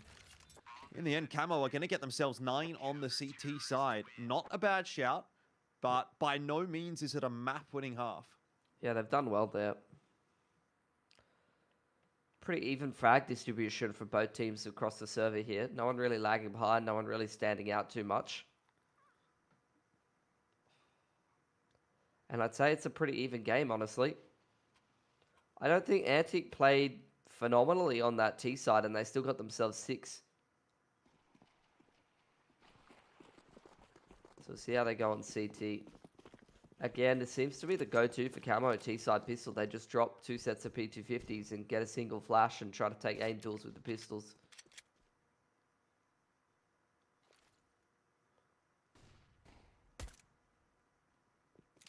Oh. A little bit of a chance in there for Mizzy. Tight one, to be fair, but they've allowed Camo straight onto the bomb site, get that plant down early. At least Night Raid is able to grab himself a pick before the post plant has to ensue, which will give Antic some confidence heading back in. A little bit of an early swing there from Cyanide's not going to work out. Glock at the close range you'd normally favor, but the shots are being connected by the USPs, and they're straight on the defuse. It's a full 10 seconds. It doesn't matter. There's no one left to stop that. And Antic do pick up a pretty important pistol. Yeah, lovely retake from them. Plant is going to afford Camo the opportunity to force bite here, though, if they want to. We'll see what kind of approach they go for, whether it will be the full-on force buy or whether it's going to be a hero AK only. It's going to be the full commitment to the force buy here. Very limited util yet again, so Camo going to be relying, as we've seen on Inferno against Vertex, on mostly contact plays, or mostly individuals winning aim duels. And then I'd imagine the win condition is to put probably Nikes into the post plant yet again. Or, look, I wouldn't even mind Kobe in a post plant. He's got the right skill set to be winning it, I think.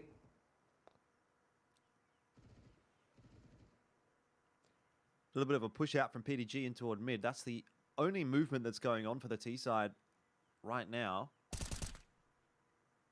But Mizzy, I think, might have had a bit of a spider sense tingling and does just dispatch of him with no troubles at all. So what's the call here from Camo? They have invested in this round. They want to get something out of it. It's not a good early start. Just a contact play into B, but there's 3 members here. And Night Raid is the first to challenge. He's got the M4 in hand. It's good news for Antic. 2-4-1 thus far. And they will not be expecting Damyo. They've seen Skull Hunter, but are they expecting 2 from Cave? I dare say not the case. Now they know. That said, bomb plan's gone down. And now Antic have a bit of a job to do to get back on into this site. Nikez 1-on-3. You'd have to expect this is doable for him, especially when Mizzy's going to give him a frag like that and the last two players are stuck in cave. Damio was the key. If he would have gone down in, you know, one shot, then Skull would have fallen over pretty quick as well. But Antic keep it alive and they're able to retrieve the weapons, the AK and the M4. So not too bad. I think you probably re-up as Camo here, though. After getting that bomb plan and getting a couple kills in, you have very real reset potential. And they are going to force up again. Give it another crack.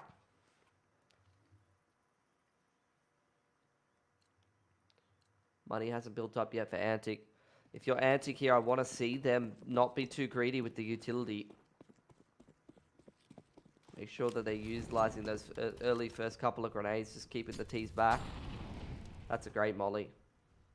Slow things down there for Mizzy. Needs to make sure he's not getting carried away. That's a good nade timing as well. Does quite a little bit of damage to a couple of those players. Smoke onto the choke point. I mean, it's just a great util set for Mizzy. Not much else to say about it, to be honest. That said, Camo have progressed through the map pretty quickly. So, Antic have actually started to run down on that util. There's a lot of time left in this round for Camo to decide where to go. But sort of gives you the impression that we're heading straight into Ward A. Night Raid is there. You've also got to remember, though, that Mizzy is on a different angle. And not a bad crossfire. Actually dealt with pretty cleanly by Camo. 2 for 2, you'll definitely take on the entry. Yeah. Getting onto the site itself, though, to be able to plant the bomb might be a different factor. With a couple of players in the connector just watching. It's Reckons and Skull Hunter that will strike. And that was where it was always going to come undone for Camo if they couldn't get the bomb down quickly. Rotations come across. Bogeyman, though, steps up. 2 headshots, the MAC-10. And it's now just down to Reckons, who again will salvage for Antic, but another very expensive round. Yeah, you're never expecting that third player in the exact same position as Bogeyman. Very difficult to read. I dare say that's going to be a Camo round if they, instead of smoking Donut there, they smoke towards CT spawn. It's going to allow them a lot. You see that Donut smoke, all it does is block Bogeyman's vision. Obviously, by that point, they decided to smoke Donut. They hadn't quite cleared Donut yet. So they kind of just reactively did it. But if they smoked towards spawn side there instead, that could have definitely been around for him. Camo take the save this time.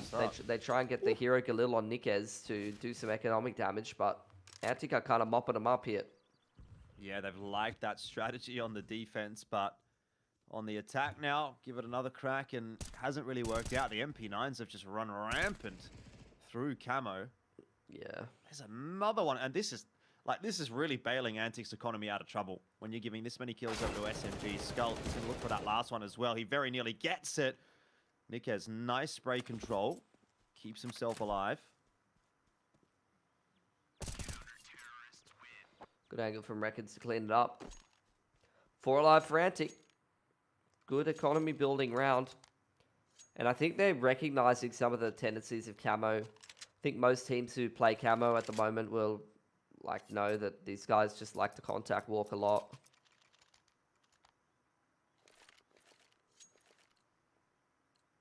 This time they've got a much better buy though, so I'm hoping to see something a bit more inspired out of them this round.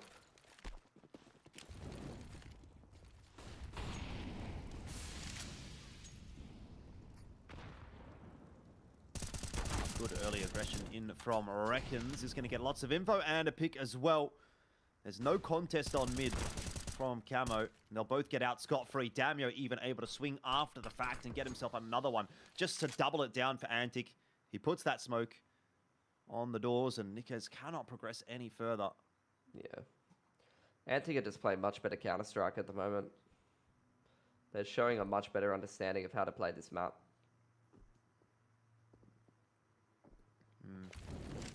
Mizzy just dancing around the default boxes. He's going to lose his life after the molly comes through, but they've also got to deal with Night Raid, and they're pretty lucky that hasn't actually ended up being 2 players sprayed down by 1. PDG will at least get the bomb planted. Nikez is absolutely miles away, though, from the site, but Antic doesn't know that, and because they haven't gone for the defuse yet, they've sort of given him a slim chance. He's going to have to be very fast. It's too late. Had to be a little bit quicker on that rotate. Obviously, it was still a tough ask anyway, 1-on-3, but there's another one up for Antic. 11 rounds now.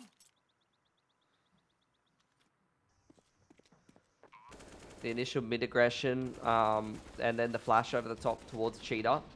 Just pushing that in towards two-man advantage situation looks pretty effortless for Antic. They did take a couple of guns lost, though, so it's not like their economy is out of control. I'd like to see... Yeah, this is great from Antic, actually. Like I was about to say, I'd like to see them not try to commit towards the mid-control. Skull just kills Nikez with pretty much only a molly and an HE nade there on B long. So that's great value. So a big player to lose for Camo. This is where Antic are showing us depth on this CT side. Like, they're showing us they don't have to fight mid every single round. This is dangerous. Reckons could have almost got caught in transition there, but lucky he mops up for 2. Well, the more we see, the better it starts to look for Antic as well. It's just down to PDG, and he'll be lucky if he walks away with even a single kill. Knife out is not what we need. Yeah. So 12 for Antic. Money's building up now. CT side confidence rolling. Camo starting to run out of ideas. I felt like if Reckons got caught in Donut there, like, Camo almost had a timing, but wasn't the case, unfortunately. Big multi-frag.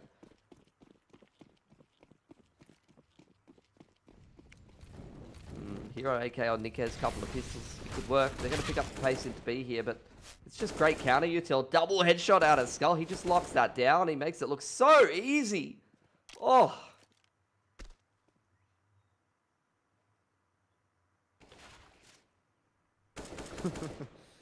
Round's over before you even really get going. Wow. That's as clean as a whistle twice in a row steals for his Antic. ace. That's so dog. Whatever. It was an anti-eco ace. Nah. Nah. That would have been, but they were all headshots. Like, especially those first couple of headshots were pretty clean. Typical Valorant caster getting excited about eco frags. Yeah. Does this guy even know anything about TAC FPS and how the economy works? You can't just scream at every play, Jordan. Okay, well, speaking of economy, I think Antic do know a thing or two about that. Because they have a lot of money at the moment. Yeah. They are very rich. Man, these guys just have no issue finding opening frags. Apparently they do. Damio, though, has crept up on the close line, and this is a difficult one to check. We'll have to get 2 players, which is never going to be easy if the spacing is good. Unfortunately, they look in the wrong direction, and Damio is able to pick up both. So, just goes from bad to worse for Camo. Mizzy might even be able to line himself up 1 or 2 here as well. Timing is going to get the better of him. So we're back in with a chance for Camo. They can get onto this site comfortably. PDG trying to make that plant happen. Nikez wrapping around the back. Should get a freebie onto Night Raid, who is completely disregarding mid. There is info coming through now, but it's not going the way of Antic at all. PDG steps up for 2. Damio's thinking, what has happened? Nikez and Pete very low on HP, though. So it is winnable for Damio. If he hard checks this corner, it should be a freebie onto PDG, and he just has to now find Nikez. He's going to go for the smoke defuse, taps it. Nikez will peek. He cooked himself with the smoke. He watched the right angle, but the smoke bloomed just at the perfect time for Nikez to get out. And Camo, by the skin of their teeth, will win a round. The only rounds that Camo are really winning, though, is like rounds they have no business winning, you know? Like, what was that? That was a 2-on-4. And PDG, like, I have no idea how Reckons hasn't traded him there.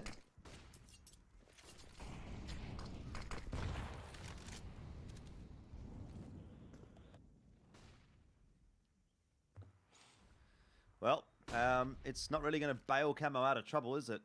There's still so much cash there for the CT side. It's flowing freely. Easy reinvestments. Camo playing around the fact that this B ramp aggression could be coming out this round. Going to try and retake B ramp in the mid round. We'll keep an eye on how they'll approach that. Cyanar's the only one with a flash. Kobe's on the other side of the map, so you've got Kobe applying pressure to A right now, trying to cause a bit of rotations, but Night Raid's cleaned that up pretty easily, and there's not really any follow-up, so the CTs are going to settle once again. Oh, I like the forward hold from Antic. I really do. Skull Hunter on a bit of an off angle. He's going to line a couple up. Only gets one. Same for Reckons. But they really have done a number to the offensive of Camo. And Damio's there as the insurance fund. Cleans up a couple. A little bit of a moment of respite for Camo in that previous round. But instantly whisked away again by Antic, who now are starting to close in on 16.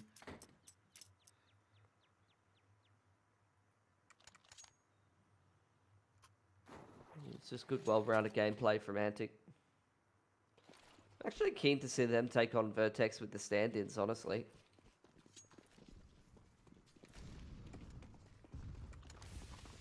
I think that could be quite a good game. Assuming Vertex doesn't beat Encore, of course, Jordan. I'm getting ahead of myself, right? I mean, Vertex, I think in the form they're in, kind of look like they could beat Encore today. You're crazy. It's the best of one. What do you mean? You were Forlex #1 fan of all time in that last best of one, and now you're going to do him like that? Look, I'm for Forlex as much as you're for Forlex. I'm for Nikes as well. I'm for Forlex a lot. I'm for Antic at the moment, though. Look at this post plant. Going to be wrapping in from multiple angles. They've got to deal with Camo, who are really all just over toward long.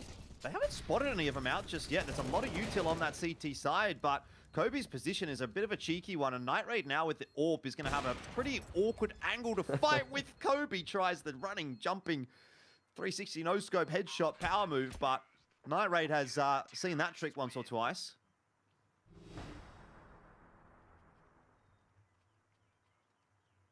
The bomb plant plus the loss bonus gives Camo enough money to reinvest.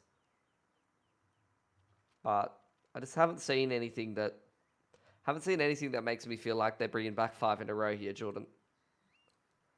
Yes, I agree. They might be the first team eliminated from Group B.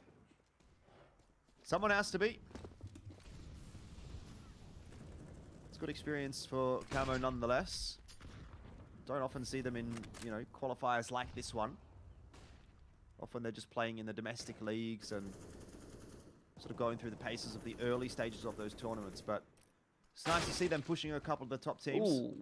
Bogeyman does hit a nice entry, but Damio here, if he doubles down, that's problems for Antic, and Skull somehow wins that duel. Oh, just when you think Camo have hit a nice couple of entries, it is instantly brought back by Antic. The smoke down. Kobe does go past it, but he's still got to win the 1-on-3. Damio and Mizzy, the last two remaining from said 3, but this is a nice wrap from Damio, and I don't know that Kobe's going to be expecting it. Smoke is going to dissipate on ramp, and that'll be that. Damio finishes it off 16-10. It is going to be Antic to progress on forward. And we might get to see the Battle of the Wolf logo. Antic versus Vertex. Vertex won that one last time, but it could be a different story. At least we don't have to deal with Direwolves anymore as well. That would be like a triple Wolf logo in the domestic scene. Buy rate, I think.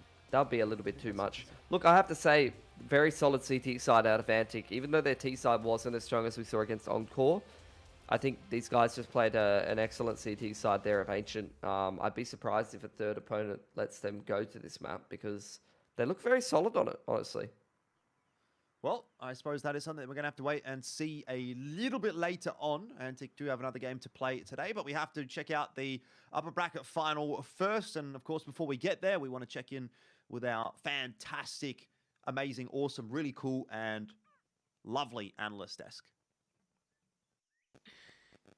Just keep the synonyms coming, please, Jordan. I mean, these guys can't get enough praise, and I'm looking forward to the breakdown that you guys have for me. But for anyone that might have tuned out at halftime and then decided to now just tune back in, they might be like, what the heck?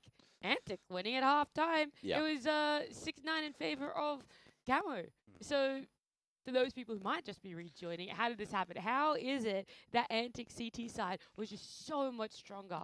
Retake City. Yeah. Real good retakes every time that Camo was able to take control. Quickly, when you said 16-10, did you say Camo or did you say Antic? He said Camo. Yeah, look, you got the scoreline Yeah, right. It was just impressive. for the wrong team. So, not bad, not bad. Yeah, look, it was a decent effort. Camo's second half just... I really want to praise Antic. I don't want to go down on the Camo camp. Unfortunately, with them eliminated, obviously it makes things a little bit of a downer for them. But you have to give credit where credit is due. Antic were making really solid decisions on their CT. They weren't always facing the hits that we were seeing from Camo. They were waiting for those players to flush utility, and by the time those retakes started, Antic had so much utility to throw at them. Buddy systems all around the place. The trades were perfect. You saw it in the end there. Night Raid with that shot, with that AWP shot on the final player that was sitting on A site. Those are the kind of things for me absolutely separate Antic from Camo. The T side was a bit lackluster, and maybe they'll take the wins of getting on site, getting the plant down, but at the end of the day, this is incredible signs from Antic. Were you a little bit more impressed with Antic's T side here on Ancient against Camo, or you still thought it needs a lot more work, Mac? I feel like look, the T side was fine. Camo, they had some good strategy. Their CT setups in that first half were really, really strong. And, you know, this was completely different to what we saw earlier, where in that Encore game, it seemed like it was a T-sided affair. But here, just the way that everything worked, the teams weren't super over-aggressive in the early rounds, weren't really losing too many members on the CT side and playing for the retake. Like, you saw it happen a few times there for Camo as well. Everyone was playing really deep back angles on sites, like just giving up a lot of control. And you mentioned it as well in that first half. You're like, did they hit A once? Which look, Antic did go there a couple of times, but they were very, very invested in heading to B. Yeah. And honestly, Camo were pretty invested in just anything that they could get. Saw a lot of plants on A, a lot of plants on B. But honestly, I am just really impressed with the calls from Antic. Would have been nice to have seen an adaptation from Camo, maybe not flushing all the utility and playing for that potential late plant. That could have been really interesting. But look, whatever it is at the end of the day, that's fine. The big takeaway from here is you don't take Antic to Ancient. They push the limits with Encore, and they have absolutely just slapped a team that plays Ancient. This is the other thing that I want to make sure is really clear. It's not like Camo haven't played Ancient. It's not like they don't know that map. They're actually well versed on that. So that is a really good score for Antic to take away. We're not going to be seeing Camo anymore here in the Fortress OCE Masters. Is there any other final words you want to say on them? Things that you hope they take away and you look forward to when they do compete again? Oh, look, going into the end of the year, we have a few more competitions here domestically, so I just want to see what they can do in those competitions, and I'm keen to be impressed again. There's definitely some upset potential with this team. Yeah, I would reiterate that. I think that there's a lot of potential, and clearly one of those teams that are in the Tier 2 and knocking on Tier 1 door. So, yeah, I think it'll only be a matter of time as long as they stick together and tidy things up. So, yeah, impressed. And Antic are going to be continuing on, so what are you going to hope they do in the break that they have of the next best of one? Well, they're going to be watching this next game as well because they get to watch the upper bracket final, see who they're going to be playing down in that lower bracket, and I guess we'll see which map it ends up for both of these games as well. I wouldn't be surprised if we maybe end up at Ancient again in one of these games. Look, say there's a world where Vertex, play out of their minds. We see Encore get knocked down to that lower bracket. Like, I don't know if Encore would want to run it back on Ancient after what happened earlier, Yeah. I mean, it's a very unpredictable group, a bit of a hard one. But these guys are fighting as much as they can. Again, unfortunately, Camo are out. They looked fantastic today. We're going to head to a break. When we come back, it's Encore up against Vertex and whatever these guys are doing.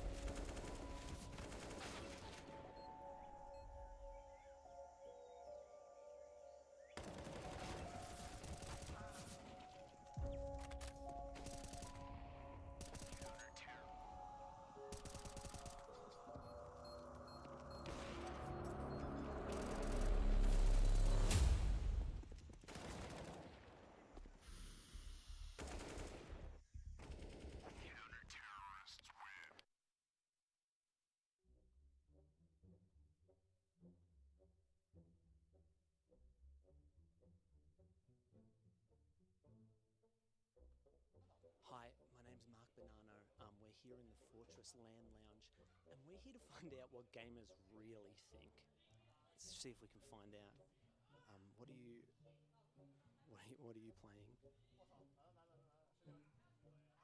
Do you like? Are you having fun at Fortress? What are we playing? We're filming content. Oh yeah. Are you guys aware of content? Okay. What are you guys playing? We're playing League of Legends. Oh, very nice. I hear that's a computer game. What character are you gonna pick? We've already picked, so we're waiting to get it to the game. All right, sorry. Jesus. So now, what are we waiting to get into a game? We are. We're waiting. So- We're waiting for the toasters to run. The toasters? Excuse me? Slow computers. It's the other people. Oh, it's the other people's computers. Yeah, because these are good computers. Well, let's make that clear. We got Alienware.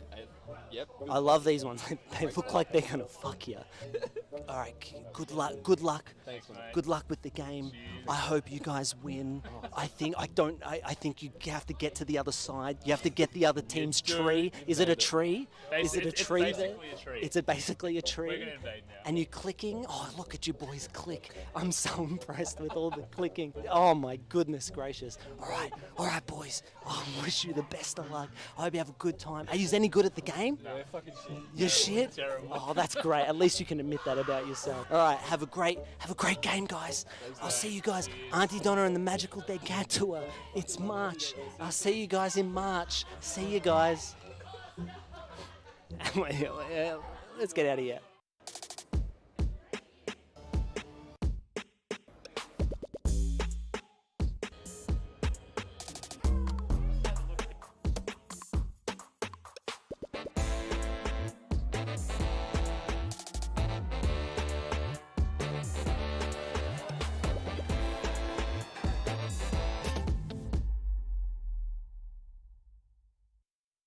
Hello and welcome to the week one, game day one of the Fortress House Cup 2022 season one. Fantastic day today. I'm excited to be here in a venue like this one. How can you not be pumped up for a bit of competition?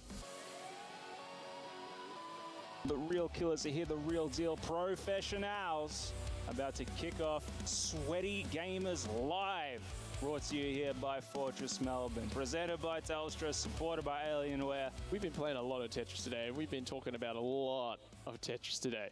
With a 600-point lead. They are happy about that. Can we get a combo? Now, Two-liners right there. banger. That is not enough with just 4 seconds to go. And it's just dropping it in there, and it will be all Not over. quite there. So many opportunities. I'm pumped up. I'm ready to go up at these finals. Let me tell you, we are blowing through the brackets. We've seen some skill on display. We are ready to go for the semi-finals and the grand finals of the day. Oh, ladies and gentlemen, we are live. 400 points, not enough to get that 1200 that you get from a Tetris, and Elso looking to drive that dagger in, gets that first round convincingly. Another Tetris coming, and Bing is taking an early lead in this. Whoa! 85-point difference. If Elso wins this, he will eliminate Bingers from the tournament, and it will be all over for him. It looks like that might be it. Elso will Great proceed competition. to the grand finals. I am excited to see who walks away with the Grand Final Championship Cup. Just, wow.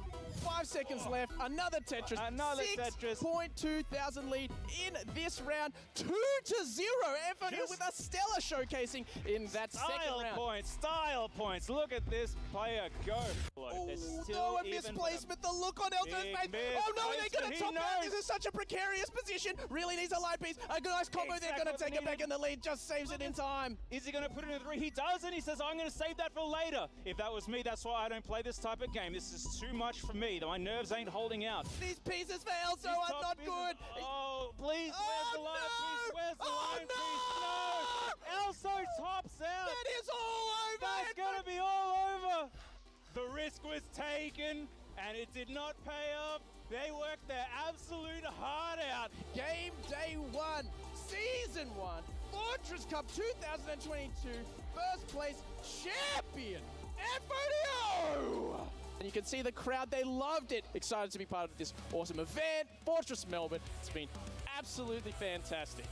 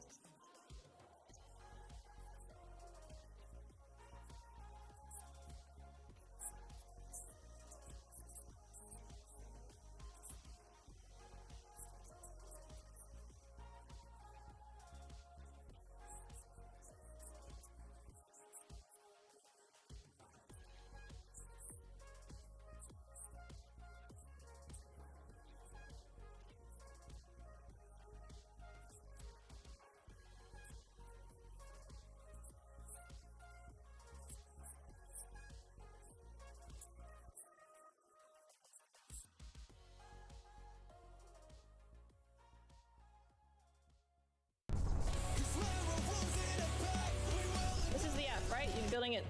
So that's the bottom of the F. That's Nobody's. what Oh, my and then little you're just idea gonna edit these out? Wait, why?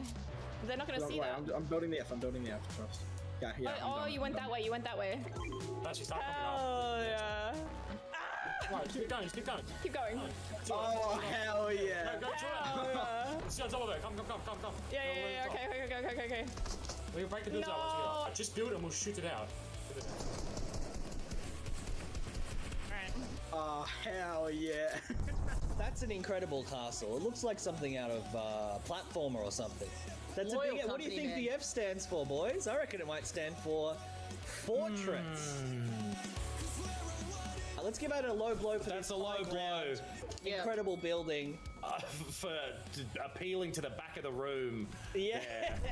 What's that dance? Boom. Let's go. Oh, hell yeah. Let's go. Hell yeah. Hell yeah. Surely the default dance. Default dance? Oh, okay, me and you got him. It's fine. Oh, damn it.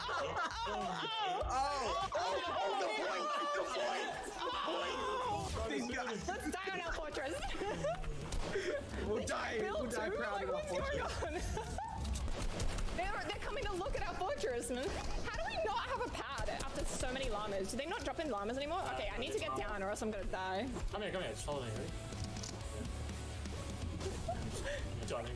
Oh, the F is beautiful. It's kind of like botched out one side. Man, that F's way too big. Look at this. Oh my god, Oh, hell yeah. An F for fast speed. It's fast speed fortress. It's my thing. Are you grenading it?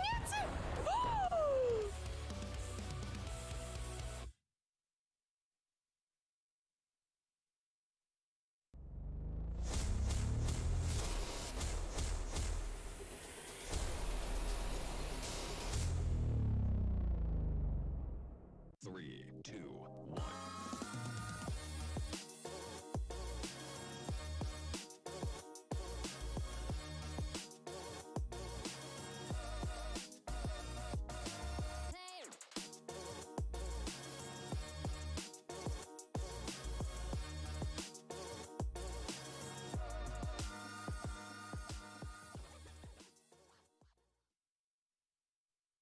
Welcome back, everyone. We've already had 3 of our best of ones. We're jumping into our 4th one. It is going to be Encore up against a Vertex. And I know the both of you here next to me, Mac, Rob, when I asked you at the start of yesterday, I said, what matchup are you going to be keen for? And you're like, one that isn't even on the schedule yet. Yes. The most likely one that's going to happen. It was Encore and Vertex, the one that you guys kept bringing up. Well, when you have it, it ended up being the matchup that we have right now. So let's start talking about it. Let's have a look as to why you are so excited for this one and why you think this is going to be the biggest matchup that can happen in group. Well, essentially, look, you've got a top 2 team, you've got a top 3 team, and both of these teams, definitely want to assert dominance. Get that LAN spot and come into the LAN as the first seed, which would be very important. Of course, winner of this gets to go up against Rooster, I believe, and whoever ends up being that second qualification, we can't say it is Vertex yet, we can't say it is Encore yet, because, down in that lower bracket, they got Antic waiting for him, and Antic's been playing insane. But this one in particular is still best of 1 territory, so it's literally anyone's game. It really is.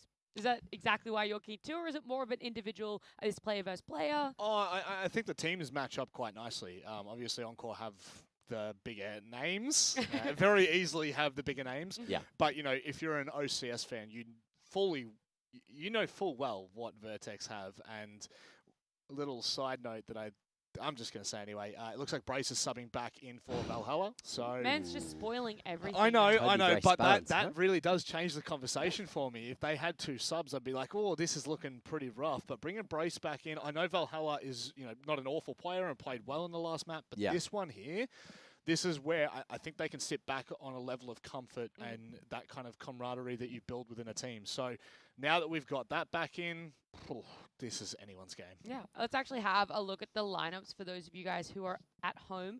You might not have seen it beforehand, but Encore, this is who they are playing with. It's Savage, Gratisfaction, Sterling, Hazard, and Azar.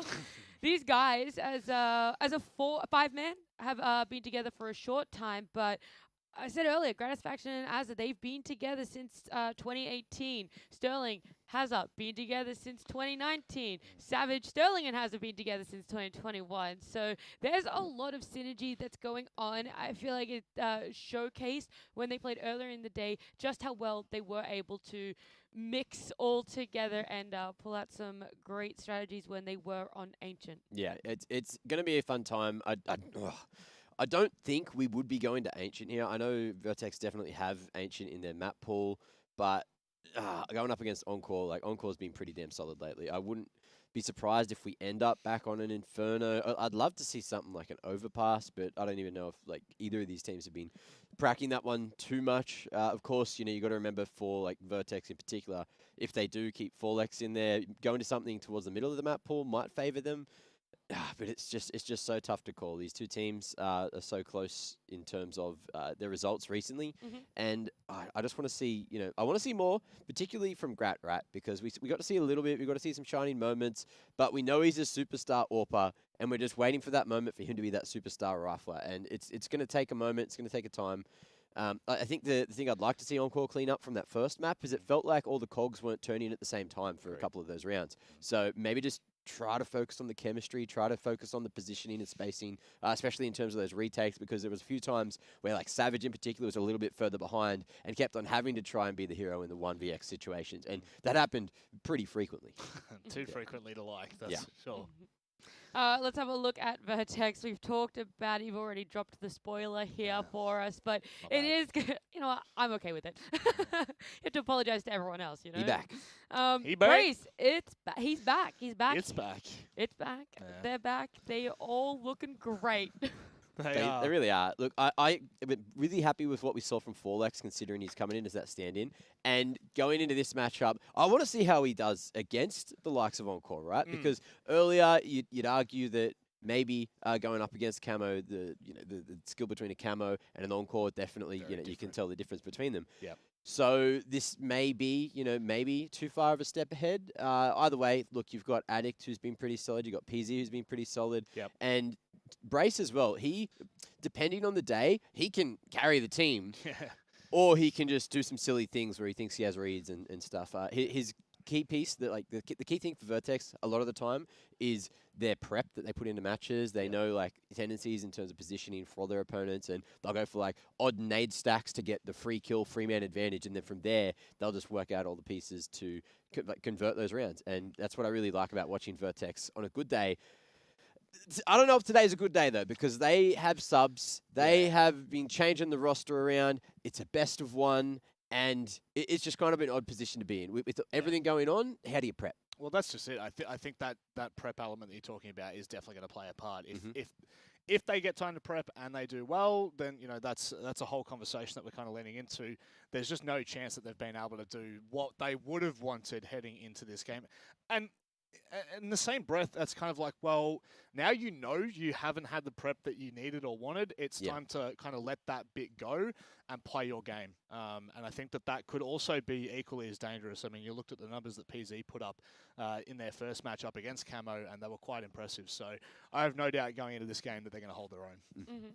Let's have a look at two players that you guys wanted to highlight. I do believe it was Azza and Addict that you wanted to talk about. Yeah. Why specifically? Like, what is it standing out about them that needs to be highlighted? I wanted to compare the old blood and the new. Like, Azza earlier on, he performed when it was needed. He had his experience, his cool nerves as well, making sure that map earlier got them the victory. It was really close to not happening, but, he put his head back on his shoulders, managed to make it happen. Addict, he's fresher to the scene. He's like, there's an 8-year gap here. Azza's definitely getting on in terms of age as well.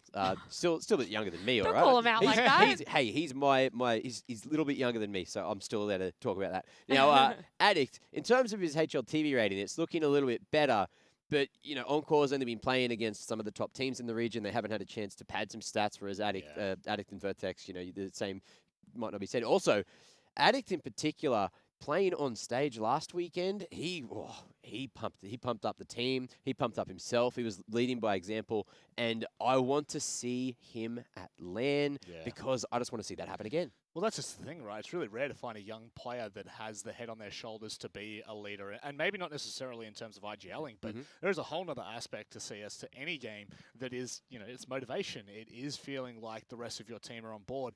If that's what Addict's been able to show last week, if they can come into today, come into this matchup in particular where it's Encore, they know that they aren't fully prepped, and you can start to get that momentum rolling, Addict can start to feel it a little bit, I have no doubt that LAN is waiting for them around the corner. Oh, yeah. That's actually a really valid point that you guys bring up there, right? Like, you obviously have that essence when you're in game, how to build up morale, how to keep the mental strong. Yep. But what about the fact that both of them are coming in as quote-unquote favorites, right? In their matchups previously, they should have taken it, what we deem as a lot cleaner. How do you feel that they're coming into this one now, knowing that both of them let rounds slip that they shouldn't have, right? You're sitting there and you're like, well, we didn't play so clean, but they also didn't play so clean. It goes back to that thing where it's best of ones, so upsets are expected. I don't think we had any upsets. I feel like the score lines have been the upsets, so it's been a much closer than we were expecting at the start of the day. Yep. But it's just pure entertainment. It's pure Counter-Strike, and that's what we're all here for, and I want to see more now. I'm hoping that it is another close affair, maybe like a 16-12, but after I see the maps, I can make a more accurate prediction. Oh, well, then let's bring the maps up so you can make a more accurate prediction. As the runner show. Where's the producer? He's in my ear. What's that? The show's running? What? Which map do you think is going to be an even playing field? Where Encore going to have to look to really ban out? I want Mirage. I just want it to be Mirage. Yeah. All right, let's just go right through it. Come on, production, all the way through. Gone. Inferno, no. Mirage is still still there. holding on Mirage to is still it. there. Okay. Mirage is still there. That makes sense. Oh! You got baited. Almost. You got Vertigo. baited. Oh, we haven't seen Vertigo this We weekend have either. not. So, fresh position. Vertigo's the one where Encore managed to take out Greyhound, or, almost Greyhound when they're in another qualifier the other week, I'm pretty sure. So this is going to be interesting. We know that Vertex have a very solid Vertigo, but with the sub, I'm keen to see how this one plays out. Do you think you favour them a little bit more with knowing that Brace is going to be back in, going to be solid? For sure. Okay. All right. On a map like Vertigo, having someone that's going to be the clear voice and having someone that's going to be making those calls from the top level, I think that's going to calm down Vertex a lot, which they will very much need in this matchup. I think what will be interesting, obviously, is the fact that both of them have had at least an hour's break now. So they've been able to reset, talk about what's going to happen. They knew who they were coming up against, so there is a chance that they were able to watch and prep for this game. But I think really, when we're being honest, Vertex with a sub, it's a double-edged sword because it's not great for Vertex, but it's also not great for Encore because they can't take what they've seen prior to this and hold it's all with a grain of salt at the moment. So this map on Vertigo, it opens up a lot of possibilities. Also, with Forlex in particular, you could see how well he started that map on Inferno earlier. Yeah. And I feel like what the people in charge, which was like a shared role of Malta and Peasy earlier, were just like, look, we want you to play well, so you do your thing. Don't go too over the top, but when you're feeling something, have a crack. And if they do the same thing here on Vertigo, Vertigo is one of these maps where you can get in behind enemy lines if you're a little bit sneaky, if you can find the holes in the defense or even the offense if the CTs decide they want to push. Rounds can just, flip at an instant. You guys have made a very good case for Vertex now with their full lineup, but I want to have a look at predictions before we potentially make a case for Encore, as I want to see where okay, that's what I expected. So, Rob, now you get to make the case for Encore. Yeah, I don't really think that there's too much of a case. I know that we're being super positive about Vertex, but I do feel like Encore, just with the players, just with the experience that they have on a map like Vertigo, this should well and truly be quite comfortable. It's still going to be close. Don't get me wrong. I'm not saying that Vertex aren't going to put up a fight or anything like that. Although, my calls today haven't been fantastic. I do feel as though it is a clear front runner when you just look at the players. Actually, when you bring up a good point. Actually, can I change my prediction because Rob went with Encore? Swap them around, Prod. Real quick. Give it a quick swap. Maybe. You're not allowed. You're the curse. I am the curse at the moment. No, we are all looking for Encore here. They had a good T side when they played Ancient earlier, but they really struggled with CT. That's when Antic were able to make that little bit of a comeback. Do you think that's going to be prevalent on Vertigo? Do you think they are leaning towards more one-side strength? I don't have anything to say to that one. I feel like it's just one of these maps where we saw how they played earlier. Encore could have brought a lot more. Vertex had 2 stand-ins and still did a very good job, but struggled to close. And I think that's probably a leadership thing. But now that Brace is back, I'm feeling much more confident for Vertex. Encore, hopefully they've worked out whatever was going wrong. Honestly, now it's on Vertigo. I'm arguably a little bit more confident for Vertex, but percentage-wise, you know what I mean? Like, yeah, the arbitrary numbers, just throwing them out there. Just knowing that Encore, like they beat Greyhound on it the other day. Yeah. I feel like, can they back that up? Did we see enough earlier on today to think that them as a team, as a unit, are going to be able to follow through? Look, they're all great questions, and I feel like the only way we can really answer them is to just jump right into this game. So let's head over to our casters, Jordan and Pilly. Yes, definitely an interesting discussion, isn't it, Pilski? This is quite the tantalizing prospect, especially now that we've got Brace back. I mean, look, to be fair, Valhalla did a pretty good job as the stand-in, but it is always going to be a welcome sight to get your in-game leader in particular back, and so it's only good news, I think, for Vertex as far as I'm concerned. That said, Vertigo, very interesting map between these two teams. We know both of them like it, so it should be a good one. 100%. I mean, there's a history of the core of these teams playing each other on Vertigo quite a bit. These two iterations of the lineup, though, I'm not sure that they played it yet. The limited amount we've seen this Encore team, as they mentioned on the desk, they had a great game over the Order, and now known as Greyhound core, where they kind of stomped them on the first map of that series. They came out of the gate swinging. So we do know they like to play this map. Even against the best team in the region, they can go toe-to-toe with them and make it look pretty convincing. And Vertex also has a history on it. All signs point to a really great game. Look, I took 1% away from the vote. I vote for Elfish Guy. Thank you. Yep. I don't know if that's an option, but I appreciate it. Oh, it is now. Because 1%'s missing, Jordan. I am the 1%, Pilski. That's true. Look, I think it's not too unreasonable, the way that that's actually panned out, though. You know, it looks like it's reasonably favored toward Encore, but there's enough faith in there that Vertex could potentially score themselves a map win here. And I sort of think that's where this kind of sits. Like, this should, by rights, be a map win for Encore, but there's enough positives on the side of Vertex to make you believe that they could actually get this one over the line. We know they really do like Vertigo. I think, you know, as far as their map pool is concerned, it probably is their favorite map. I see them go to it a lot. Obviously, I don't have that from the horse's mouth, so they may have different feelings, but I know they play a lot of this map, and I know they have a lot of success on it. So we'll see what they can get done now as they do start off on the CT side of Vertigo, and Encore will start to work their way toward B. 2 sets of util on that T side pistol is interesting. It's going to be a good test for Forlex here, right off the get-go. He's going to have main contact on towards this B stairs play from Encore, but after clearing out B stairs, Encore actually just called the audible. They're going to go back towards the A ramp side of the map. You see the jump spot coming out from Malta here. The CT's mostly set up towards middle and B, but as soon as Malta gets tested here, you're going to get some rotations coming across. Yeah, indeed. He's going to get that info pretty early on in the piece, though, and just back his way out into the A site. Call for a little bit of backup as well. He's got Brace there with decent set of util. In fact, there's a couple of HE nades available to Vertex for this A take. Yeah, and you know they love this strategy as well. Oh, Grab fakes it all the time. And I think Encore sees them do it all the time as well. This is already a fun map, and we've only seen half a pistol round. Oh, he gets caught in transition away from the site. Now a 4-on-5. Encore got to try and turn this around with not really any utility. In comes the retake from Vertex. As is sitting inside of that smoke waiting for the defuse. He's got the knife out. I don't know, sometimes they say don't bring a knife to a gunfight, but I feel like Encore have pretty much got this one locked down. Only the one kill for Vertex, and that was the opening one in the early exchange. And then Encore's able to clean it up pretty comfortably in the end. Yeah, good T-pistol from them. It's going to start them on the right foot here. What's the investment look like for Vertex, though? A fair bit invested in this one. I think, I mean, the reason why I kind of swayed towards Encore is it hasn't been ideal match conditions for Vertex today. They haven't been playing with Brace for half of the day. Like, if he was here and I you know, was confident that he'd maybe prepped for this game a little bit better and he'd had time to warm up today, they'd had time to get comfortable with this exact combination of players, I would feel a little bit better about their chances. See how this force buy goes, though.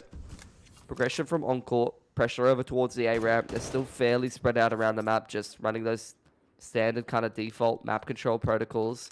After pressuring ramp, they're going to start to walk back towards that B side of the map where there is a retake set up for Vertex. It's just 4 Lex over there. So it's good work from Encore. They put a pressure on A and they pulled the majority of the rotations over in that direction. And now they're going to benefit from that. They're going to reap the rewards of it. Rotation timing from Vertex, though. Look at this. They're starting to head back towards middle. I don't know if they're going to get there fast enough, though. There is a flash over the top to try to enable a peek for 4Lex over the smokes, but Encore have gotten onto the site. They've got that plant down comfortably enough. Hazard was on 12 HP. He's lucky to be alive, but it shouldn't make much of a difference. Vertex have just decided, look, we didn't get anything done. That's fair enough. Yeah. Well done, Encore. You have that round, and we'll give it a crack next time. Yeah, I think a save is sensible here. Good to see Addict back in a Vertex jersey. And I'll second what Max said. For anyone that missed out on DreamHack Melbourne, Addict did a fantastic job. I think Addict on LAN was something to behold. So exactly like Max said, I think it would be a bit of a missed opportunity to not have Addict and part and parcel the rest of Vertex, whatever kind of lineup they're bringing, to miss out on this event. I'm not sure if this is the series they're going to get it across the line to qualify for, but they're definitely expected to. Yeah, they are. I will be interested to sort of see what ends up panning out with Vertex, because it sort of did seem to me, based on the chats I had at DreamHack Melbourne, that the signs were that, you know, Blitz was really just still a temporary stand-in, and, you know, they hadn't quite locked down that 5th. Addict seems like he's kind of come back into the fold as a more permanent fixture, but yeah, I guess we'll have to wait and see over the next couple of weeks. I mean, actually, this is going to be a very big week for Counter-Strike in ANZ, obviously, with things kicking off on Monday. And then we go into the grand finals of, well, to the finals of the Fortress Toastmasters as well on the weekend. So really, very little downtime actually this week. Only the Friday, I think, for most teams. Yeah, these couple of weeks are crazy. After that, we got like the RMR as well. Look at this flash timing though. Great flash from Brace to send Addict in on the line. There's a lot of pistoling players in this part of the map, Jordan. It's going to be an absolute mess. 4Lex wins his duel over towards Secret side as well. As a back for 2. Oh, it's the old core of the Extremum boys that starting to dig them out of a bad situation. It almost goes the way of Vertex. They've got great value out of those pistols, and now they're going to be able to buy up in towards the next. Still 3-0 though for Encore, so they are kind of upholding their end of the bargain. And I mean, just to tie it back into that last conversation, the reason I bring up the fact that it is going to be such a busy, probably, like 2-3 week period, is that you really want to be locking down your roster for this. You know, you don't want to be going into this having, you know, a bit of a if and but about where your roster's going to end up, because there are a lot of opportunities over the next month, and to sort of squander them by not having everything locked into place, it's not going to be a good feeling.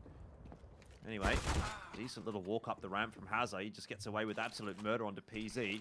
Will be traded back by Malta at least. Man advantage for Vertex in this first gun round. It's a good position to be in, especially after how much damage they just did with the pistols in the previous. Encore very capable of a 3-on-4 conversion here though. 2-man walk through middle. You've got Sterling down there in lowers, starting to make his way over towards the B stairs. Great timing on the peak from Addict.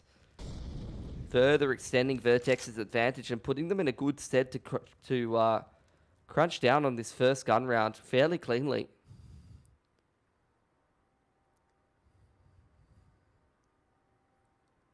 Yeah, Sterling would love to get a bit of economic damage out of this though. Obviously, it's not really an easily winnable round, so it's not part of the conversation just yet, but he's got himself an AWP, which he'll just toss off the map. Fair enough. Don't allow that one to get taken through for the CT side, but maybe he wins this 1-on-1 against Malta. Another gun away. Beautiful. That's good. If he could take one more with him, that's going to be phenomenal. Yep. Make the best of a bad situation.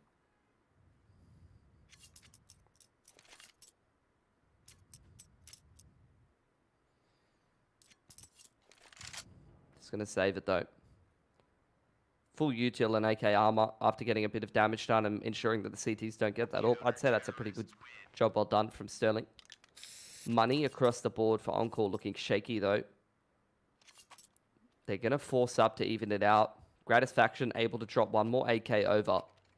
As it goes down to Galil, it's a bit of a mixed bag of lollies by for the T side of Encore here. Pretty limited on the utility. So this might pigeonhole them into a certain kind of strat here. Maybe contest early ramp or pick up the pace towards some certain part of the map early on here. That does look like a ramp contest early on. Let's see what the counter util is out from Vertex. Lots of it. Bunch of flashes, even some HE nades getting tossed in there as well. And it's worked okay for PZ. Has is able to strike with the MAC-10 and then look for an upgrade into an AK. So overall, not bad on either side of the field. It starts to get a little bit more awkward now for Encore, having lost Hazard though. It's another 3-on-5 that Encore has to be able to convert. Jump spot out from Malta. Seeing this player trying to force up on towards Crane's side. Brace still controlling Secret. Plenty more utility to be able to continue refreshing this Secret smoke for Vertex and controlling that part of the site. This is disrupting Encore. They can't get a comfortable angle to get a little bit of a site take going. Double swing, high-low. That's pretty heads up for Encore, but they still can't convert that frag. They're having a real trouble winning aim duels at the moment. Yeah, Malta might be on for 3. He does lose his head, but it was not a bad start to that fight for him. Just couldn't land the final bullets. I mean, even now, though, you can sort of still see Sterling. Seems like he's the one keeping Encore in the game with these extra little niggly picks that come through. But, end of the day, Vertex are starting to get the upper hand, and Encore are having to scratch their heads a little bit. Good couple of rounds in from Vertex. They're back in the driver's seat of this CT side now. Plenty of util. Now an opportunity to build up their economy, which is already looking pretty decent.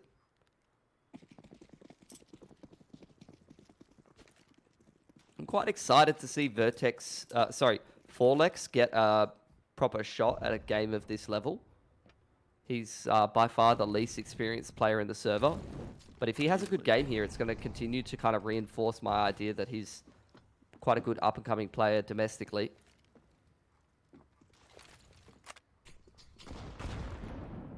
Yeah, well, we've seen him do it pretty consistently at the lower level of competition, and now it's just a question of I'd probably say like 1.5 steps down from this.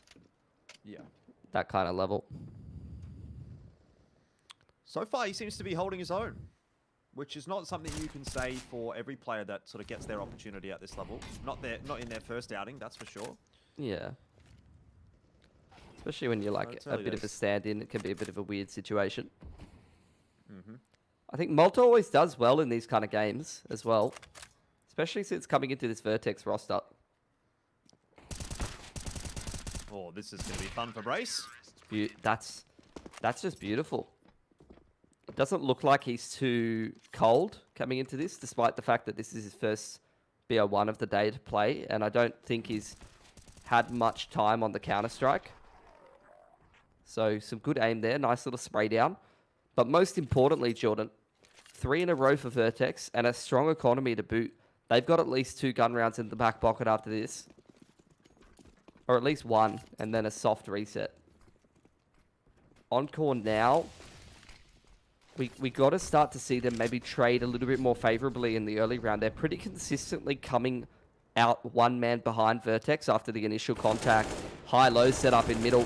Vertex changing things up, and that crossfire is absolutely beautiful.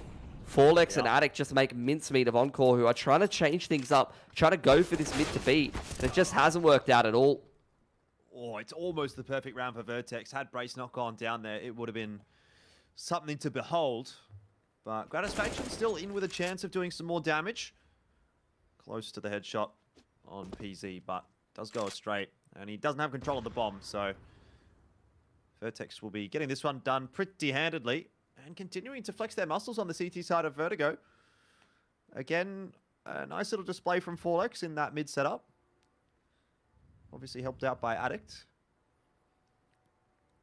Grat trying to do damage. Cleaned up by PZ. 4 alive for Vertex. 4 in a row. and so much economy behind them. Vertex are absolutely flying through this game now.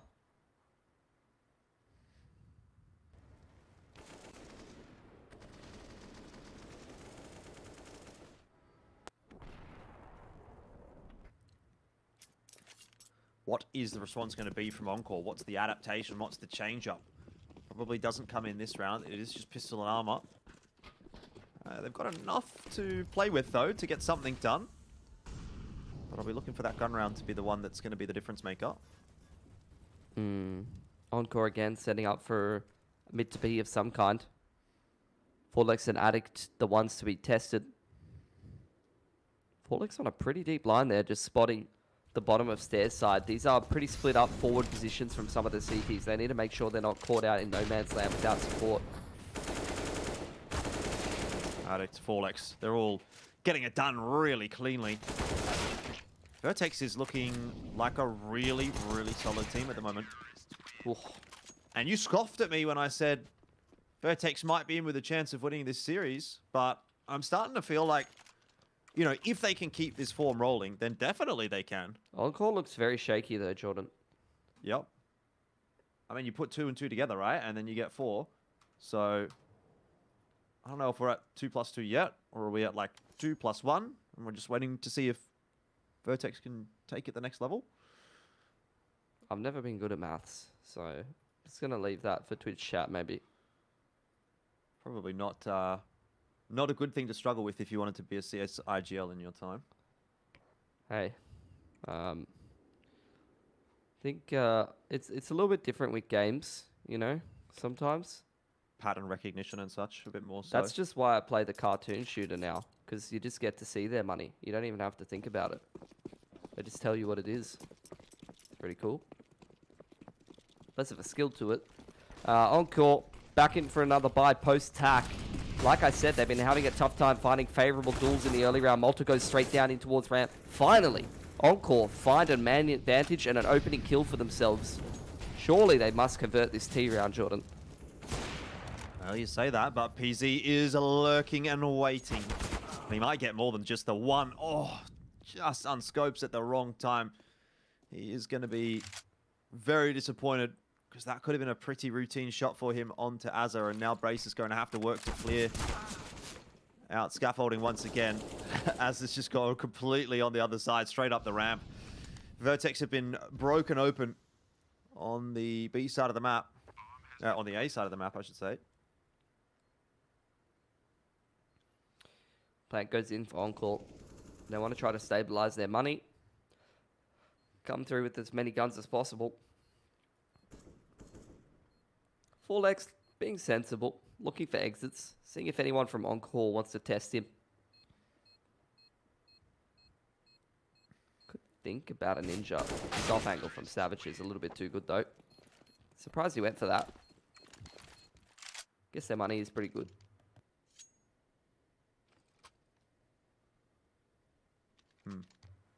Vertex have done enough work though in the lead up to keep their money pretty healthy still. So they are able to afford another buy. Promising signs for Encore. Post-tack. Instantly find themselves around without too many issues. Big success factor is obviously this aggressive couple of riflers. I think Hazza and Azza in particular are the ones you expect to find opening frags. Again, Hazza trying to dive up in towards scaffolding side. The leg, I'm surprised that HE nade doesn't finish him off, to be honest. Looked like it was landing right in his arms.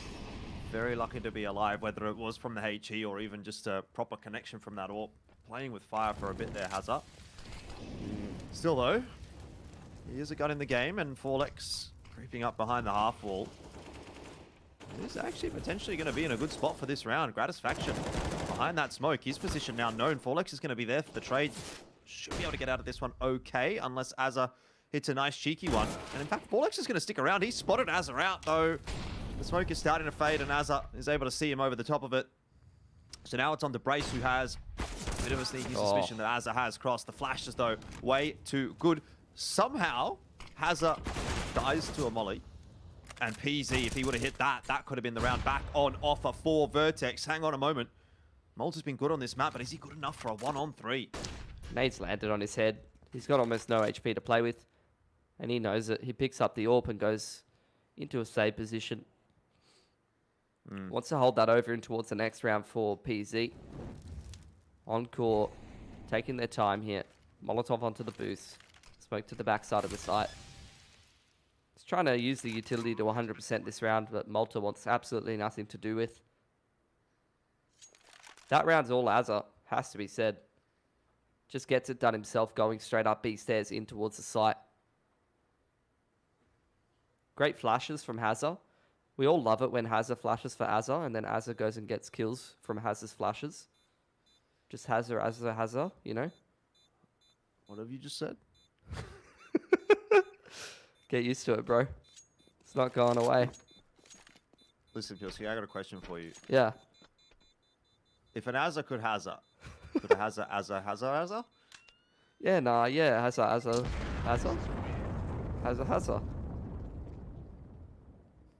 Understood.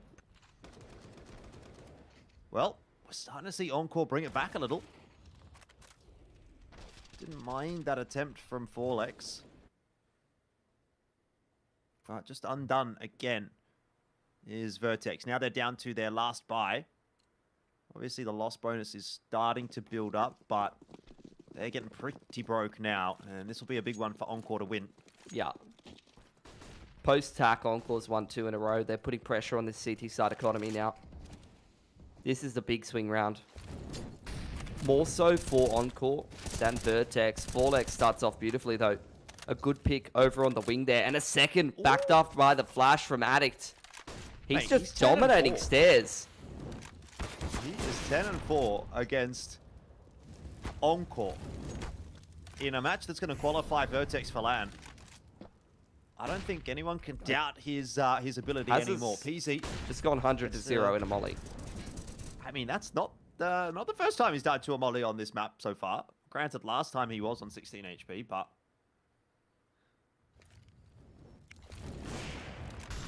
ooh, Sterling's making this tricky. Almost lines up a second to the player in the back of the site. Malta. Yeah, good peek. They need to keep these guns up, Jordan. Yeah. That's exactly what I was going to say. They do need to be very careful here that they don't drop too much more to Sterling. I mean, I think you can say if one goes by the wayside, then that's going to be okay. But any more than that, it starts to be a problem. Malta just dealt with by Sterling. And a player at the bottom of the ramp, which is Forlex, playing it very safely. Not wanting to peek, not wanting to give away his life. Now Sterling rounds the corner and Addict is able to keep Brace safe. So that's about the pass score for Vertex. In fact, maybe just above. Just a bit better. Yeah. Encore still had a bit of cash in the back pocket, though, so they're going to reinvest. One player probably got to go down to like a Galil or a Mac 10, something like that. This is the swing round, Jordan. Both teams a little bit lower on the loss bonus. Not a whole lot of cash left over. This could be Vertex starting to pull away, or Encore making this a very close half indeed. All starts with this ramp contact. This time it's Brace up close. They've shut him out. Very vocal at the moment, Brace. You can see him just chatting away. Letting the troops know what to do. PZ is having a bit of a look into mid, which is not a bad time to be doing it. Addict also watching. He's really just spotting that boost for the moment. He's going to get a nicely timed incendiary through as well. That's just going to cut a couple of those T's in half. You see Vertex play these positions before, though. So Encore will be able to read this, Jordan. Yep, pushed off of the jump up, and Forlex is run over by Azza. Now it's on to Addict, who cannot double down. A tough one there for him, to be fair. Really need to see PZ chiming in with that AWP if there's going to be much of a chance anymore now for Vertex. Malta is in real trouble if Hazza stays inside that smoke, though it will fade favorably for the CT. And now we're back on 3-on-3 for the retake. Vertex, do they want to go for this? Flashes up high in the sky above the bomb site.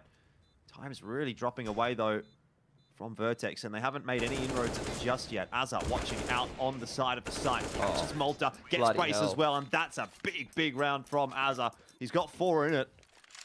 6 apiece. You forget just how good this guy is when he gets his feet back on the ground in domestic soil.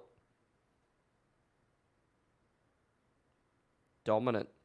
That's the second time he's had a big multi-frag on that B site to kind of save Encore in a bit of a sticky position.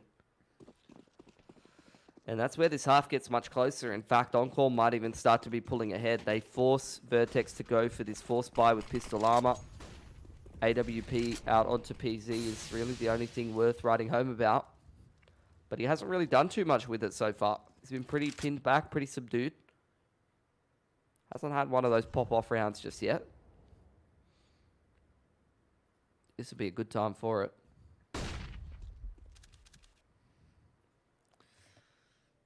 Ooh. Yeah.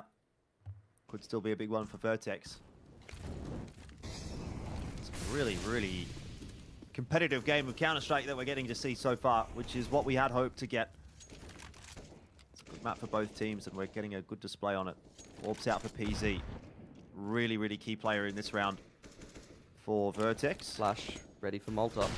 Yeah, don't mind Malta close with the 5-7. Usually gets a little bit done, and there's another good example of it. PZ will drop, though, and that's the AWP now out of the picture. Malta's going to have to scurry back to try and pick it up. Has to sacrifice a lot of his HP in doing so, but can't seem to find the AWP. Ooh. There we go. He's finally got it. Forlex was pushing on the flank, though, and picked up by Savage. Addict has a good rotation timing onto the site, but how do you multi-frag with a Deagle? He's flashed off the line as well. The T's now scaling into the site. He's going to go for that repeat. Smoke, though, is going to obscure his vision. Addict now stepping up. Runs out of bullets for the second attempt, and that is going to see the bomb plant going down with a numbers lead for Encore. Brace is there. He's thinking about the AWP. He's probably telling Addict, let's just back out here. We can get an AWP and an AK through to the next round. It's not the biggest loss. Yeah, I don't mind it. That's a very unfavorable retake. You've got pretty entrenched T positioning. No smoke or kit to be able to complete that retake with, so it's a sensible decision. Just hold on to those guns and keep contesting for the rest of the half. Encore, it was a very dry start to the game, Jordan. But they are well and truly switched on now. Yeah, I feel like it's been a bit of a grindier half from Encore. It hasn't been very easy for them, but they've been able to work their way through these rounds off the back of a couple of big individuals. I mean, I think Azza actually has been quite impressive. Yeah. Really go back and I sort of think about 2 or 3 rounds that had he not doubled down, found impact frags, Encore could have been in a bit of trouble, but he seems to have, in those big moments, actually made the difference. 100%. Here's this singular AWP. Surprised that Brace is the one glass cannoning. Like, wouldn't you just throw that over to PZ? I would generally say yes. I agree, but this is what we're going to get for now. Brace holding B with the AWP. They've got the tower boost over the top of Scaff there in the meanwhile. Encore not decided on what to do just yet. Bit of util pressure towards the B side of the map. Now they're starting to have a look around middle. Forlex getting active. Punished for creeping on that line by losing a lot of HP. Encore still alive though. Yeah. And with a Deagle, sometimes that's all that matters. Forlex actually has the AK now as well. And he's going to put it to good use. Hazard drops. There's a wayward spray through the smoke that's actually going to work out for Savage. Sterling needs to be a little bit careful. PC's going to try to run him down with that AK, but Sterling is quietly having a pretty solid game here with the AWP. Haven't seen anything too flashy from him, but he's really hitting some nice shots. Oh, that's a good one from Brace as well. I think Sterling just got CSGO'd a bit. I don't think he saw the CT there at all, and Brace is able to pick him on that angle. Sometimes those high, like different elevations with the left eye, right eye, can create that kind of effect.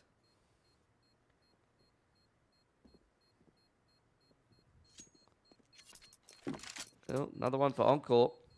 Vertex seeing if they can scrape this last buy together and make it a neck-and-neck half, or whether Encore will take the majority at that 9-6 scoreline. At least Brace has held on to that AWP to throw over to PZ, and they're going to get a pretty good buy through here.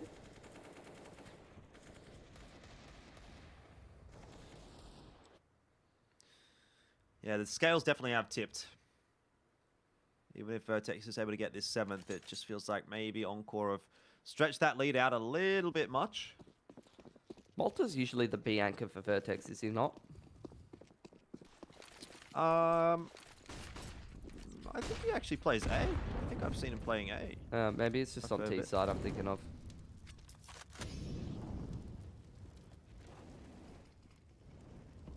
I mean, I may be getting baited a little bit by this game, where he certainly has been on A for the vast majority, but I can't really recall, to be honest. I feel like he used to be on B, and they've shuffled up the positions. Put the 4 legs on the anchor with Addict. Another man advantage, though, on ramp. Encore's been having no issues finding them since that tack pause. They really seem to have solved something. Yeah, it was looking really good at the start of the half for Vertex, but Encore have really worked their way back in nicely. Brace tucks himself in the corner, and he's actually getting a real helping hand from Addict. This is big. This is massive. Hazard, though, is quick enough and smart enough to check that corner. 4lex keeps it possible for Vertex. Nice molly. Hazard wins that duel, and Encore will get their 9th. 4lex almost pulls off a very impressive round. Spray control with the A4. Which I'm not really surprised. We've seen it from him before. In the sea of A1 users, 4lex's A4 is something to behold. Do you think that the A4, when it is used perfectly, like let's say you had inhuman aim, is the A4 just better than the A1S? Like 100%, like you're an aimbot basically, I'm saying. Nah, not in all scenarios. Savage, trying to spot that crack line. Big walk up through middle here for Vertex. Oh, look at all the util right now for Encore. Oh, Satisfaction's going to toss a flash into mid, but then doesn't get the chance to use the second. I mean, is this what they meant by Wolfpack? Yeah, I guess so. That's the strategy, at least. Bit of a push down the ramp from Hazard on B. And he's going to start to clear out a bit of info. Vertex well aware of something happening behind them. Do have a player keeping an eye on that. You can see him just pump the brakes. Waiting for further CT aggression. They know that the CT is going to be active in this 3-on-5. Look for territory. Look for some unfair aim duels that they could take and win.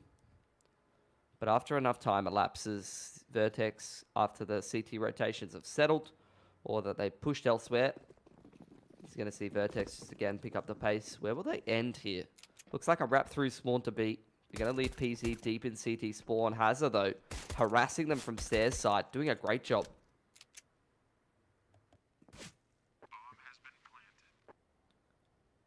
I wonder if we're going to get to see Hazard pop a couple of heads pretty quick. Smart! Oh, that's scary when 4lex goes down. If the raw adjustment onto Brace was good, that was 2 done and dusted for Hazard. Sterling now in a semi-unwinnable position. He's got a lot of util. That'll be the pistol round for Vertex. Expect to see Encore force into this one. This game just keeps delivering, man. Love to see it. This is my big question about like the Encore team, is how does Gratisfaction kind of fit into this whole roles situation? Yeah, look, I don't think he was a shabby rifler domestically. I honestly can't really remember. I mean, I remember casting with Sniper back at that point, and he sort of said that Grat was like one of the sharper players that he'd ever played against, even with the rifle. So, you know, obviously that's a long time ago, but I don't think it's the worst thing in the world. 4lex is buying an MP7. Thoughts, Jordan? He might have been watching some Asian CS in his time. On this map as well. Maybe, it's like a maybe homage. he's a somebody fan. Yeah. RIP somebody. But we do have a Chinese player in the cartoon shooter, continuing on the trend, we do have nobody playing for Edward Gaming. I actually think somebody is a race car driver now. Like, he's gone from pro CS to, yeah, I'm not even joking. I mean, it makes sense. Pretty sure. Same skill set. Hold W being employed actually this time by Vertex, taking it straight out of the somebody. Hey, Look at it. MP7. Two-man entry on the MP7. Let's go, Forlex. This guy's a monster. He's off for the 20 bomb in almost 20 rounds, 19 rounds. Encore are going to push aggressively back down onto the ramp, though, and catch Forlex off. It's still a numbers advantage for Vertex. Hazard's making a lot of noise, needs to be careful. Ooh. This could be some timing, I think, from Malta. I think this is smart, though. They've made the footstep sounds, falling away, baiting the CTs into thinking this is a big one up towards B. They've read the rotations perfectly, Vertex. They have absolutely played Encore for fools. Yep. Plant's going down. No kid as well. So the retake difficult. I think they're just looking to save straight up. Yeah. Not interested at all. This is a hell of a game. I'm sad that this is a best of one, honestly.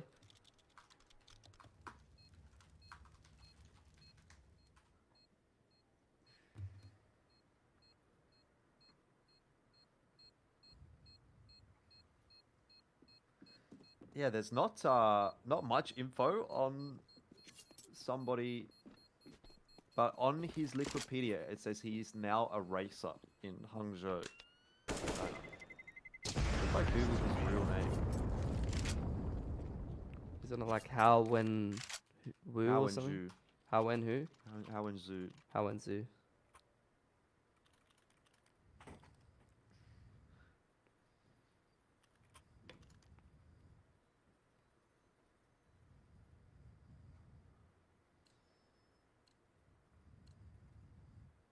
Money's good for Vertex here on this T side. Been picked up an A1S along the way. It's going to be quite hard for Encore to get back into this game. It's going to take a lot of grinding on this CT side. That's for sure. Yep. But we did see Encore grind away on their own first half. So it's not as if Vertex can't do that. It's been some really, really like long, close games in this group. Oh, yeah. And I don't think either team's really going to be shying away from that. Yeah, this is what I was saying. Malta's kind of the player on stairs that's always applying pressure and aggressing. Does a great job in this role. Crash down to 66 HP, and in the end actually spotted out. It's entry fragger Malta in this round. Assisted by a couple of flashes from PZ. Works out quite nicely for Vertex. They should get in the site, get that plant down. Double digits on offer, and the lead once again.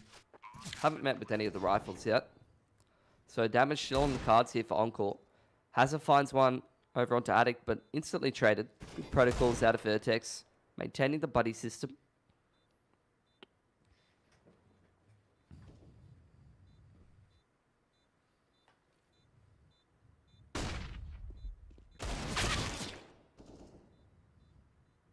That's the 20th. Flash in there from Brace. That's the 20th for Forlex, isn't it? No, not quite. Almost there. He's top frag in the server, dude. The player with the least experience out of all of these 10 by a country mile. His first time standing in for a top 4 team, and he's on for the 20 in a land qual game. Be interested to see what his stats for this whole event do look like at the end, particularly if he does go on to play the LAN with Vertex.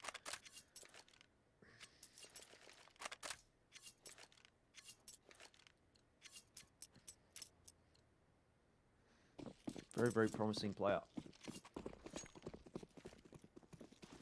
His name is Marvin. If they win this game and he 30s, I'm playing Marvin through him by Drake. Well, he's certainly not starving Marvin. That's an entry from Malta as well. That is a shot. Everything starting to flow for Vertex now. Yep. Man advantage. They're feeling good. What's the mid-round looking like for Encore in this position? They need to make something happen. They can't just sit back and let Vertex exec on them, surely. They've got Grat in a bit more of a forward position over towards Sidehall and Scaff, backed up by Sterling. It's the Kiwi power duo.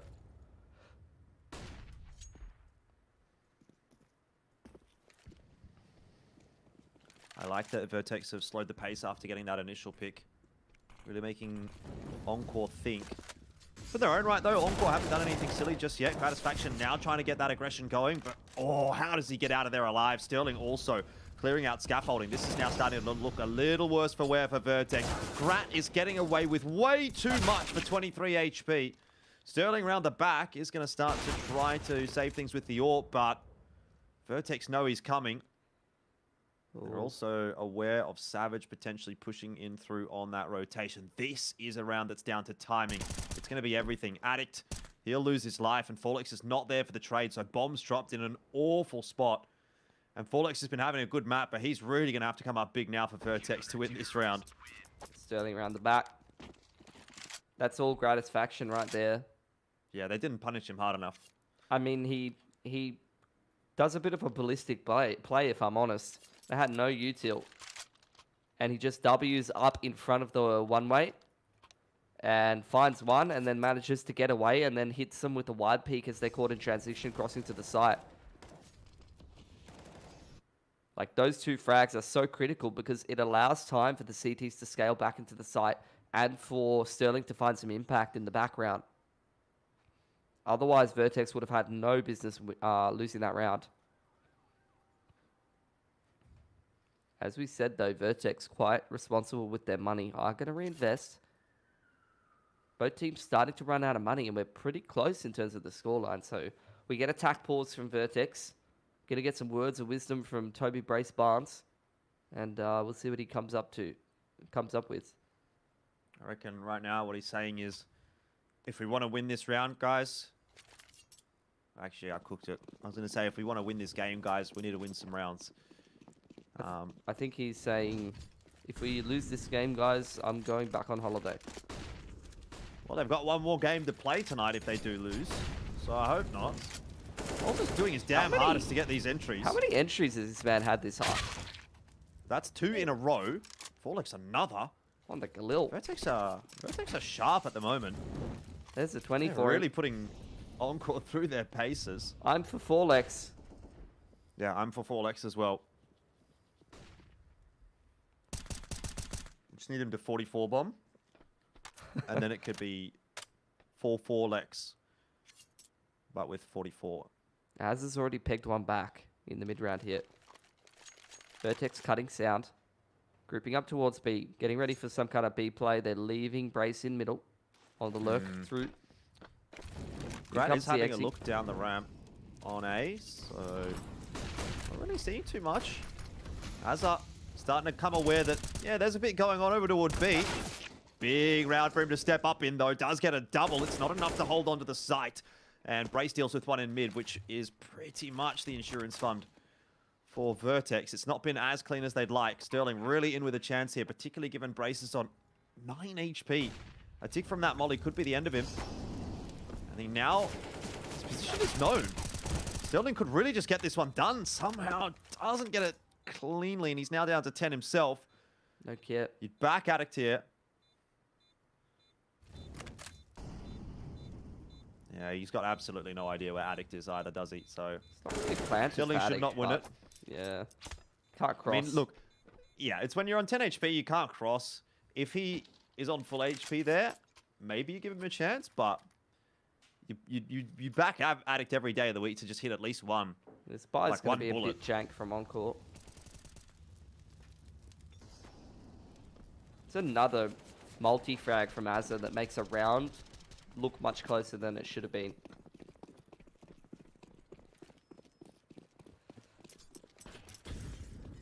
Comes down to one player surviving, so the money for both teams is very cooked at this point. Encore throwing everything into this round. Pretty limited util for them. No AWP. AWP wasn't picked up by Vertex either. Group up towards ramp. These first couple of duels going to be absolutely everything for both teams. Sterling just floating around at scaffold. Hasn't really seen too much just yet. It's a good forward hold from Encore, at least. They'll be able to get the info early. Call for those rotations across if Vertex do start to work their way up ramp. They're going to trust... clearing out behind them. They're going to trust this triangle crossfire. Over towards ramp side.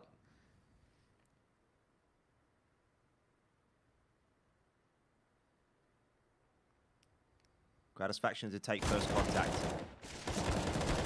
Oh, Addict. Not really landing as many bullets as he'd have liked to have, but in the end, the job is being done by Vertex. Here we go. PZ as well. And that's a real killing blow for Encore. This round is a big one for Vertex to win. Money is looking absolutely shocking on that CT side. They're down to an MP9 and a FAMAS. If they're going to save those two guns, it's, you know, not going to be anything to write home about.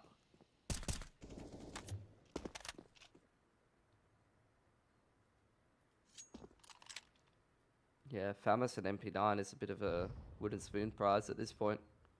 Mm-hmm. Malta's even on the hunt. Oh, FAMAS, even with the double dink, can't get Savage a kill.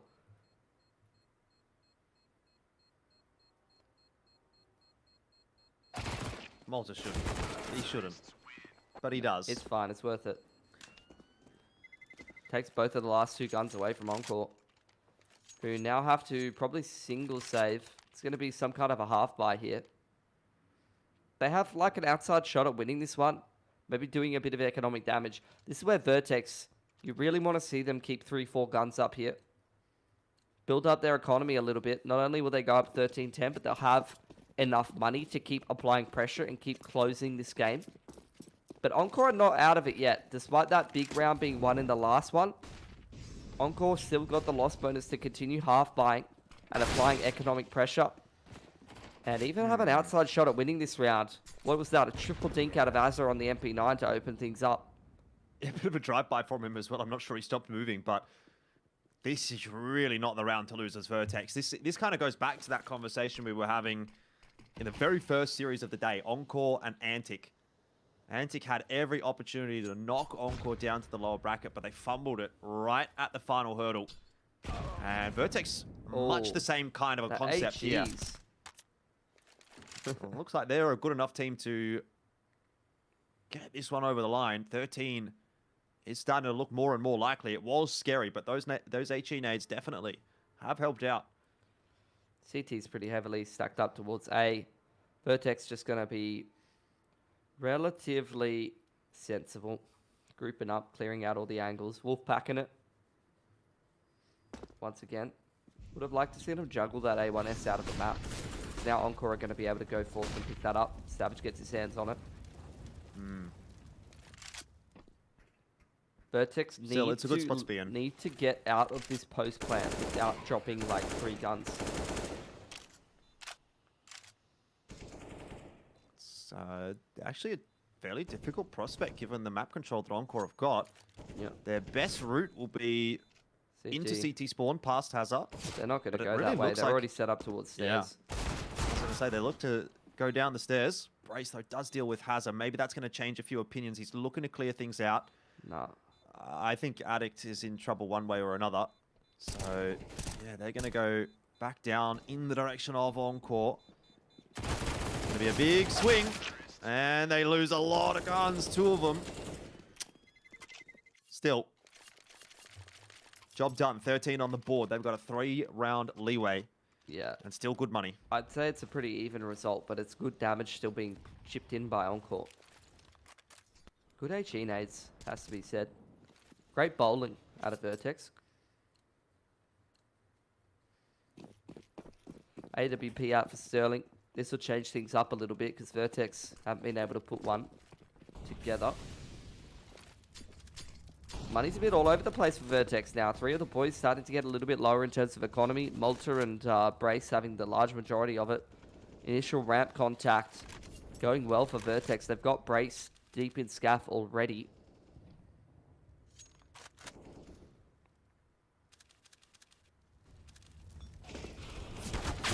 Another critical round here for Encore, and it's not gone well from the outset. Brace has just come up with the absolute goods. That is Giga Chad gameplay. He's just walked into A and got it done on his own. He's just revitalized. He was on a bit of a holiday earlier. He's gotten a nice little massage, you know, kicked his feet up on the beach. Got a few numbers, doing it. You know, and then he's just hopped onto the Counter-Strike and said, yeah, okay, boys, I'm back. Let's go qualify for LAN. I mean, bear in mind as well, this is actually quite an important game in the grand scheme of things. I I don't know for a fact, but I have to assume that if you get out of this group second, in first seed, then it'll be Encore. If Encore comes out second, I'm assuming, yeah, they will play Greyhound straight away, no? Yeah, exactly. So that's not ideal if you're going into that LAN final and your first game is going to be against Greyhound. It'd be big for Vertex to go through it first. Is it a double elim bracket at LAN or not? I will have a look. I mean, it's 2 days, so I would assume so. It's not as big of a deal if it's a double elim bracket, but if it's just... Oh, it's a single elim. Oh, that is not good then. Losing this game is not good, Jordan. Losing this game is the opposite of good. At least according to HLTV, it is a single elim. I'm going to confirm with Liquipedia as well, which also says single elim. And single elim BO3 are telling me it's a single elim as well. So I guess it's a single elim, which is really bad news for Encore if they go out in second in this group. Ooh, this could be exciting that means now. You got to play a semi-finals right up against Greyhound straight away. That is spicy. You guys ever seen the gif of Ainsley Harriott wiggling his tongue around? Oh, yeah. That's what we're talking about here. With that piece of beef. Yep, I've seen it. Okay, well, Vertex, 14-10. Surely this is their map. Brace is low. Ballsy position for him to play from, given that Savage with a deagle is going to just take one shot to knock him over. Malta's down. Maybe Encore still have some fight left in them, but the flash coverage is good as Vertex try to make their inroads in. Good smokes as well. PZ provides the opening frag for Vertex as they work their way into round 25. Bomb plant will ensue. It's Vertex's round to lose now. Oh, Addict aggressing off the back of Brace's flash. This is what Vertex do best, just set each other up for success. It's a spray down. And now Addict just played contact off the rest of the boys. PZ's got his backside covered. Sterling looking for any exits he can find. Put down by Addict. Map point for Vertex. Looking to set themselves up as the first seed in this group, which means they play Rooster at LAN. And assuming Encore qualify, that'll be Encore Greyhound in the other semi-final. So Vertex in winning this game, if they get it across the line here, Jordan, are potentially setting themselves up for a grand final berth, assuming they can beat a decent Rooster. You know, they're no pushovers, but a BO3, I think most people would sensibly say Vertex over Rooster. On LAN especially. Yeah, definitely. On LAN especially, I would give them the benefit of the doubt. Everyone's saying Encore this, Greyhound that. But who's really going to be qualifying for Blast Premier? I did predict Vertex in the Discord, but they put, like, I don't know why they put Encore on the prediction graphic, because I specifically remember saying Vertex and meaning it in the Discord. Yeah, I saw you type Vertex. I did see that. Yeah. Look, there's another gun round here. Slow pacing for Vertex. They're stuck behind this ramp smoke. They've got so much cash though, Jordan. Like they can probably put 3 to 4 gun rounds out of these 5 rounds that Encore has to win. Gratisfaction swinging around the corner. He's going to get a bit of that info and a lot of damage onto Addict, but no pick just yet. Now, it's time for Azza. He thought about going around the corner. Side's better off at waiting for that smoke to fade. He's playing the gap. Won't get traded down immediately, and that's going to cost Brace his life as well. It's a 2-for-1. Encore are hanging on to it for now. Again, 3-on-4s have been hard to come by. Vertex going to vacate ramp control and start heading back towards the other side of the map. They've got so little time, Jordan. 24 seconds on the clock. Malta calling the boys over. He's getting disrupted by this progression smoke out of Encore. Misses the jump as well. Vertex have no time. They've got to pick up the pace in towards this A site. How is Gratisfaction caught lacking there? That's an opening. Got to do some damage at least. Got to do some damage at least here, Vertex. They're going to try and get that bomb plant down. They will just be able to do so. And no one's going to push through the smoke to deny it. Addict, he kills Savage. It's happening. Pilski, it is happening. Vertex are winning this map against Encore. They're putting them back down into the lower bracket. Antic couldn't do it earlier on today, but Vertex, they look like they've got Encore's number at the moment. Sterling, 4 HP, and Hazard going to tap the bomb. PZ, he sees Sterling, and that is it. 16-10. Vertex pull off a very big win on Vertigo and send Encore packing. 4 Lex, 4 Lex, 4 Lex, 4 Lex. You got to keep him at this point. He just went absolutely massive in the biggest game of his career, qualifies over to LAN. If I do not see 4 Lex as the 5th player for Vertex on LAN, I'm throwing hands. Yeah, that's a big win, honestly, for Vertex. I'd love to see what they're going to do about their team come LAN, but I'd agree with you. I feel like Forlex definitely deserves it. Either way, that's going to be a big discussion point for the analyst desk as well. We will have to take a short break, Pilsky, but the analyst desk, they're going to have you covered because there's a lot to talk about with that one. Hopefully, Pilly doesn't have to throw hands with anyone, but Vertex showed up when it mattered. They looked fantastic today. There is no doubt about it, right? We had these issues, you know, with the rosters, who's subbing in, who's subbing out. Ultimately, it doesn't matter. They had Brace back. They looked great. And what Pilly was saying, Forlex looked fantastic. He looked amazing. You know, the amount of entries he got in that first half, like, on the CT side, he was just getting flashed in towards B ramp, trying to get that early control. You know, that's kind of the way that Encore also got back into the game, is they adapted. They were ready for all those early flashes or those mid-round flashes and stuff. Waited for those, played anti, popped out, and then hit the B side after getting a couple of picks. So, you know, well executed first half from Encore. You know, the adaptations were there. But in the second half, Vertex just had so much great utility, and it felt like almost the whole game was played on the B side of the map. Yeah, literally. When I'm looking at, you know, like T-side utility, B was just phenomenal from both of those teams. A lot of deep smokes cutting off the rotate, from A to B, ensuring that they were able to actually clear sight with things like deep mollies, early flashes, and at the end of the day, for me, I probably look to Encore, and there is a big question mark around them now. That's not so much in the fact that they lost. Vertex is a very good team. Mac, you and I were sitting there saying literally maybe 60-40, maybe 50-50 at this point, percentage-wise, of course, we're talking about. But one thing I didn't expect was just that second half. I really felt like time and time again, Encore were losing ones, were losing those little quick battles at the start of rounds that were keeping them in the deficit for the majority of those final rounds. But all credit to Vertex. You have to give credit where credit is due. They played phenomenally.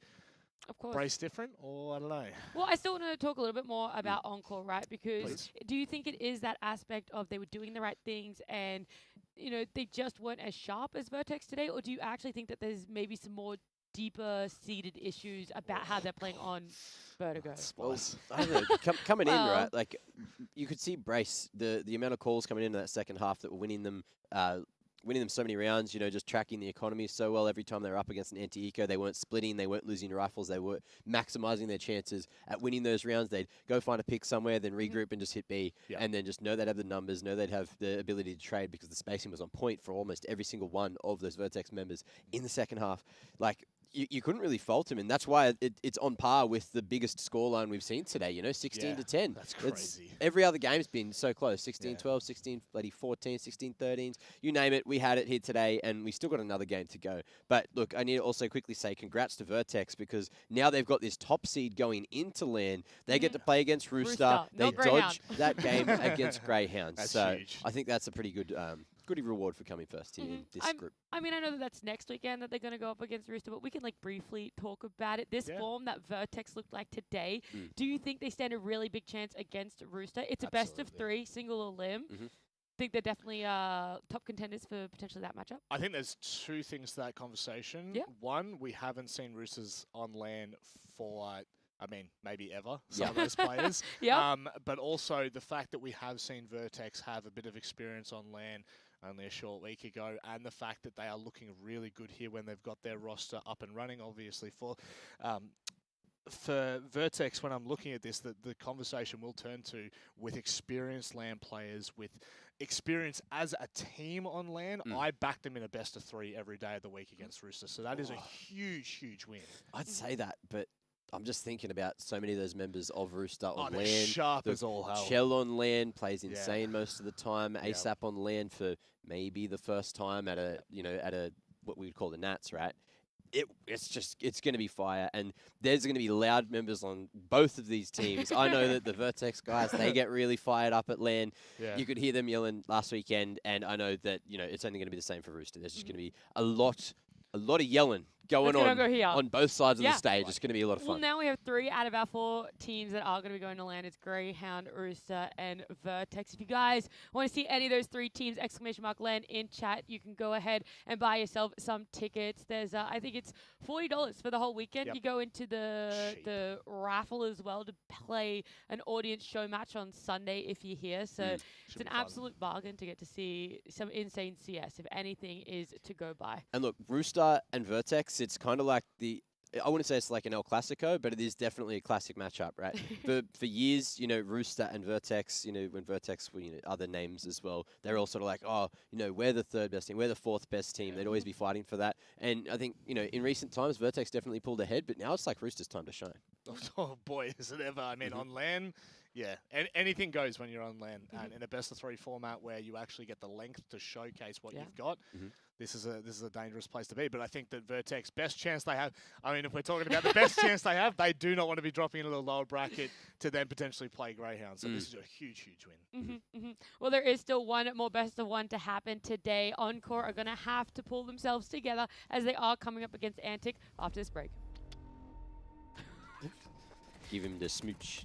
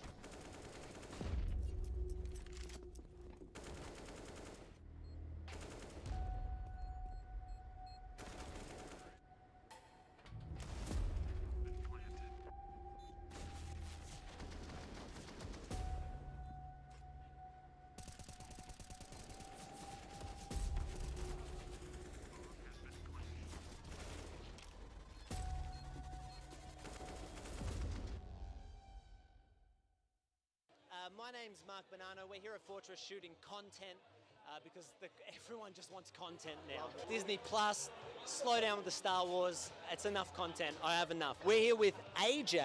Is that short for anything? Ali. Ali? Yeah, Ali. And where's the J? Is there a J in? Yeah, there is a J. Joseph. Okay, they call me MC, short for Jeremy. AJ. Yes. I'm just going to call you A, because that just makes more sense, considering your name. What is the game? Medium. Medium. So essentially, we're just trying to read each other's thoughts. Right, so how does rug and button align? Exactly right. So, we have to think of one word that links the both. That links rug and button. Yep. All And right, then ready? three. 1, 2, 3. Very, Diarrhea. Very good. Should we do it one more? Should we Yeah, try another no, one? yeah. 1, 2, 3. Diarrhea. Oh, a good tactic. I'm not very good at this game. We thought AJ was bad at this game. Turns out, all I want to say is diarrhea. It's a fun word, and I get it a lot. I'm so sorry. Anyway, well, thank you all so much. Thanks for saying hi. Thanks for being so sweet. No, thank you very much for having us. All right, see yous. See you later. Have a free event, drink, enjoy your beverage card. You're so welcome. You're so welcome. Are these chips from a different venue? Are you sure? Are these Fortress chips? I don't believe you. I don't believe you. I think you're lying. All right, okay, because this looks... All right. What's this? Oh, what is everyone playing? Magic the Gathering. Yes. Now, is that... What is that? That's a big question. Well, if you don't know, I'm very worried. What is this? What's going on here? Have I ruined something?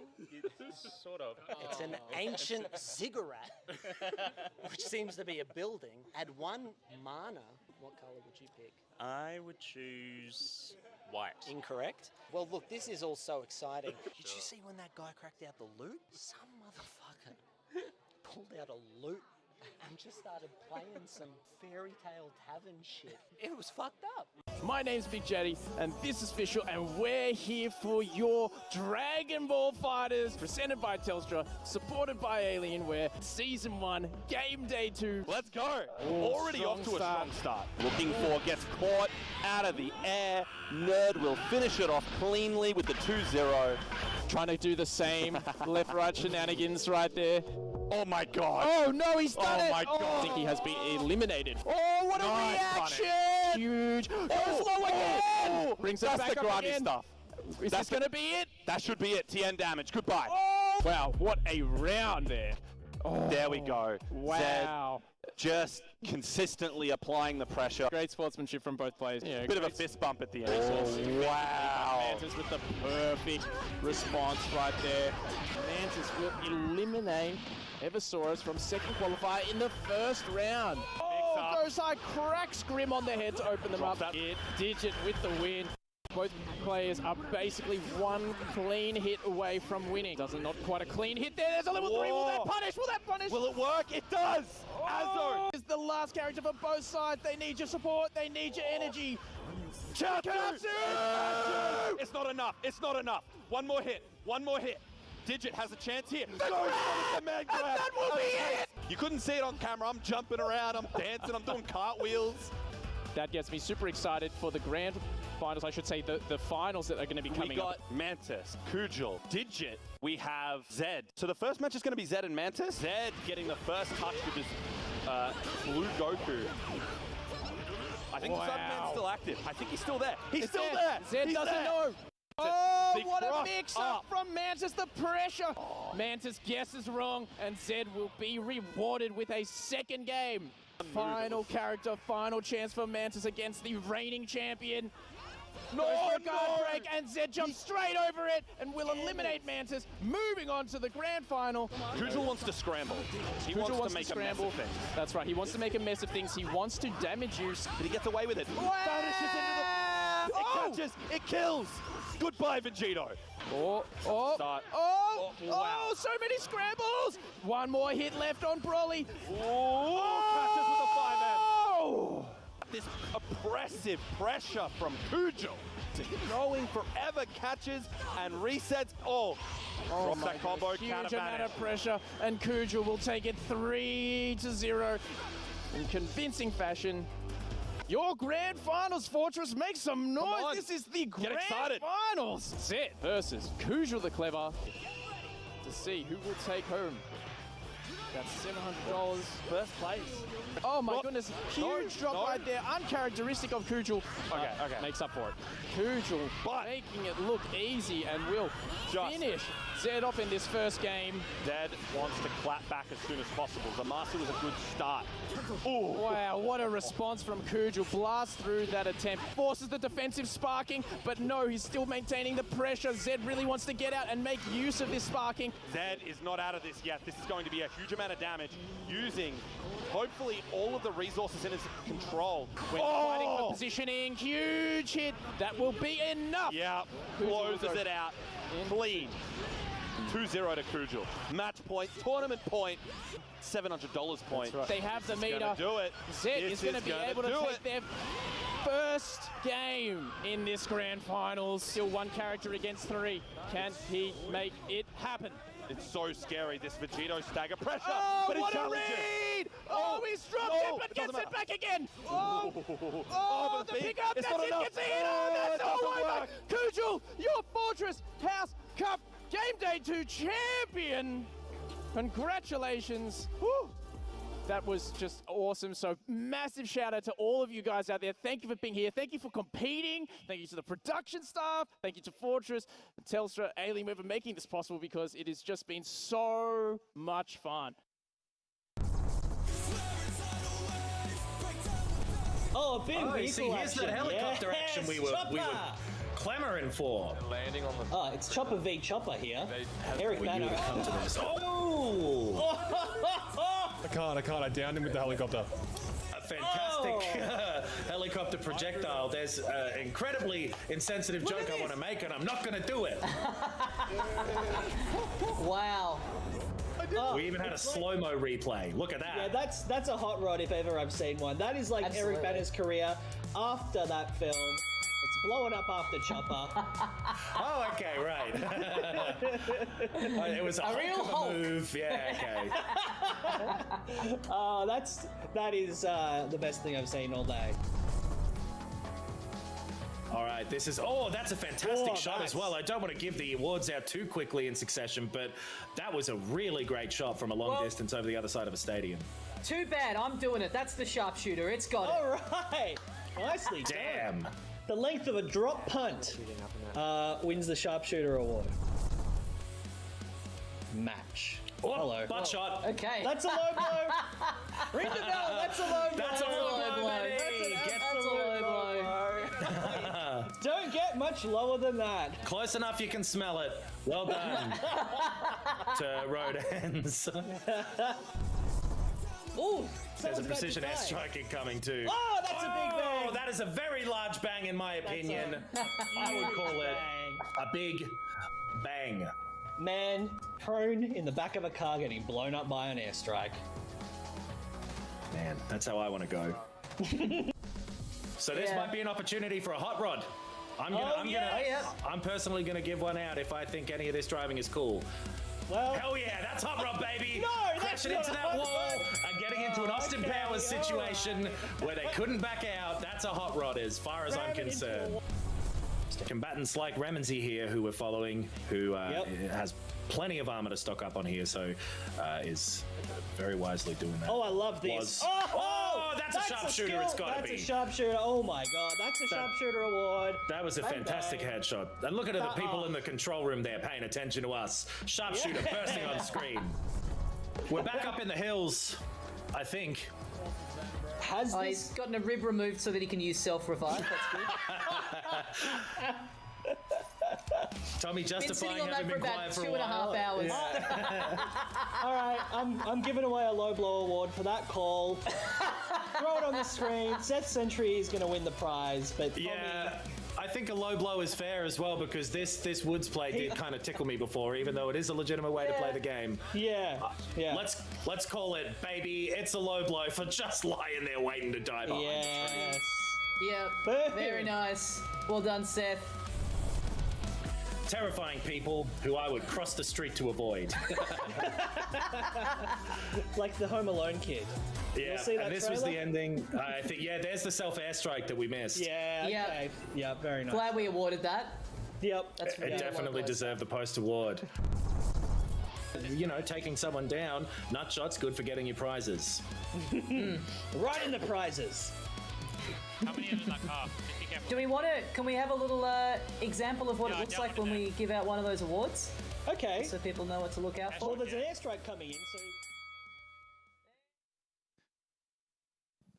Our final best of one of the day. It is Antic up against Encore. Mac, Rob, this is how we started the day. Now this is how we are finishing the day. Do you think it's going to be very different, though? Or are we going to see a little bit of a repeat from earlier? I don't know. I feel like after that loss from Encore, they're probably going to be out for blood.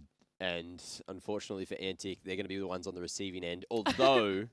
Although Antic have been playing astoundingly today, so they're going to want revenge for earlier too. So again, best of ones. It's this thing where it's like, I don't know what's going to happen. I mean, the thing is, Antic has played on Ancient both times that we've seen them already today. Could be a third. I was going to say, do you think they're going to gun for the third? Do you think Encore might let them have it? I feel like it. Honestly, I feel like it will be the three-peat. Really? Yeah, I mean, they're going to let it through. Antic's 100% going to let it through. Right, okay, so Antic are going to push for it. I would imagine they would let it, at the very least, they'll let it through to the last three to be banned out, and I think Encore will do the same. That's the problem. I think that they're going to play that game. So you think it's going to be a little bit of mind games when it comes to map picks? Truthfully, I do think so. Well, that's going to happen. We're going to see them in a little bit, but first we're going to have a look at these lineups. I know we just saw Encore playing, but let's have a chat about, I guess the performance of each individual player when we look at Antic and Encore. It is going to be Encore first, and I guess I don't want to put a downer on this, but the biggest question I had personally coming in today was Gratisfaction.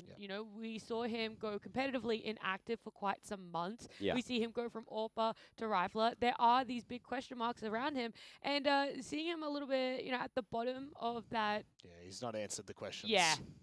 I'm glad I didn't have to finish my sentence. Yeah, I got you. I know where you're going with that. He certainly has not hit. He hasn't hit the mark today. And look, that could be for a number of reasons. Obviously, one big reason that we've been talking about all weekend long, or at least today, is the fact that he is going to that rifler role, so it's going to be a little bit of a transition period for him. But in that match in particular, he really did struggle just then against Vertex. Yeah. And I think it goes further than just not making the plays mechanically, but there were a couple of questionable decisions on certain pushes. I mean, one that springs to mind is one of the last rounds where we saw them pushing onto the A site, and Grat was holding short. There's only 9 seconds left, doesn't have the gun out, isn't ready for that swing from short. Those are just the small things where I'm like, oh, those are the 1%ers that can change an entire game, start the momentum rolling back. But I don't want to put too much. Oh, 100% we did, 100%. So yeah, but I think still we're going to have some growing pains because we haven't been able to see them competitively viable for some time. This is, really the first time in a couple of months that we've seen them. So I want to give this roster time, but time they do not have when they're coming up against Antic. I was going to say, they do have high expectations. They've just come off that best of one up against Vertex. So very big adjustments in a small amount of time, whereas Antic, they've had that break. They got to watch that best of one between Encore and Vertex. And Mac, how are you expecting them to be coming into this one? Is there anyone that's actually standing out as, hey, you have 1% mechanics that you could change and it could really turn this map? Well, it's just like round to round, right? I really want to see, Reckons play like he has for the rest of the day. In both games, just doing so much work for Antic. I still feel like, Damio has more to offer on this roster today, at least from what we have seen. And the same thing can be said to Night Raid as well, right? Like, he has been spectacular in the past. Today, leaving a little bit more to be desired. But who knows? Maybe, we're getting deeper into the night. Everyone's a bloody gamer here. And we're getting towards those This is their real gamer hours. This is when they turn on. Okay. So I feel like that's a little theory that could be coming through. Mizzy, it feels like him coming in. I'm just assuming he's doing a bit of the calling. It could also be Skull. And then I could also be wrong, and it could be someone else, because I haven't actually checked in with I do have Skull this team. You have Skull down? Yeah, okay, Skull, beautiful. I spoke to Skull earlier yesterday, and he said that he's taken the IGL role. So, take that as you will. Well, how do you take that? How are you liking seeing Antic playing, knowing that Skull is the one doing the calling? Look, to be honest, I think that they've showcased enough. I don't think that they have disappointed us at all. Got to remember the teams that they just went up against. They've showcased individual prowess as well as some good shot calling. So I backskull Hunter in here, and he's a veteran of this game. There is no question about it. I think I remember him all the way back on Masterminds as well with Jinx. So it's been a very long time that he's been bobbing around this scene, and this is a great opportunity for Antic to push into the top 4 and really kind of start to solidify themselves. Well, let's have a look at our head-to-head. It is Reckons and Hazard that you both wanted to shine the limelight on. Mac, please, let me know why. Well, Reckon's just been absolutely popping off today. Hazard as well has been doing his job well, and that's pretty much what I wanted to highlight. Oh, cool, awesome. Both of the riflers are firing up, and they are leading by example. You know, Hazard, I feel like he definitely had more to offer on Vertigo there, but it wasn't necessarily his fault for a lot of the mistakes. It was more so just the fact that Vertex were playing so well with that utility.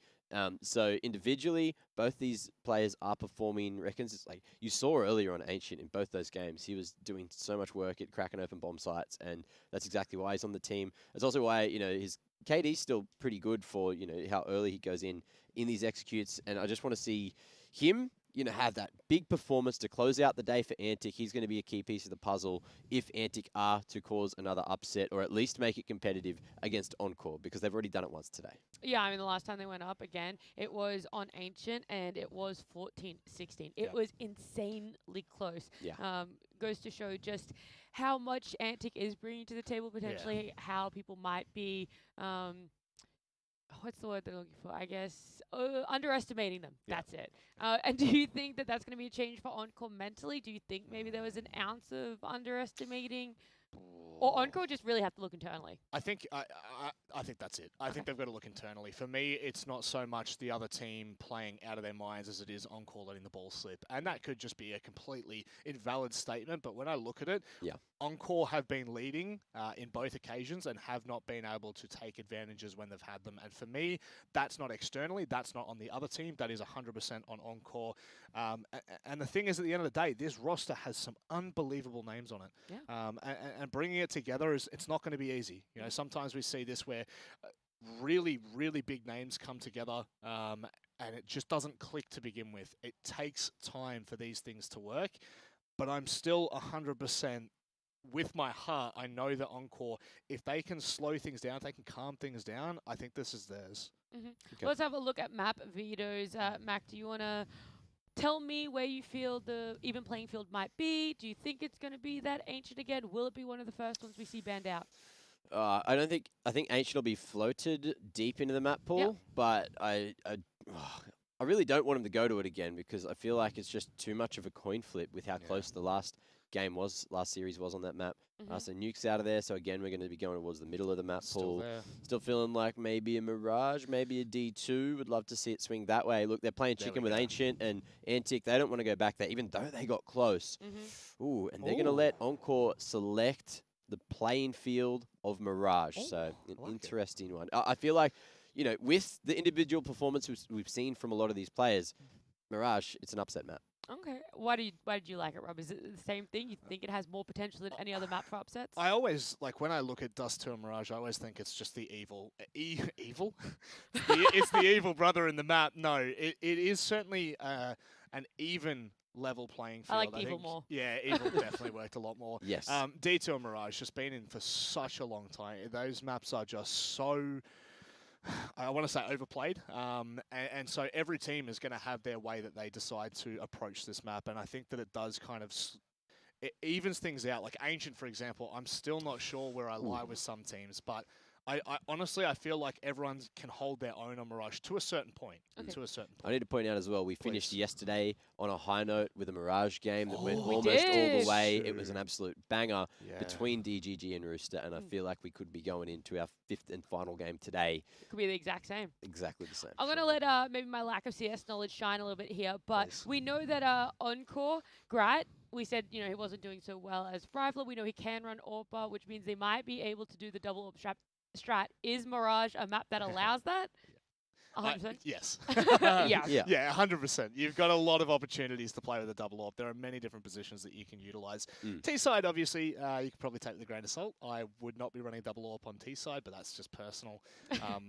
I do think that the CT side could definitely lend into it a lot more. So we might see Grat being in that position, something a bit more comfortable. Yeah, definitely. But also, you've got to understand the util game. Sorry, not the util. The economy game has just been so. Yeah. It's been such a hot topic for a lot of these teams because they have struggled to get something running on the CT side. Nat, you joined me on Antic. What's going on? I'll let everyone know I actually haven't been predicting all day. I've let production do it.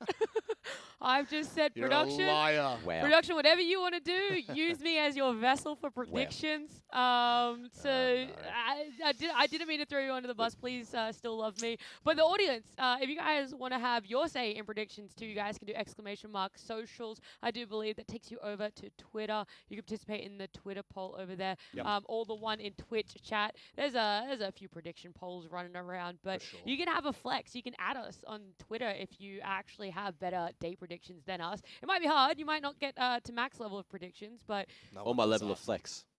or his level of flex, apparently. But there it is down there below us if you guys do want to partake in that one. But why did you go Antic? Because I'll still worried, man. I'll I'm just super piggyback worried. off that one. I've been god-awful all day on predictions. I stuck to my camo prediction, and I was horrendously mistaken. Yeah, I got spanked on both times. Yeah, they were first out. And then you went Vertex. yeah, You went Encore before I too, went and Encore, Vertex. and so essentially what I'm saying is it's going to be Production, can you Encore change winning. me? Can you change What I want me? to know, is anyone keeping track? I hope not. You're number one. Then it doesn't matter. I Am I? hope not. Yeah. Am I? Yeah. Oh, so we are keeping track. Yeah. Oh, awesome. Someone is. Up here. Wow. Oh, Everything's, everything's a Live competition.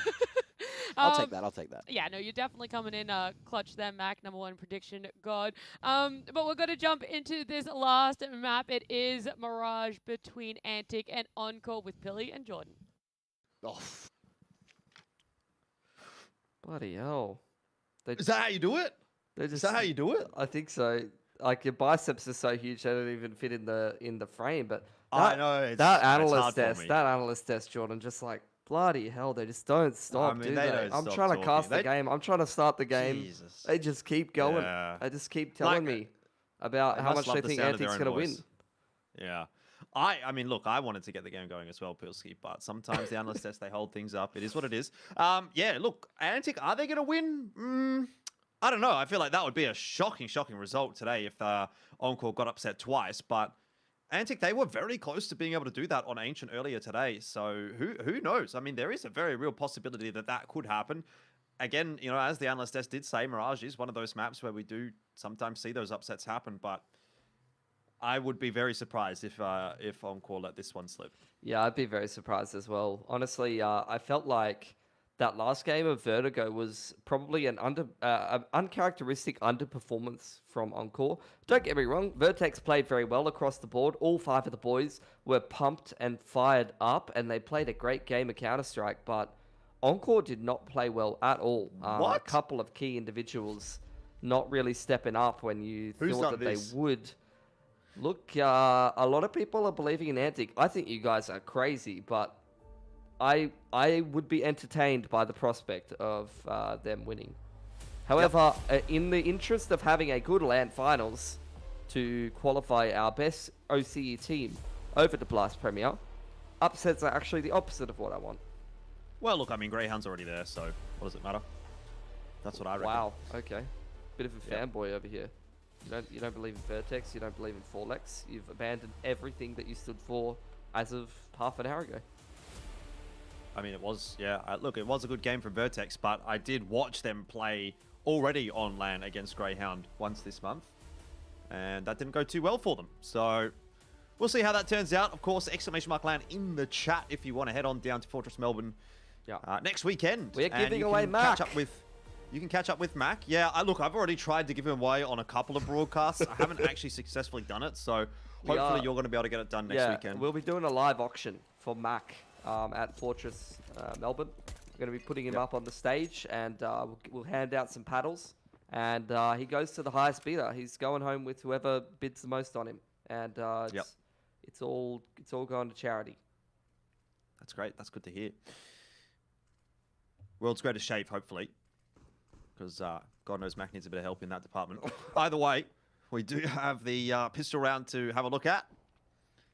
And it is just the full armor setup once again from Encore. They've been fairly consistent with that across the day on the CT side. Molotov into jungle, and the teams immediately start scaling out of Palace, but it's not started well. Night Raid at least able to peg one back. Mizzy gets picked in con though. Yeah, Hazard, Savage doing a bit of work right now for Encore. Are bringing it back on in. But Hazard and Hazard. 2 Ps in a pod, very low. Both survive. And Encore do pick up the pistol. Pretty quick pistol. Like to see that. Yeah. Antic, no bomb plant means they're going to have a tough time forcing into round number 2. So you would expect them to take the single save and wait for round number 3 before they buy up. I think that last map from Grat was a very quiet one. Was a bit surprised to see that. He went even, didn't he? No. Like it wasn't... He went minus really? 12, bro. Oh, wow. I thought he was going even at one point, but I must have looked at it early in the first half. Certainly anything but quiet from Hazard so far on this map, 4-0 out of the first couple of rounds. And I dare say, if he has his way, he won't have much else to do in this round. He'd like to just take a bit of a relaxing stroll through the B short position and let Azza do the rest of the work, which is good to see. Azza and Hazza. You know, I can't believe not only have they ended up on the same team, but they've also ended up playing on the same bomb site on the same team. It's going to be difficult. It's going to be difficult. Yep. Glass cannon for Night Raid here. He has got a mid spawn. I'm keen to see if he's going to go beef that window line. Would love to see it. Come on, son. Get in there. No one's going window from the CTs, though. Aggression into Palace early on. Grat's just sending it straight up there with an MP9, but Reckons just blows his head off. Man advantage for the T's. Molly onto Con. Molly into window. Antic, after getting that pick on the extremity, just sitting in a 1-3-1. Work in the middle of the map. That's a nice position for Azza to be playing from as well. Skullhunter just walks right into his crosshair. So that does equalize things a little. Antic, though, do still maintain some pretty good control of mid.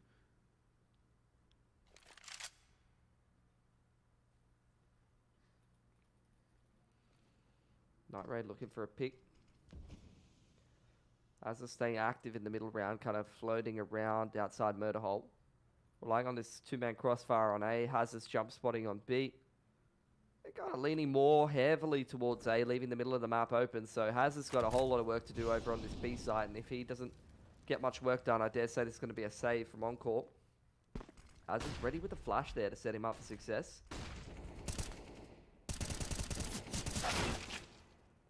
Hazard both go down. That's not ideal for Antic. That's the B site cracked open pretty comfortably by Antic. They kind of made that look pretty easy. 100%. I'm not sure that Savage and Sterling are going to feel too confident about retaking B here. I think against this team, they probably will go for it. Yeah, particularly with that damage done, though. Night Raid is holding strong, AWP in hand. So Sterling's going to think better of it. But yeah, I mean, that was almost like very nearly a freebie given over by Mizzy. I think if that's an M4 in hand for Savage, he probably gets that done. And then it could be a different looking round. But here we are with Antic securing their first. Yeah, good stuff from them. Good first gun round. Keeping 3 guns up as well is definitely going to help them build up their economy here.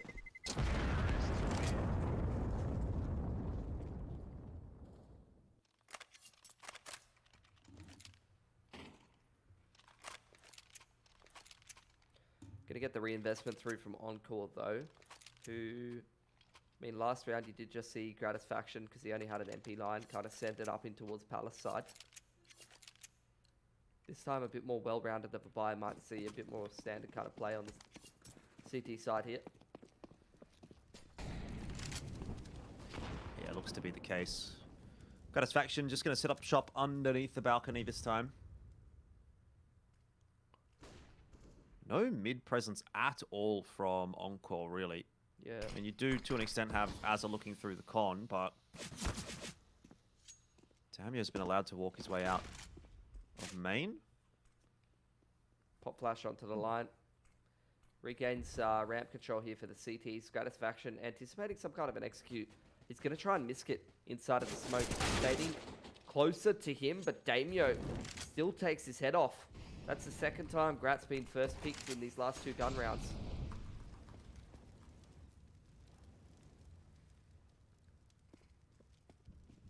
Yeah, I thought that was going to be a good position for him, but doesn't work out. And now it's on to the rest of Encore to pick up the scraps a little. Like this. Really, really slow stuff from Antic on their T side so far, which is keeping Encore guessing.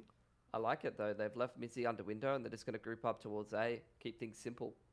Night Raid walks out onto the line. Molotov to disrupt, really well timed from Sterling. HE to follow as well. Sterling's going to have to do more than just that though. Skull Hunter, he does grab the opening on the entry. Savage is really under pressure as well. He's got nowhere really to go. There's bullets coming from every direction. Antic have just cut the pieces of the site to, you know, tiny little manageable sizes.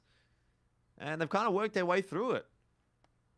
So Encore going to be left reeling after that one. And especially after losing to Vertex now as well. The night's not going particularly swell for Encore at the moment. I mean, this is kind of the downside to this kind of a format. Really, all it takes is 2 rough games of Counter-Strike and you can miss out on a international qualifier spot. And the first domestic LAN in how long? We're not quite there yet, though. Plenty of benefit of the doubt given over to Encore. But look, I mean, even that gun taken away from them. Team names aside, if I blank out the team names in this game, and I just say X is playing X, the T's are doing a phenomenal job. They're playing very patiently. They are trading each other out well. In man advantage situations, they're not rushing. They're just sticking to a pretty simple 1-4, going over in towards that A site, and they've had a couple of clean gun rounds here. So they have built up a lot of money on that T side that's going to allow them to continue buying forward, continue reinvesting, and that's where the job gets a lot harder as the CT side. Yeah, this has been really good so far from Antic. I mean, they've already proven to us today that they can take that fight to Encore. And I think they'll be a little bit disappointed in themselves that they weren't able to convert it earlier on. But it really does seem like they've come into this series, the final one of the group and the final one of the group stages themselves, quite well prepared, quite ready to take that fight to Antic. Just as we're starting to heap a little bit of praise on them, that happens. And we're kind of back to square one a little bit. So it's disappointing from the perspective of Antic. But as long as they can convert this round and, you know, hopefully not lose too many more guns doing it, then I think we can sort of go past it.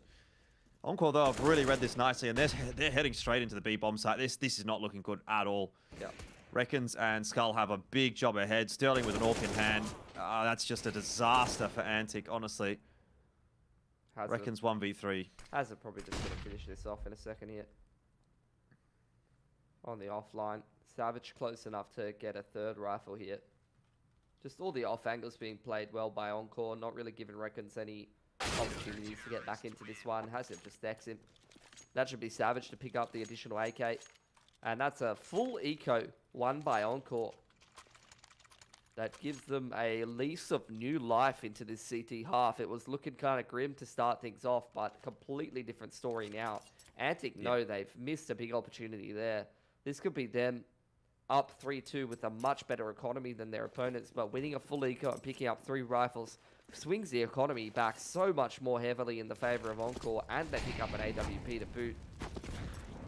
Ooh. Yeah, well, I mean, this is going to be the difference between teams like Antic and Encore, and if that kind of continues to crop up for Antic, it doesn't matter how much good work they do earlier on. If they're going to just throw it away like that, then Encore, of course, is going to capitalize. Starting to play with confidence as well. They pinch mid off the back of that flash. As Daniel comes out ramp, he cops a ding. Savage is going to go 1 for 1. The molly Does burn away at him as he finishes off the initial frag. Flank from Azza. Almost said Hazza. Yeah, I really don't like the look of this one for Antic at all. They are being pincered from multiple angles. Night Raid's going to be the one that does get boosted up, and he's spotted out by Azza. In fact, they're both spotted out by Azza. And that is easy as you like for Encore. They're well and truly back in control of this map after a couple of shakier rounds. Yeah, and you know, I feel like there's a bit of egg on our face now after putting that praise on Antic. It's just kind of petered out into nothing. I mean, that's what happens when you lose against USPs this early on in the game with no lost winners to back it. And then you just get wiped in the subsequent gun round. Now the double orbs are rolling on Encore as well.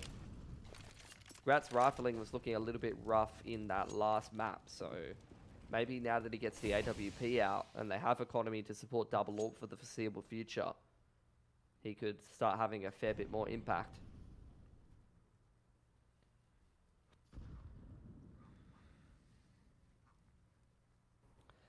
Either way, this game was going well for Antic, and now it's a completely different story. This is now a bit of a grind for them.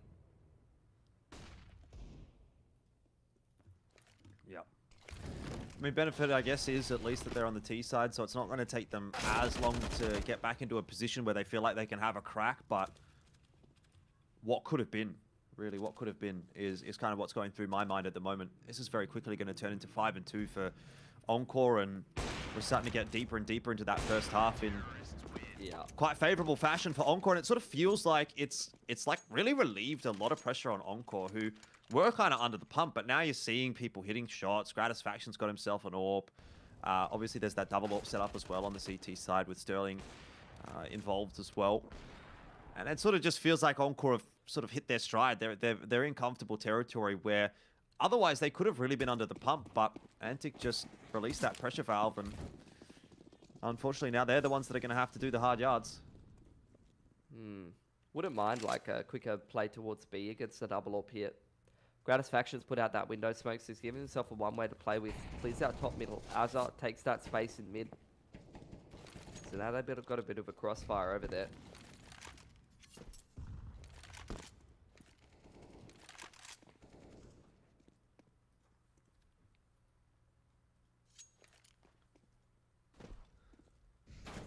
See what Antic can provide for us in this round. A bit cheeky here from Damio, having a bit of a look at Hazza, but won't be able to dislodge him. Util's down on B, and in the meanwhile, pretty solid exchange so far for Encore. They've maintained control of mid. It's going to leave Antic with very few options. They're just going to go straight in toward B, or at least they're going to try to. Sterling's there ready to answer with an AWP, and Hazza's also waiting for them. It's not looking good anymore for Antic. 2 rounds is pretty much what they've provided us so far on the T side, and starting to get the feeling that that might be all they've got to offer. Night Raid does at least grab a nice kill onto Sterling, but Hazza is able to clean it up, and double AWP will be taken through to the next round. Once again for Encore.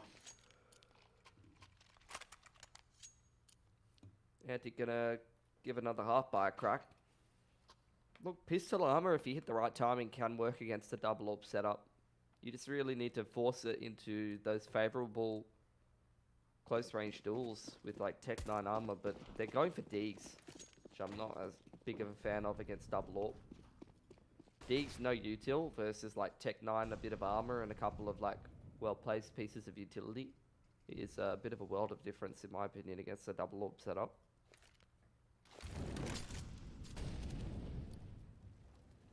Looks like it'll be the run boost from Antic, and Reckons has managed to find one over on A. So it does start to get a little bit more important that Sterling's able to hold on to things here in mid. Damio down, Skull Hunter down. They just missed the window smoke as well, Jordan, on the pink side there. Pilot Reckons. What has he had for dinner? I am not sure. Something for sure. He's definitely had something. Reckons will push his way actually into CT, and you could see it happening, couldn't you? Lining up, yeah. I was feeling it. He's got space to walk out B hit. You could just 50-50 it through this smoke. What have you got to lose? This would be the round for it, honestly. And he does actually just walk through the smoke and think Hazza there. Night Raid cleans him up. able to Yeah, but put a bit more damage into the round, but no bomb plant. Sterling has that one cleaned up nicely. 7-2. Kind of just feels like we're going through the motions at the moment. We're just working through this first half. Antic's not really doing a whole lot to excite yet. Yeah.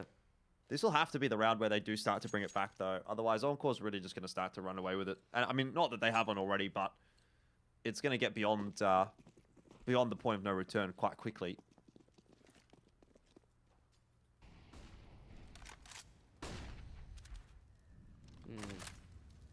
Encore playing a pretty heavy A setup, leaving Savage in towards Sandwich, which with aggression on A ramp here.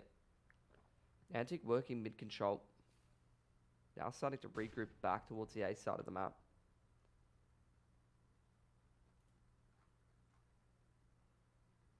Again, gonna, in the mid to late round, trust the 1-4. Just leaving that lurker in middle. Oh, Gratisfaction just cleaned up by Damio. Not a bad fight to win for Antic. It's a good inroad. It's a good start to this round. But I'll say probably of the 5 players on Encore, Gratisfaction has been the least threatening today. So, okay, it's nice to get that one converted, but the rest are going to be a little more difficult. Sterling has also already spotted one of those players working their way up. Con, Mizzy on the far angle. It's going to cause a bit of a distraction, and actually Sterling unable to find that pick. It's Azza that started things off. Now Savage, oh, he thought he got the kill. That one hurts. It's still salvageable, though, for Encore here, particularly if Azza's able to swing around and clean up Damio for free. They haven't crossed onto the bomb site. Bomb plant is not down. Night Raid is creeping his way forward. He will win a critical duel. That was the team flash from Hazza onto Azza. Not ideal. I don't know what the communication was like from Encore there.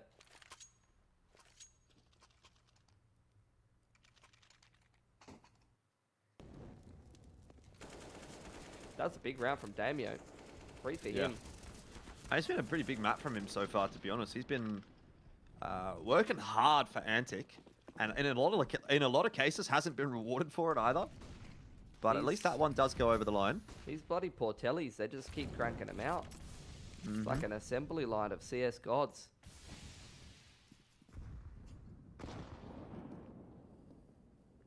There was, though, enough work done by Encore earlier on to provide another buy-in, which makes the job pretty difficult for Antic. Not only do they have to win that last round, they have to do this one quite cleanly as well. And this time they don't get that initial frag, so they don't have that benefit. A lot of util already expended over on B for the CT side. That's the second smoke out. I mean, Hazza is still holding on to an incendiary, though, so they're not feeling under the pump at the moment. Yeah, Skull's still in short. They're just trying to go into the small site here and see if they can hit some nice picks.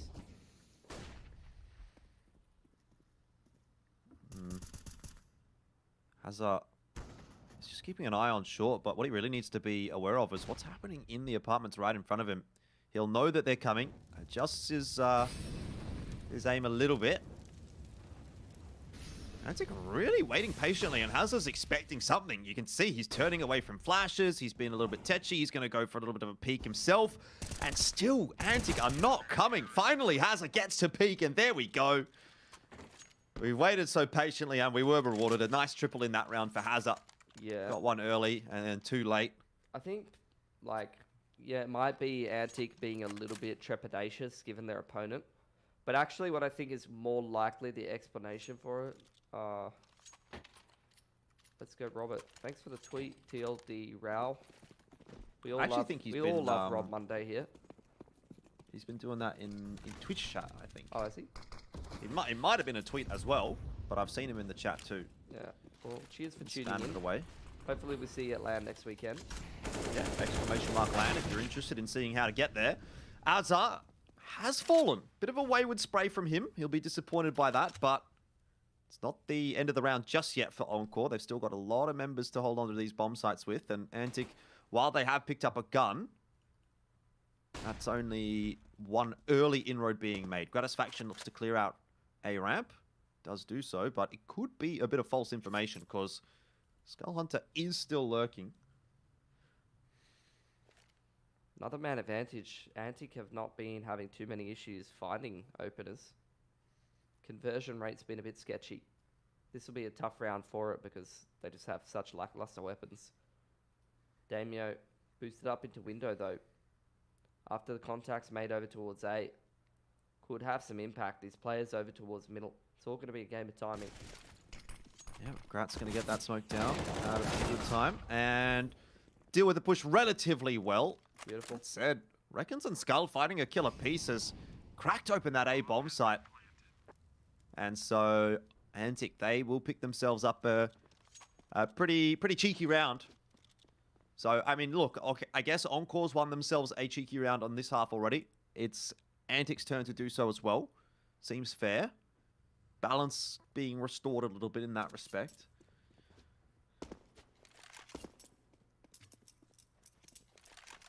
Antic, again, kind of leaning into the same win conditions that have won the previous rounds. Just to pick up on that point that I was talking about before, when Antic was kind of stacked up in B apartments. I feel like domestically, a lot of the teams below this level,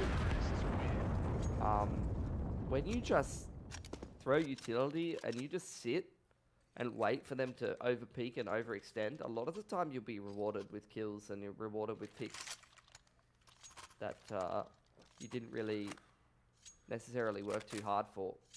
Unfortunately, when a team like Encore is extremely disciplined and doesn't pick you at all when you're holding for it, it looks a little bit silly. But you'd be surprised how many times you see Antic maybe at a lower level probably get rewarded for that. Get fed more and more kills, just further extend their advantage.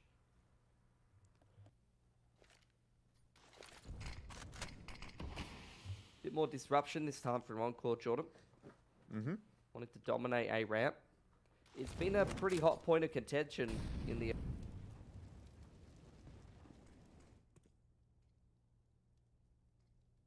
Grat a lot of the time. Yeah, indeed. This time, though, Encore have actually put 2 players in that near vicinity. Flash is going to go through. Doesn't really connect onto Gratisfaction, and he deals with Reckons quite well. Savage lost a chunk of his HP, but so far so good on that CT side, particularly when you've got the AWP getting involved as well. It's going to make life really difficult for Antic to work through. They just don't really be feeling like they can get anything rolling, right? All they're doing is providing one punch here or there, but they're not breaking the CT economy. They're not putting that pressure back on the Encore team. So now Night Raid is solo on the A site, yes, but very difficult to get a bomb plant down, particularly with Savage in Apps or Palace. And Sterling will finish it off. Nice round there from Sterling. Good couple of flicks coming through. He's having a very, very good map so far, 13 and 3. Yeah, it's a bit more like it. He's another player who's had like a quiet game today. I think that opening game he was a bit quieter. But as things have headed further on into the gamer hours, he's started to warm up. It is 11:43, I believe, in New Zealand, so this is prime time fragging hours for the Kiwis.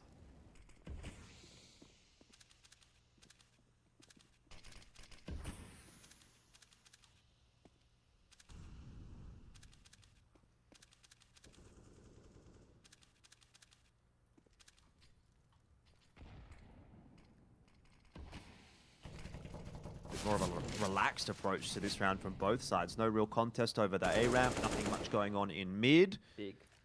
Hazza has lost his life. That's a very nice pick from Mizzy. Sterling, though, is doing a good job of actually clearing mid out. So we might get to a position now where this starts to get a bit more awkward for Encore the longer the round does take. Damio's position is going to be an important one, but he's out of the picture pretty quick smart, courtesy of Savage. So Encore now kind of left reeling a little bit, and they have to deal with Sterling in mid. Good trades, very nice, Reckons and Night Raid, but they still have to get past Gratisfaction on A, and Reckons is unable to do so. It leaves Night Raid solo on 16 HP, and it sort of feels as though, again, Encore's just going to be able to get through another round. Very, very tight stuff. Sterling just dominating mid for the large majority of that round. And although Antic kind of picked back a couple of trades, wasn't quite good enough to get the job done. There are worlds where Night Raid finds a good timing to get onto A here. Grat Just watching the cross, though. 10 seconds. Yeah, this would be a miracle for Night Raid to win it. Double digits secured for Encore, and last round of the half about to come through.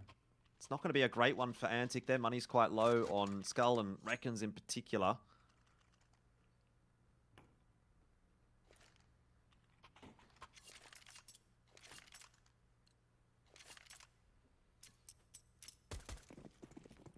Yeah, Skull not really able to contribute too much to this round outside of the Teague with no armor.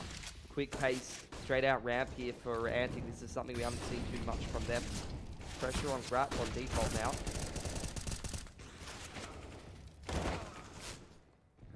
It's a nice double for Savage, but Antic are still putting in that work that's going to potentially get them back into this round. It will be tough, though, with the lack of util to get onto the site safely.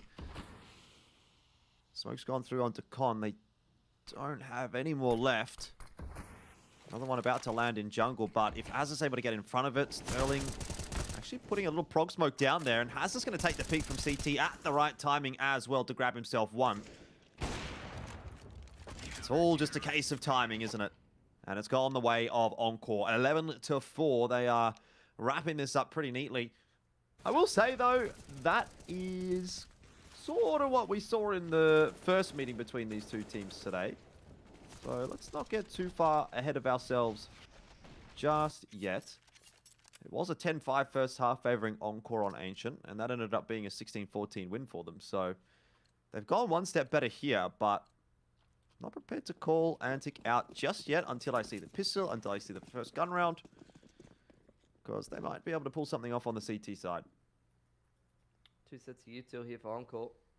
It's going to do the standard A pistol we've all seen a million times. So Smoke's on the right side of the site, towards jungle and stairs, flashes over the top of Palace as the T's stream out. Reckon's trying to look for a pick.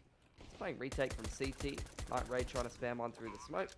And it's going to be a 5-on-5 retake.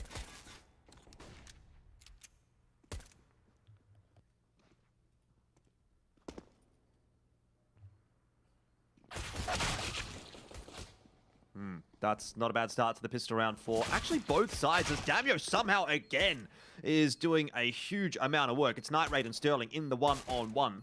Night Raid has to push his way forward. Is there a defuse kit somewhere on the site? Not sure it matters anymore anyway. He's cleaned up Sterling pretty quick, smart. Another big impact round from Damio. Bomb plant plus a whole lot of kills, though, indicates this will definitely be a force. Even Grat had like 3.7, I think, so he could just go straight AK armor. And it's probably Galil's for some of the other boys, too. They were well up above 3k. Mac 10 full util for Hazard. Savage just Tech 9 smoke.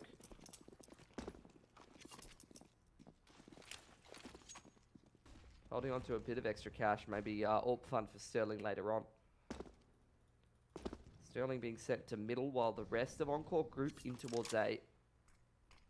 Records has only got a smoke under balcony. No real supportive utility there from Damio. Just an A1S.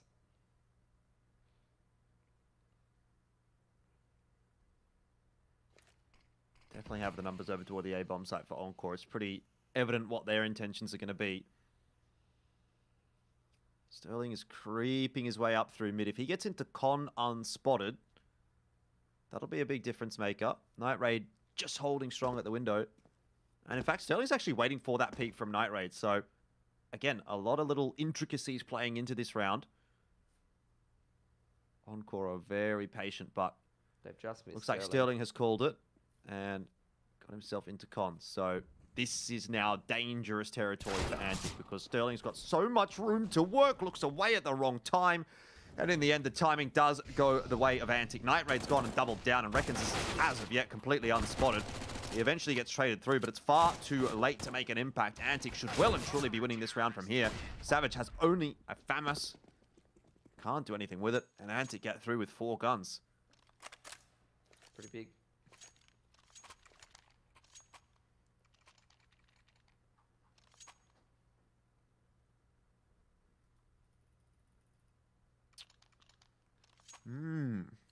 Wow. Actually, I heard a little birdie that the analyst desk might be down in the tavern next week, so that'd be pretty cool too. I assume that they'll probably have the event on some screens in the tavern. I know there's a few around. I reckon that'd be a good vibe. Yeah, you can get upstairs full-on esports event, downstairs bit of a laid back. I might be the wrong way around. I can't remember whether it was the casters or the analysts, but by the way, it should be cool. And it's Azza in a 1-on-4, and unfortunately he's run out of bullets. He's going to get knifed. No, Damio stole it away. I heard that the casters are going to be upstairs though, so that's probably where you want to be because those guys are pretty cool. There is a bar up in that in the Alienware arena. I've done a couple of events there now. Actually, it's been quite solid. It's a nice sort of cozy vibe. Once the crowd starts to fill out, you definitely hear them too. It's the gun round though for Encore. We've been waiting for it for a little while. Flashes come through over the top and middle, but Night Raid sticks around and is rewarded for it. Man advantage for Antic. You're right, they are fighting back into this half. Damio just decks Gratisfaction. Savage pinning one back. Azza's got up into window. This round is messy as hell. Savage needs to get a bit more done and does. It's back to 2-on-2. This is the winnable looking round for Encore. That's a good flash. It's completely caught Mizzy. But Savage didn't go around the corner fast enough, and so Mizzy is going to punish him for that. It's now Sterling 1-on-2 once again. It's always Sterling in the late rounds, isn't it? For Encore. He's had a very good map. He's 16-7, but Mizzy and Night Raid are looking sharp to finish this one off. Mizzy's cleared out B, which I guess is good. Night Raid's got in front of that molly. He had a very slim chance, a half second there, to get that pick on Sterling, but unable to land it. And now Sterling could be anywhere. He could be at Firebox. He could be molly picked up by Night Raid. CT. That molly is going to make the big difference, is it not? Sterling has to push out from Firebox. Keeps an eye on CT.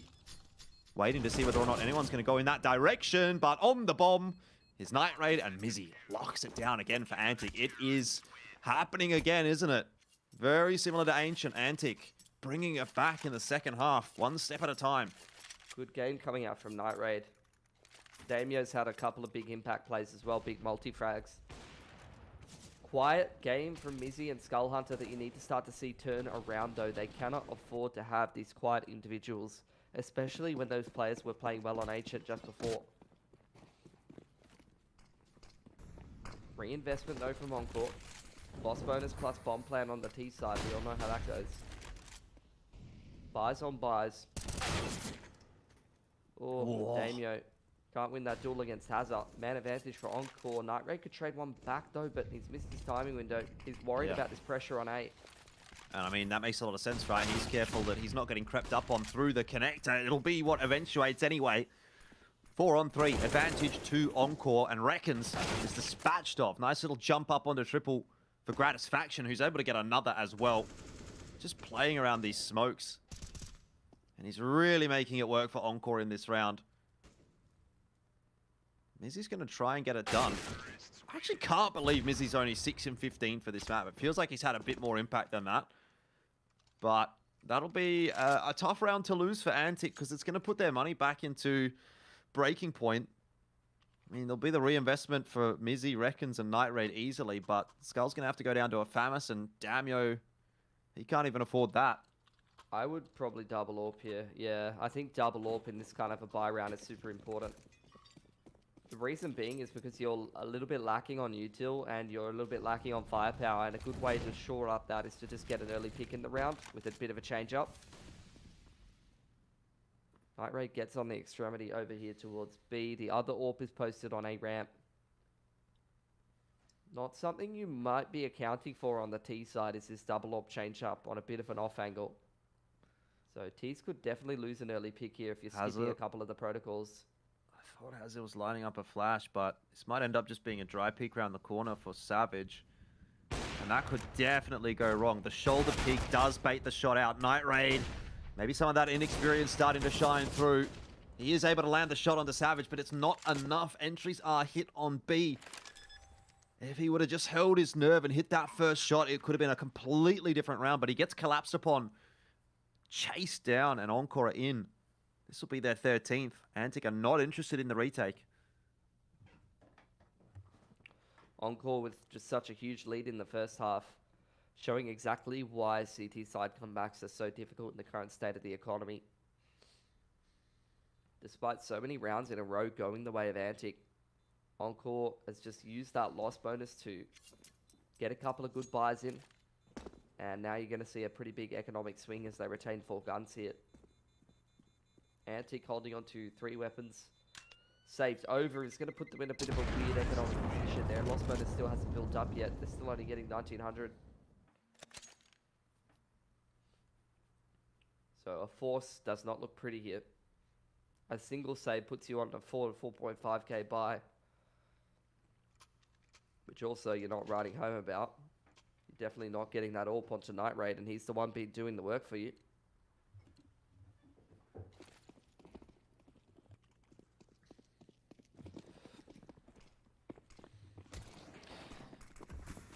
It's going to have to come together pretty quick smart for Antic. I mean, they've definitely showed some hope, some glimmers of possibilities on this CT side, but Encore have answered well enough so far to make the map really still feel like theirs. Big setup in mid. And window smoke out here. There's so many CTs in middle here wanting to collapse. Has been quietly having a pretty good map. He's been getting a lot of entries, a lot of impact frags. This time a double. Good response though from Antic. And with that many numbers put in toward mid Antic, courtesy really of Reckons, just say thanks very much, we'll take that round. Yeah, that's a costly one for Encore. They played that so well, Antic. Good patience in the early round. Not over peaking, not over committing, not showing their hand. And as soon as Encore go for that mid protocol, which is pretty common against like these, you know, anti-eco kind of save situations. You want to go for mid control and then kind of work the mid to late round from there. It's a pretty standard approach to a kind of anti-eco weird buy scenario. Antic plays around that beautifully. They just stack up close to mid. They walk in, they pinch together. Good couple of shots hit by the riflers. And there's a round that they didn't really have too much business winning, but it's going to really bolster their chances of winning this round because they not only avoid Encore getting 14, but they also pressure the T-side economy and give a little bit of an economic swing over to the CTs. And like I was saying to you before, Jordan, you know, CT side comebacks, so difficult due to the state of the economy. They've given themselves a little bit of room. But at the same time, it's again playing into the hand of they win another round, so they reduce their loss bonus yet again here. And you can see some of their players are broke. So they're still not out of the woods yet. Definitely not. A little bit more mid presence again from Encore. This time, not as many players set up in that area of the map, but they get the job done a little bit cleaner this time. This is so a they'll be really happy with cute that round from Encore.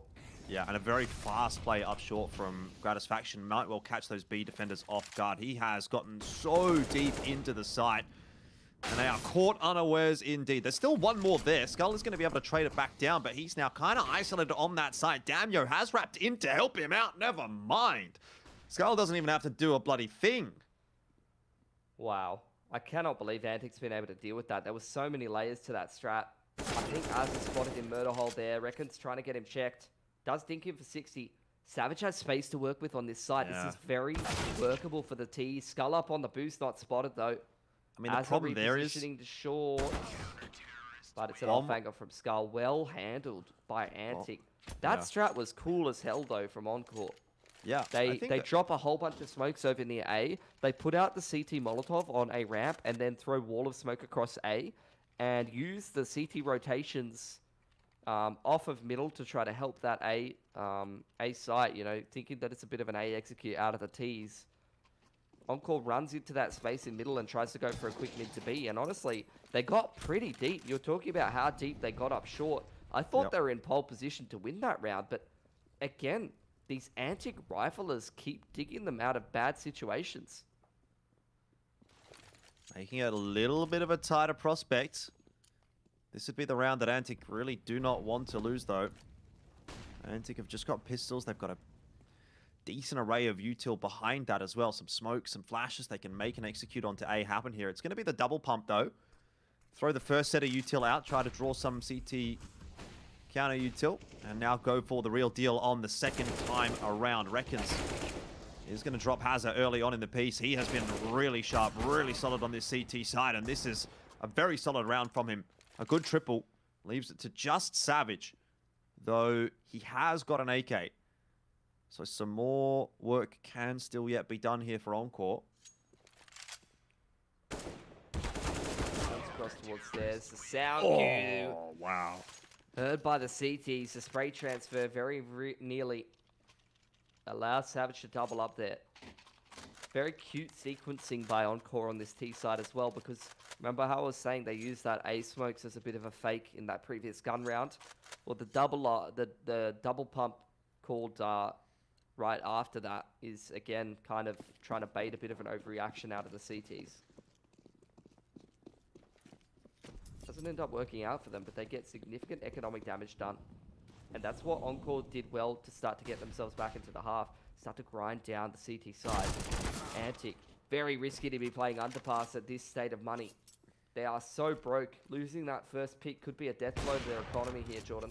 Oh, Night Raid, he really needs to be hitting those. Savage is going to try to pick the pace up in the end. Night Raid gets out okay, and he's going to have a second crack at it from a different angle. That could have been very scary for Antic if he goes down as well. And credit to Antic, they're playing to win. You know, they're not playing scared. Despite the fact that their money is on the point of breaking, they're still trying to make plays. They're trying to find picks. But they're being punished by Encore. Now you're going to get this pressure on towards the B side. There's still a fair few CTs over here. Mizzy trying to hide inside that Molotov. He'll be spotted by Hazard. Hazard as well follows suit. And Gratisfaction perfectly timed. Catches Skull Hunter as he turns away. It's starting to get worrisome now for Antic. Money is pretty shot. And Encore at 14. They should be now able to get this over the line. Lurk up Mazza. Won't even let them save one gun, I was going to say. Records has been sharp this game, though. Man, it just cannot lose a duel. Surprised he's sticking around. There's no real incentive for him to be taking guns off the tees, to be honest. He really needed to save that rifle. Won't be allowed to do so, though. Encore take everything out of the hands of Antic. And Antic, look, they tried to make plays. They tried to throw the Hail Mary at Encore to try to win another gun round. They kept playing to win, but they've been heavily punished by that. Reckons and Damio down on 1900, 1800. They really need to take attack here. If they don't take attack, they're just going to take a full save. Not investing in a single thing. Well, they're going to play for 15. We haven't had an overtime at all in the group stages, have we? So this would be the time to have one. That would be a pretty fancy comeback from Antic if they were to get it done, but still a tough ask. Although, we have seen USPs win rounds before, so not going to consider this one done until it is converted for Encore. It's a decent start there from Azar, and, well, I'm afraid that's not quite going to get it done for Antic. Straight through the smoke into a barrage of AKs. So that should be the 15th up for Encore. No questions asked. And this is the last chance for Antic if they want to get anything done in the Fortress OS Masters. I was going to say, I thought it would be another double AWP. Not to be. They're going down to Famises. Antic really prioritizing utility on a map where I wouldn't expect them to.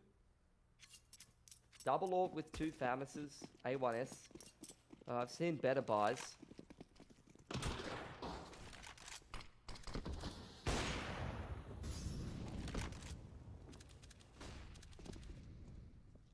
All right, well, here we go into the potential final round of the group stages. And then we're headed to LAN at Fortress Melbourne. Will it be Encore? They're relatively comfortably in the end over Antic, or do we still have a couple more pages to turn in this book? Mid controls established for Encore pretty early on in the piece. We've got Azza working through the underpass as well. Yep. Con and mid-window smokes. The CTs further extend their control and emphasis across the map. But not only that, playing info denial to the CTs who don't really have a great read on what's happening now. They do have Reckons deep in A ramp, but he's only got a Famis. Going to be very difficult for him to multi-frag here. And Encore just going to kick off a bit of a mid to A split.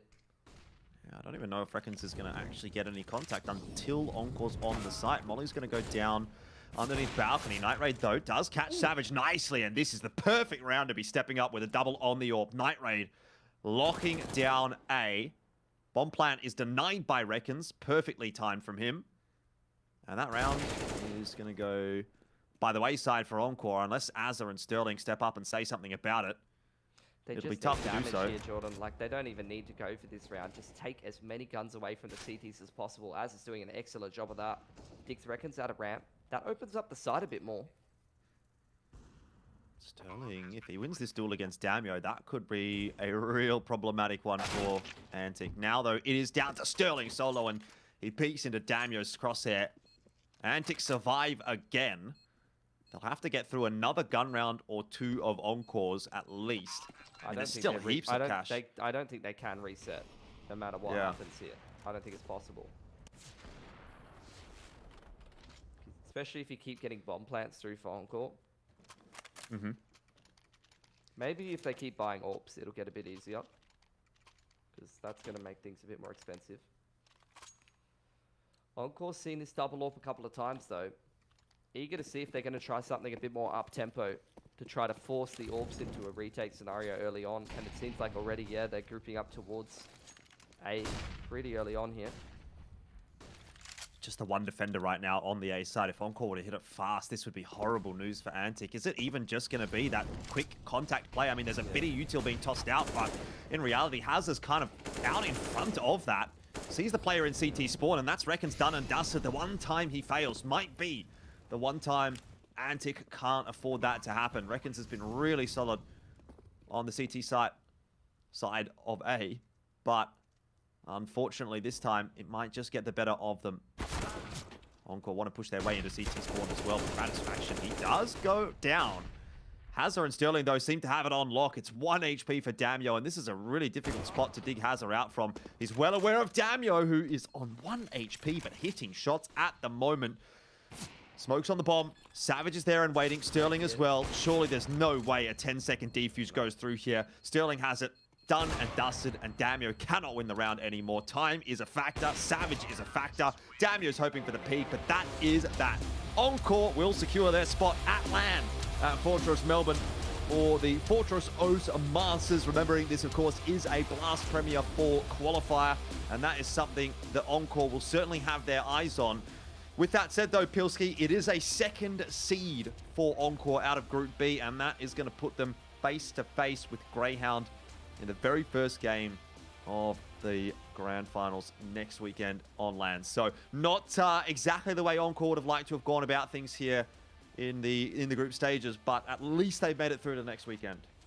Yeah, that's going to be a very spicy semi-final, and I think in general the games next weekend are going to be absolutely fantastic. Make sure that you make it down there, watch the games in person. I'm really keen to see the rest of this event unfold and send our first Australian representative over towards Blast Premier. But look, you got to say as well, applause over to Antic. They definitely showed up today. They definitely did very well for themselves and showed a good accounting of themselves. I think they could have won both the Ancient game and the game of Mirage if a few different things had gone differently.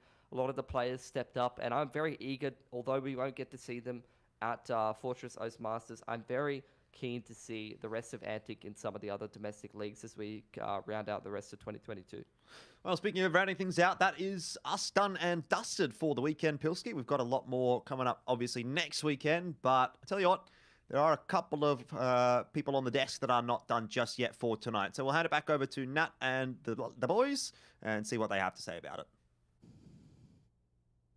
We got a lot of things that we have to say about this Encore versus Antic match. And the main thing, I think, Mac Rob, that you can agree with me is Antic absolutely phenomenal display today. It does not matter that, well, obviously a little bit does matter, but you can't walk away too upset if you're anti. Yes, you don't make it to land, but oh my gosh, you stick it to some teams that have insane names on them, teams that have a lot of pressure on them, and you guys just come in and you put on this display that a lot of people might not have expected. Yeah, I feel like, look, you couldn't ask for too much more for the Antic boys. Like, you could have asked, you know, what, like 2 more rounds on Ancient, 4 more rounds here on Mirage, but other than that, you know, still a very solid performance. Even like towards the end, that shot from Sterling was insane. Damio taking 2 kills on 1 HP was insane. Like, could have literally, you know, flipped on a dime that one. Unfortunately, time was the factor, as the caster said, and didn't work out for them. But look, congrats to Encore for getting 100%. Another LAN opportunity here. They're going to be going up against Greyhound first too. So I don't know, man. I mean, we'll talk about that a little bit more. I have so many more questions that I want to ask about that, but I do want to break this one down. Encore, they looked really good. You know, they were up. It was 4-11 at the half time, but it feels like that flip again on the T side, just having a little bit of struggle for Encore. What are some of the key contributors to that? I mean, it's CT Mirage, right? It's just, it is a site, a map that very heavily favors the CT side. It is, I don't know, it was a little bit difficult for Encore. There were a couple of rounds where they strung together, and it was like, I think there was about 2 rounds on their T side where things looked really good for them. What I was really impressed of, and I do want to be careful, I want to keep talking about Encore, but what I was really impressed from Antic's perspective was actually their call in, I think it was about round 20. They ended up stacking mid and making a play that completely demolished Encore's momentum. And those are the kind of things where, you know, like it is high risk, high reward, because if the team goes B, if the team goes A, if they poke around, you're going to be in a bit of trouble.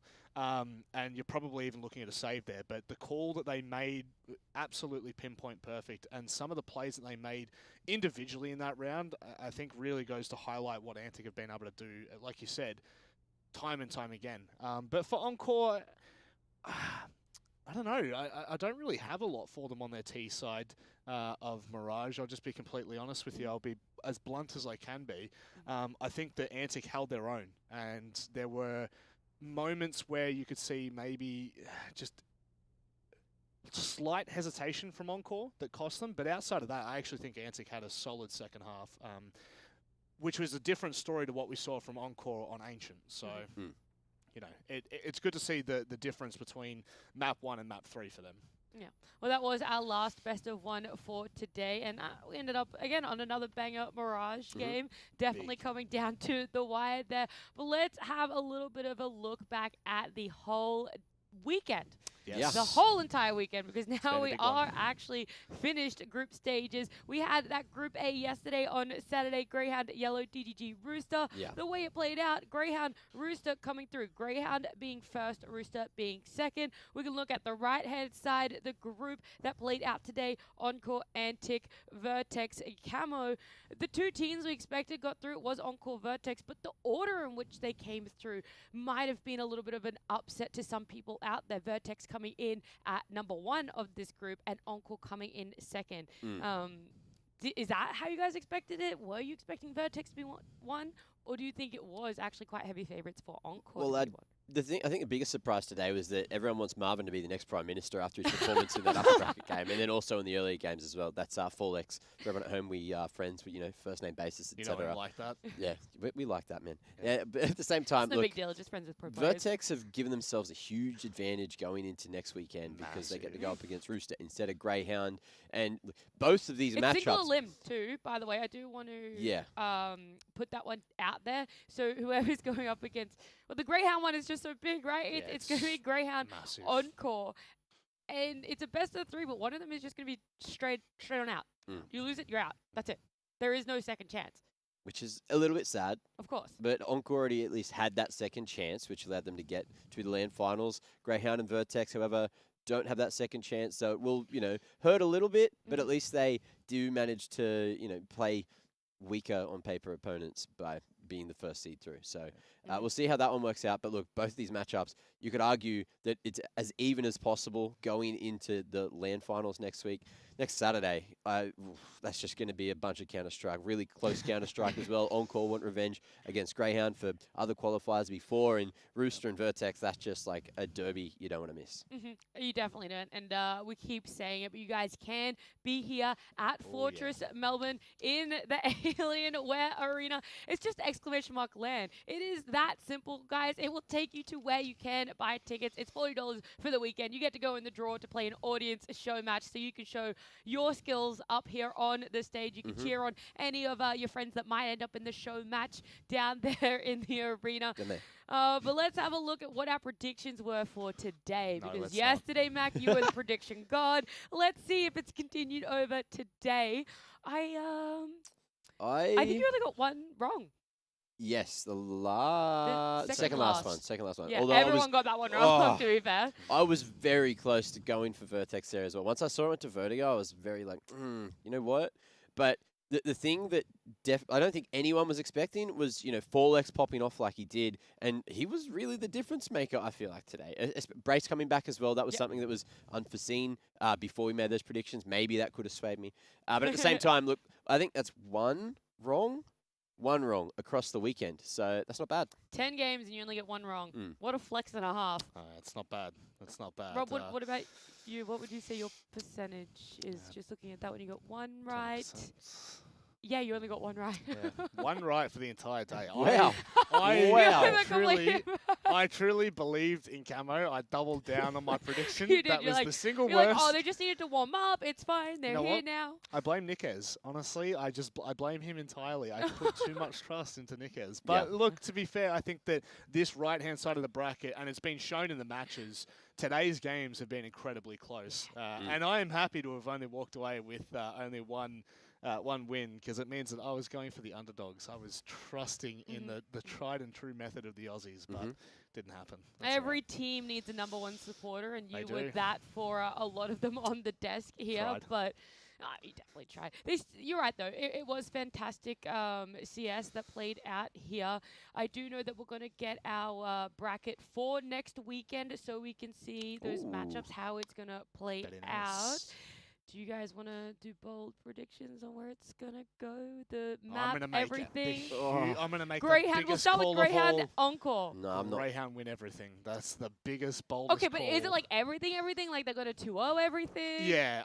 Okay, if I'm going to be completely honest here, because they're going up against Encore, that's going to be a bit of a different result. But if we take what their performance looked like from yesterday, they lost six rounds across 2 maps. 6 rounds across 2 maps. Yeah. That in itself, I think, starts to paint a picture as to where Greyhound are right now. However, they did not verse the likes of Vertex or Encore, and that is where the heart of this conversation will lie. Yeah, and the thing is as well, when there's an international opportunity on the line, Greyhound bring their A game every single time. And going into next week, they're definitely going to be the favourites. I'd love to see what the other 3 teams can cook up going towards next weekend. And look, they've got that whole week to prepare as well. So Vertex doesn't have to worry about Encore anymore. They can prep for Rooster, prep for Greyhound. Likewise, Greyhound can prep for Encore, prep for, well, that's a hard one. Maybe they have to prep for Vertex and Rooster, because at the same time, you don't know what's going to happen in that. I was going to say lower bracket game. It's the same bracket. It's just there's only 2 games here. Yeah. 1 bracket, single elim. So on that left-hand side, it is